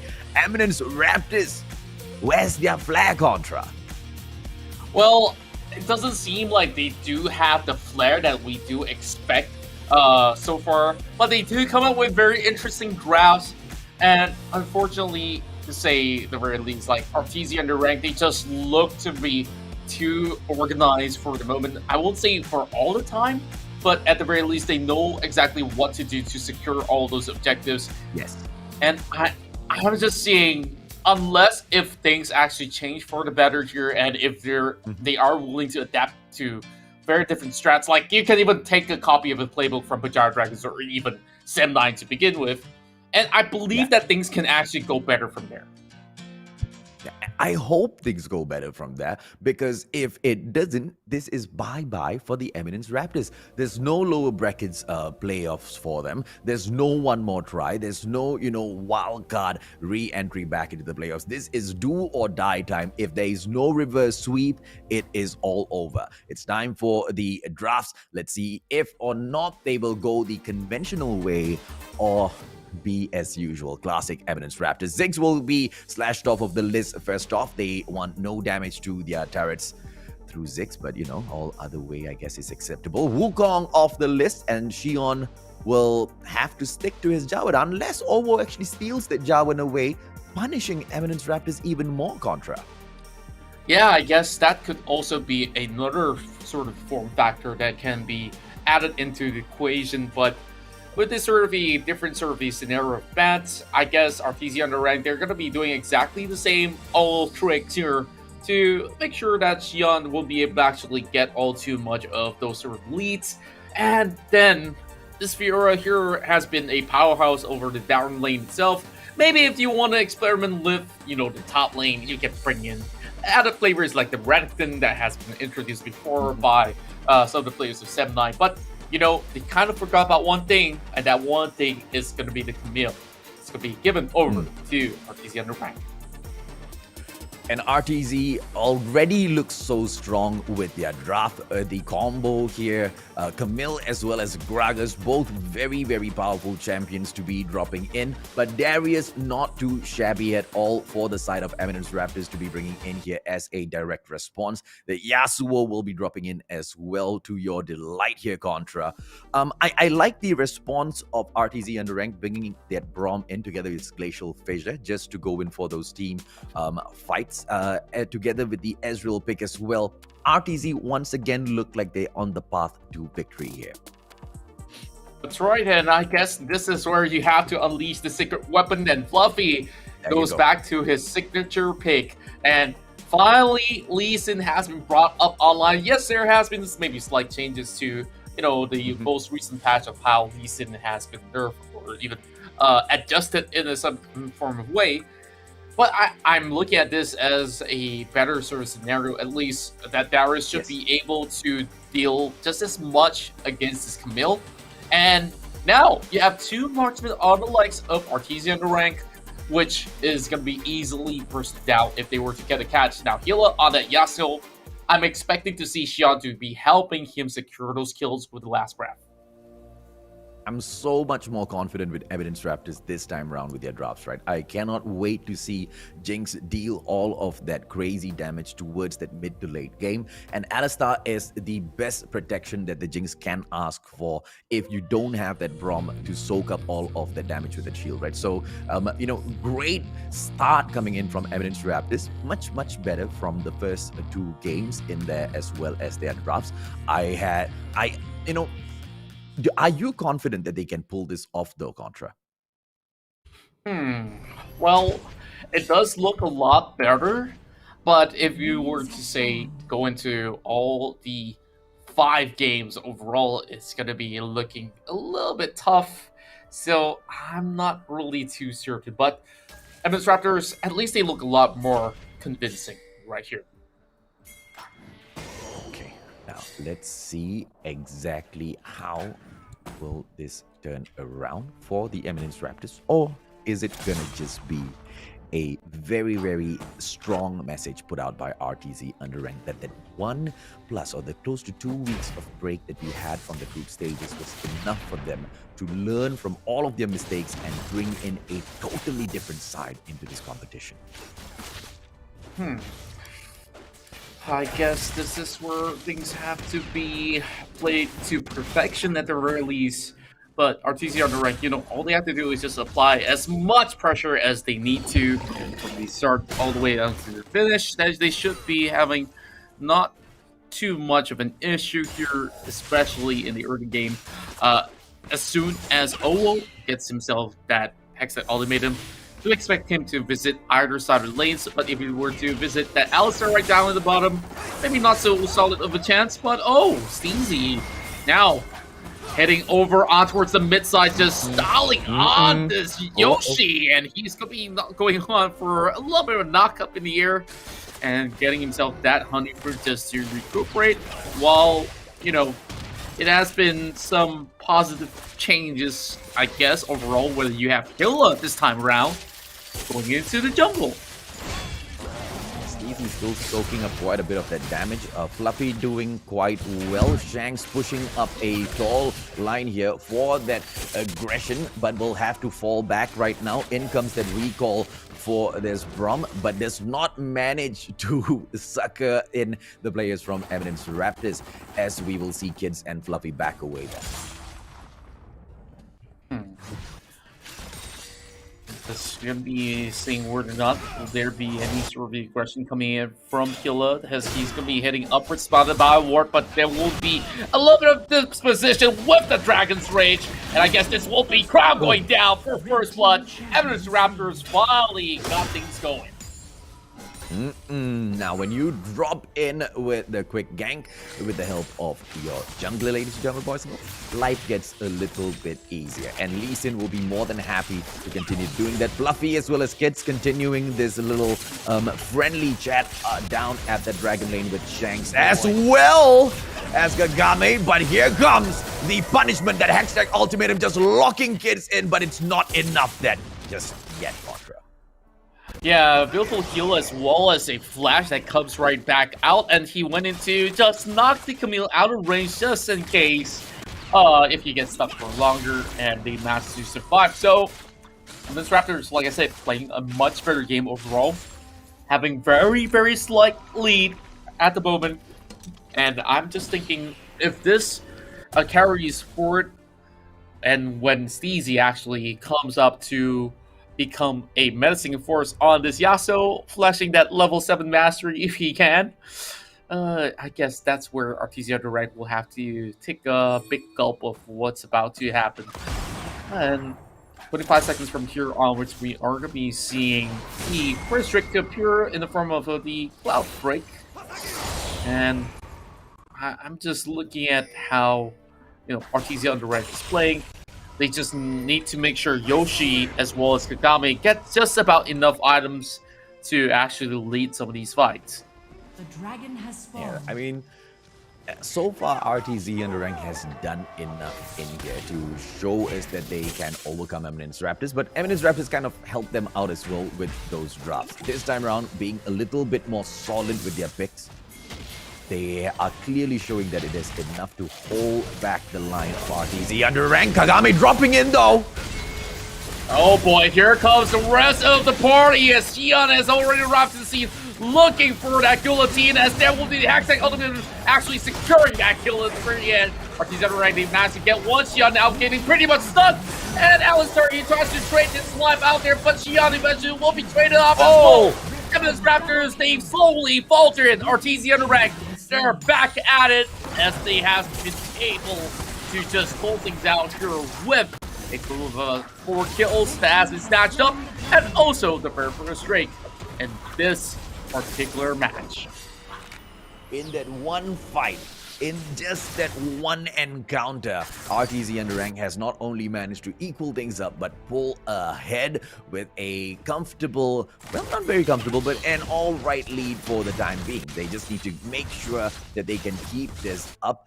And from the way they've been taking games number 1 and 2, they are clearly in line to do that. The Blue Sentinel going to be taken down by Hila here. That Lee Sin has been effective in the jungle. Question is, how much more can he continue to do as they take this scuttle out for themselves, preparing to take Shelly out in about 30 seconds. Oh boy, now it's going to be a 3 versus 1, and instead Hila's going to be going in for a 1 versus 1 challenge on Kagami as he's being met by Owo. Here comes the True Shot Barrage as well, not connecting. One shot coming in for him. The Jinx as well, and suddenly it goes topsy-turvy with another fight coming in over the bomb side and saying goodbye to Xion. I don't think he can make it out, but instead he's going to be dropping out that flash hack that ultimate him as well. Now, this will be the 5th kill for the side of RTZ UndeRank, and over on the mid side, Shanks giving a free delivery as a consolation prize. I was just about to, be disappointed with them for not being able to take Shanks down, but I guess Shanks kind of, felt bad for them and gave his life anyway. Fluffy goes in for a quick reset. Still very good skirmishes being taken by RTZ UndeRank. Now, as we will push on for the next objective, to be able to take Shelly into the family. I'm just looking at Eminence Raptors. At the very least, this has been a smooth cruise to just secure Shelly. But over on the mid side here, there seems to be a lot of pressure to just keep Steezy at bay. Disrupting his recall, they will be looking to trade turrets. Now, 2 members down over the bottom side for RTZ UndeRank as they will manage to actually get the first turret. But over here, we see another pickup here for Eminence Raptors. And they have to go in to knock them up in the air so long as they won't be opening things up over top as well as hopefully the mid. But there is Kagami to just try to turn things around. But I like this, man. Shanks gave his life. The distraction was quite enough for them to be able to take this mid turret down. And look at that, Ezreal just stand tall in that mid section there, holding that line back to make sure the turret doesn't get traded right back. Crazy play coming through, and Ezreal gets that kill onto Kids as well. Ah, man, did they really have to hang that long up in the mid lane? I don't know, but Kagami has got a few more kills up his sleeve, so that's good news for the likes of Arteezy on the rank. Now, Arteezy comes in to just bring in the wind walls, so these minions won't be doing all too much damage to the turrets. Meanwhile, I guess they can actually try to put a little bit more pressure on towards the mid lane, just to open up a little bit more spacing to, of course, loiter around the enemy side of the jungle for a little tad bit. And these Raptors, honestly, they might not look to be in the lead, but if they were to just keep everything as it is for the moment and manage to maybe steal the next Drake, it's possibly that they could still come up ahead. Well, I definitely agree, right? Because this is not enough for RTZ to get comfortable with just yet. They have not secured enough objectives for themselves. They now bring out the Rift Herald at that midsection as well, and the Rifty should be more than good enough to take that mid turret out. But oh goodness me, Shelly's just getting pounced on, and that will serve as enough distraction at that midsection to allow the side of Eminence Raptors to take the Baron lane turret. Oh, I'm just looking at what's going on up here, and they only have 2 members up here over on the Dragon. Okay, thank you, Mr. Cameraman. I guess we already have a little bit of the gist of what went down, but here it goes. Oh, a steal coming in from Eminence Raptors. They say they didn't need it ever, as DZ now left out all alone. I guess this is the sacrificial lamb for the Drake. I think that honestly is a very decent trade, but the problem here is nobody's going to be able to actually hold this turret for long, and the rest of the members of Arteezy UndeRank, they're hoping to shove them apart, and this is where they go in for the flash, go in for the kill. Owo gets one, but that's pretty much enough beating that Eminence Raptors have received. They will just give this turret away. Oh my goodness. How far are the Eminence Raptors players gonna fall back in here, ladies and gentlemen, boys and girls? Because, you know, clearly they are not finding their footing. You know, we did mention that, you know, the game has not really dropped out of their hands just yet. But by the ticking second, RTZ UndeRank is doing better and better and better, Contra. That's right, now let's check out this steal once again. It's coming in from the Super Depth Rocket, whatever you want to call it, that's coming from the Jinx, as she managed to snipe it from quite a distance. So you gotta give it to Fluffy for that. I guess they don't really need too much of the assistance coming out there. DZ gave up his life. Yes, we will continue on. 2 versus 1 will turn into 3 versus 1. Explosive gas, but I'm looking at Killa dropping out, and he's already got the Ignite on top of his head. I guess he's still gonna be flashing over. Crown looking for the kill, but he's just hoping to save his own life right now. And how is this guy still here? Okay. How is he? He might be able to get a kill as well. Yes, he did. Yes, he did. What? Oh, boy.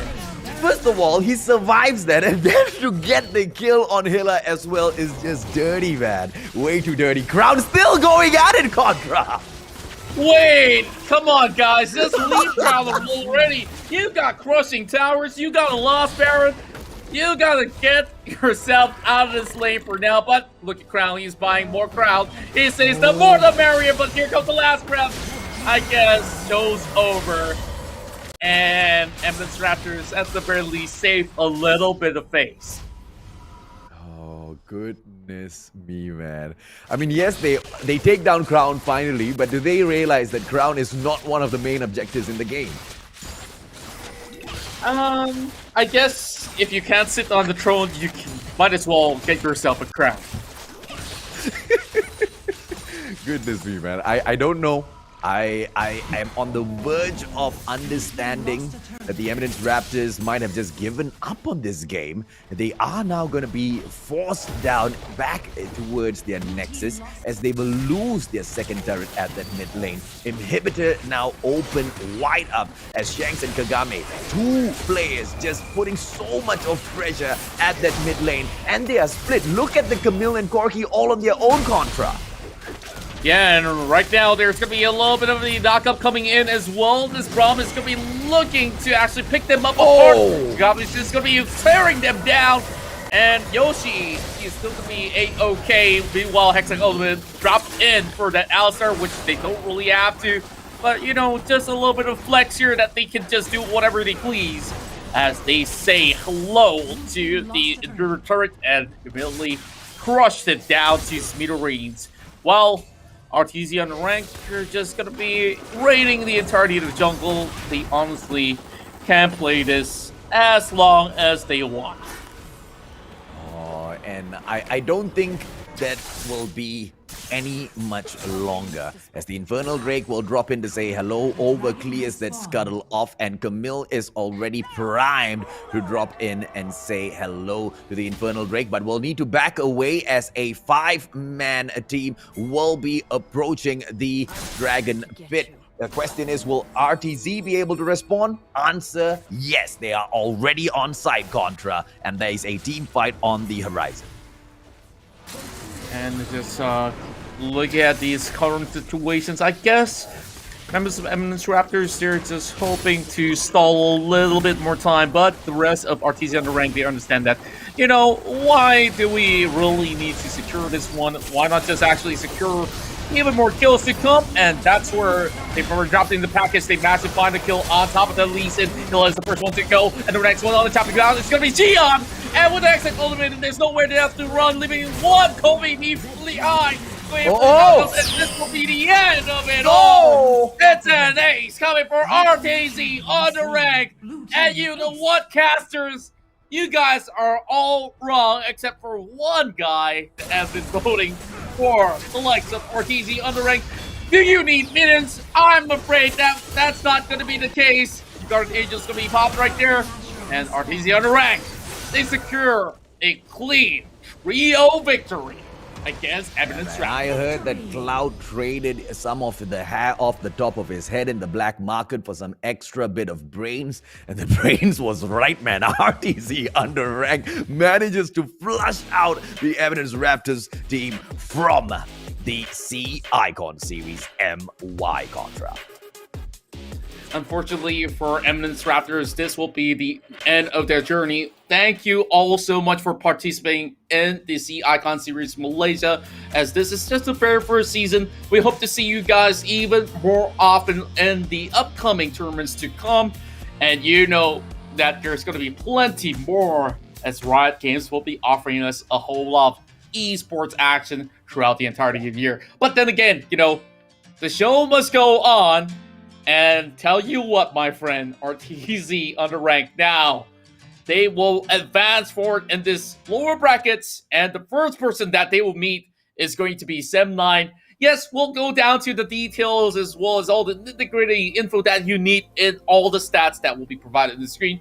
But I guess overall, Eminence Raptors, they have some fair share of great moments overall throughout this, and you guys can also share with us your great Maggie moments to come. Yeah, and Eminence Raptors, if it's any consolation whatsoever, they were the favorites to win by a majority of the casters' prediction for the competition. Let's take a quick look at the match stats, Contra, and see exactly how the match, concluded in here, together with all of the damage, as Kagami picks that MVP up for himself with a 517 KDA. Dropping just once, this Ezreal truly was a champion in that. He obviously tries to nail a couple of those barrage shots as well, and no matter what you do, you put this Ezreal in Kagami's hands, and there's no way he won't pop off, getting the triple kill as well at a point. That's right, and I believe that Yoshi as well as Owo, they were also very significant inside of this matchup itself. You can see in terms of itemization, they have managed to complete many of all these big pickups, and on top of that, you just look at Steezy, Xion, as well as Hila. All three of them actually went in for Trinity Force, a very expensive ticket item out there. And I guess Xion didn't really seem to be all too comfortable hitting in towards the Baron lane, and he didn't manage to come up on top against the likes of Crown. Now, just look at the damage output. Xion has only dished like barely 5,000 as a Darius, and I guess this is the main issue right now, because Darius, you're supposed to be that in-your-face front line of the defense, and Eminence Raptors, they've had the lack of that. So Hilla, he can only try to create opportunities for Steezy for Fluffy for a few of these moments, but other than that, it was just RTZ UndeRank absolutely taking over this entirety of the series. Not just this game. Not just this game, of course. Yeah, 3-0. They get this victory over Eminence Raptors, and it's such a shock to me personally because the way Eminence Raptors have been able to ramp up their gameplay little by little over the weeks in those group stages really gave us the confidence that they will be able to pull it off, but they just seem to have lost that spark, or at the very least RTZ shined way brighter than them. There was such a clear definition of capabilities within those matches. And unfortunately, Eminence Raptors were not able to answer most of the questions that RTZ is set to ask today.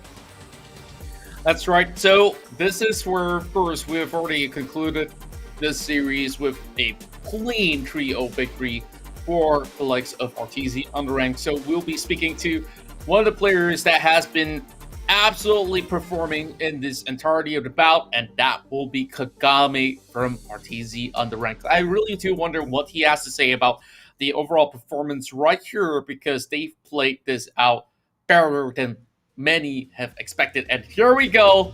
Welcome on board, Kagame.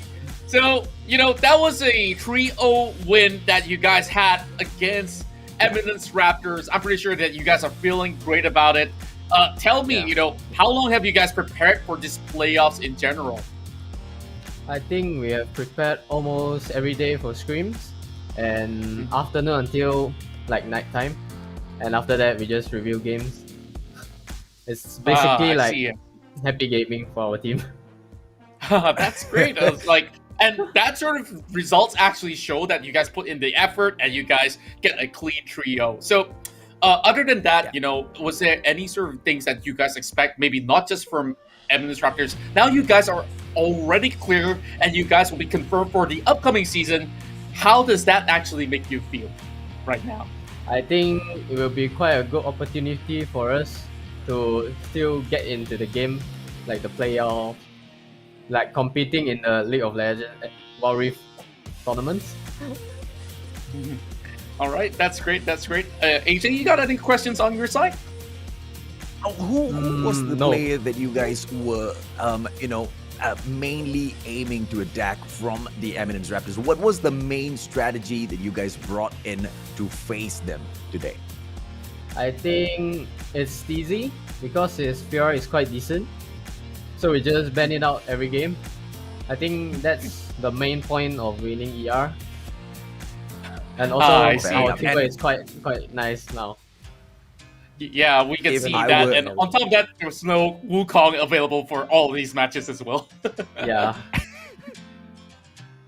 Between the three teams.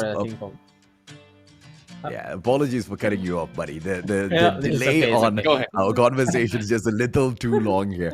Between the three teams of Sem9, Geek Fam, as well as Berjaya Dragons, which one are you guys looking forward to face the most? I think it would be Berjaya Dragons because it's my old team with my old teammates over there. I would like to have my revenge. All right. So I guess your prediction is this, that tomorrow the games between Berjaya Dragons and Geek Fam, maybe Berjaya Dragons might be knocked down to the low bracket. So you guys will still have to go against Sem9 to actually face Berjaya Dragons, right? So is there a sort of game plan, or what do you guys actually think about Sem9 so far? Because you saw them playing today, they didn't look to be in a perfect form. Do you feel confident about taking games off of Sem9 tomorrow? Yeah, I'm pretty confident that we might win Sem9. All right, that's actually good news. Yeah, so if that's still going to be the case, is there any sort of message that you want to send out to not only your fans, but also for Sem9 that you'll be playing against for tomorrow? I think good luck, brother RH, because he's my old teammate. All right.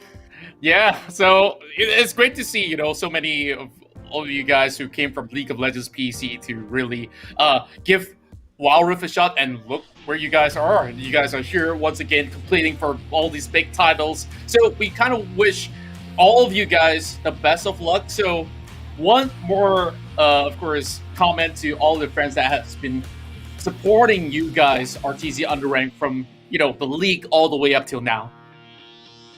Thank you for all our fans for supporting us since our first debut inside the tournament. I really appreciate all the support, and thank you for all my fans for supporting us all the way up until up here. Thank you. All right, you guys we truly thank deserve you. That's right. Yep. You guys Thank you absolutely so much, deserve this entirety of this run. And this is where, of course, we'll not keep you for too long. Thank you for all the games, and hope you guys will be able to take some more wins tomorrow. Thank you. Okay, Well, first there and you foremost, go, Contra. so sorry for cutting you off so many times. It's just, the technicalities of our setup right now. But yeah, I just got to say sorry to you first, AJ. No, it's all right, man. I mean, the technicality of the audience at home, you guys are wondering what are we talking about. There's a 1 second delay between me hearing Contra as well as Kagame, and likewise for the both of them as well. But, it's what we've got to do, and we do what we've got to do in order to get this show out for you guys. We hope you guys have had an absolute delight watching the 2 series in here today. I know we sure as hell had so much of fun, Contra. And, it is really, really sad to see Eminence Raptors finally, depart from the competition itself. But I am very, very sure that RTZ UndeRank will be more than happy to carry on all of their dreams into the next stage and maybe even slay Sem9 to get Kagame's wish to meet the Berjaya Dragons. That's right. So with that being said, I believe that today's series has already been all wrapped up, and Eminence Raptors, thank you so much for showing us some interesting plays overall and, challenging the meta with some great picks of your champions. But, we still have even more to come for tomorrow, so don't go anywhere just about yet, because we'll show you guys how the schedule is going to be looking like. And if you guys might have actually missed some of the actions out here, we'll also show you some of the tournament results overall if you guys might have actually, missed out due to work or anything at all, and what's to come for tomorrow overall. So, AJ, I know we kind of botched our predictions already, and RTZ UndeRank, they are going to be first moving forward, and tomorrow they'll be facing off against Sem9. Now that, whatever our predictions have been put aside, we've already seen two sides, the strengths of Sem9, as well as some of the weaknesses, and even for today, RTZ UndeRank with a little bit of a streak. Who do you actually favor more before we go into the action tomorrow? Oh, that's a tough one, right? Because if I'm still going to stick to my predictions, man. I think Sem9 has definitely been able to shine a lot in the group stages, and after Berjaya Dragons as well as Geek Fam, that's the brand, right? Sem9 is the brand, and I believe it will stay true till tomorrow as well. But RTZ has been able to show us something that we did not expect, right? For them to be able to pull off a 3-0 victory with Yoshi, of course, coming up as your MVP on those plays with the Akali. 725 on that average KD, a 16,000 damage dealt on average. Contra 100% kill participation, of course, as usual, with one of the best assassins in the Rift. Well, you can nerf the champion, but you can't nerf the player himself. So Yoshi so far has been able to just go right ahead to just go for those sort of kills.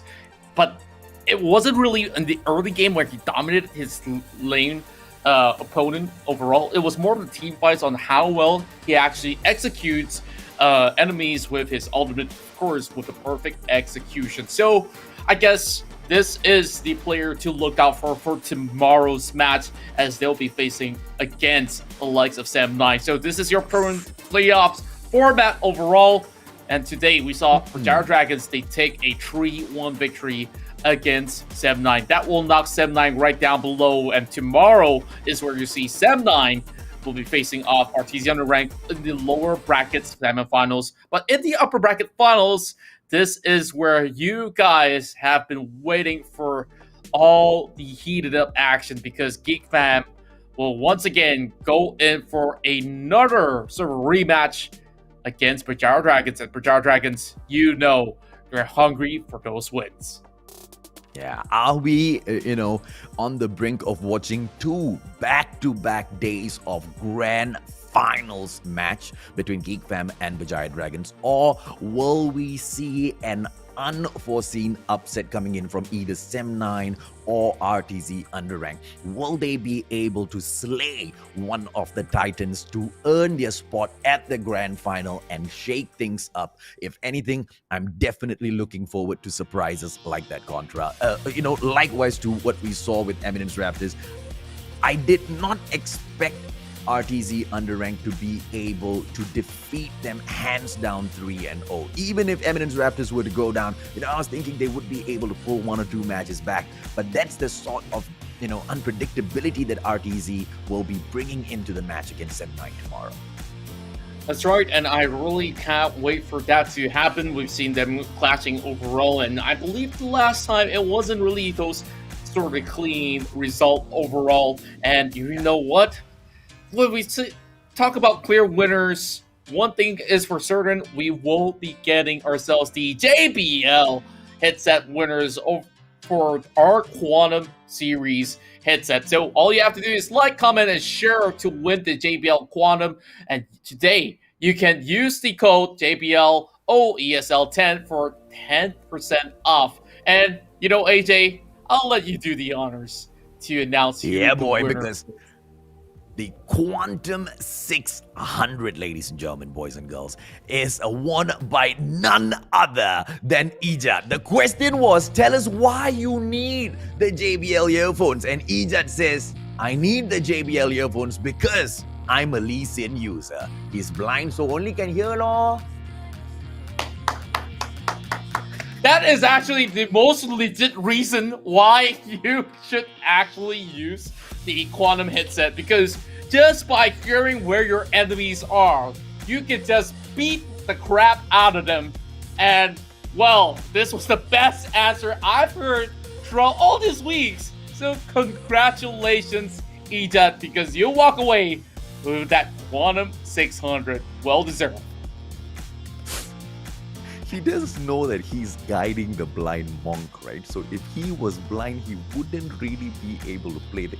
Never mind, we will not question, but congratulations, man. Congratulations on picking up your JBL Quantum 600. If all of you, ladies and gentlemen, boys and girls, want to know more about the Quantum series, wait. First of all, why do you even want to know about the Quantum series? Let me explain to you first, all right?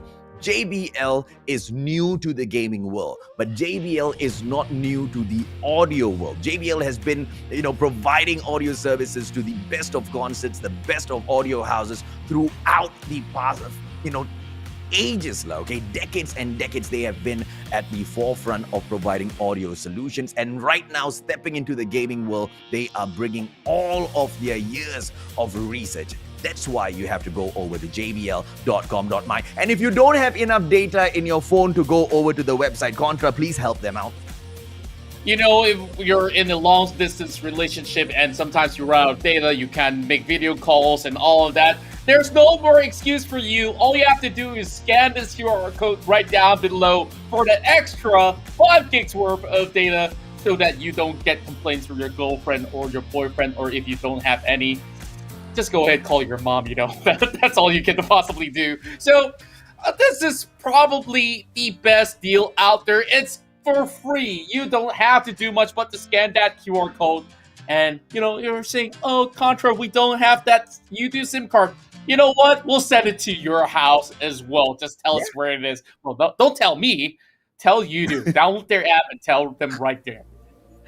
After this, you're gonna get tons of PM. Hi, Contra. Thanks for asking where I live. I live here. No, don't be weird with Contra, ladies and gentlemen, boys and girls. All right, he's not taken just yet. That's one of the indications that I can give you guys. So if you all want to get the 5 gigabytes and go in with some long distance conversations with Contra, no, not allowed. This is a working environment. If you have met him on work, is not acceptable at all. But if Contra wants to call one of y'all out on a date one day, still, I will highly advise you, no, don't do it. His mama needs those 5 gigabytes so he can call them, all right? Now, here's the thing, Contra, are you happy with the way things have ended in here today? I guess I'm more than happy to really see such performance step up, especially from RTZ UndeRank and of course Berjaya Dragons showing what they have to offer for tomorrow. Just a little bit of power level to just scare the likes of the Geek Fam side. So which side are you guys on? You guys can pop in a comment down below, and tomorrow we'll be back here once again from afternoon onwards, and we also have some fun show matches and more stuff to be won. So right now, that's all from us. Contra as well as the Mustachio. AJ, I believe we will be signing out. So we'll see you guys in the playoffs round for tomorrow.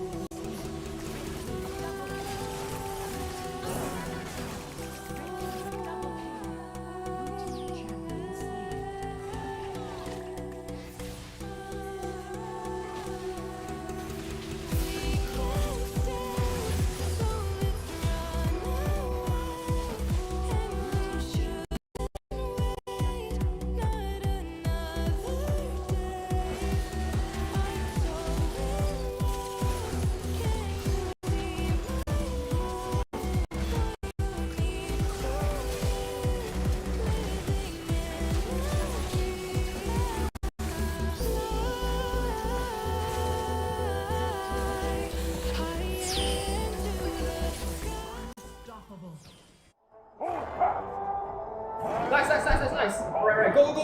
Down first. Can. Alright, down already. Nexus. Okay. Nice! Victory!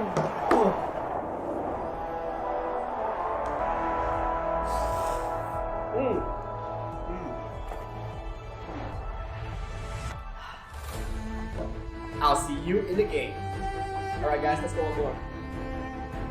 Okay.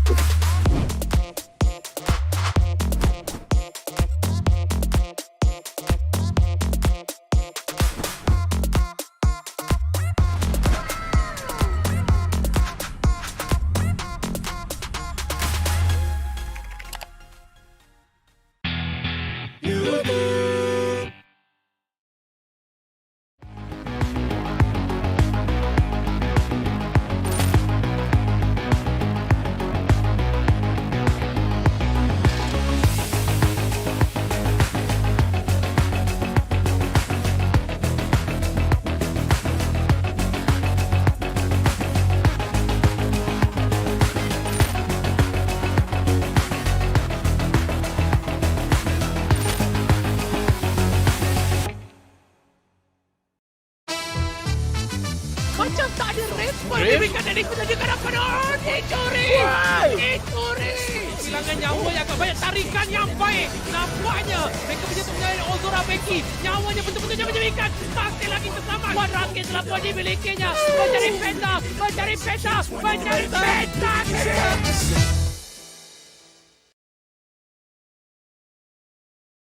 Mistakes.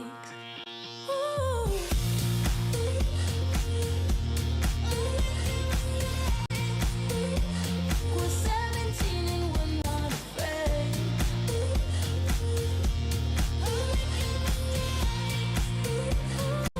They say that we're too young. Can we go back? Can we go back? Won't fall apart. Don't let my heart break. Can we go back? Can we go back? Like we're 17 and we're not afraid. They tell us that we're wrong. We might be. This life, it isn't long enough to feel. My love for you is strong.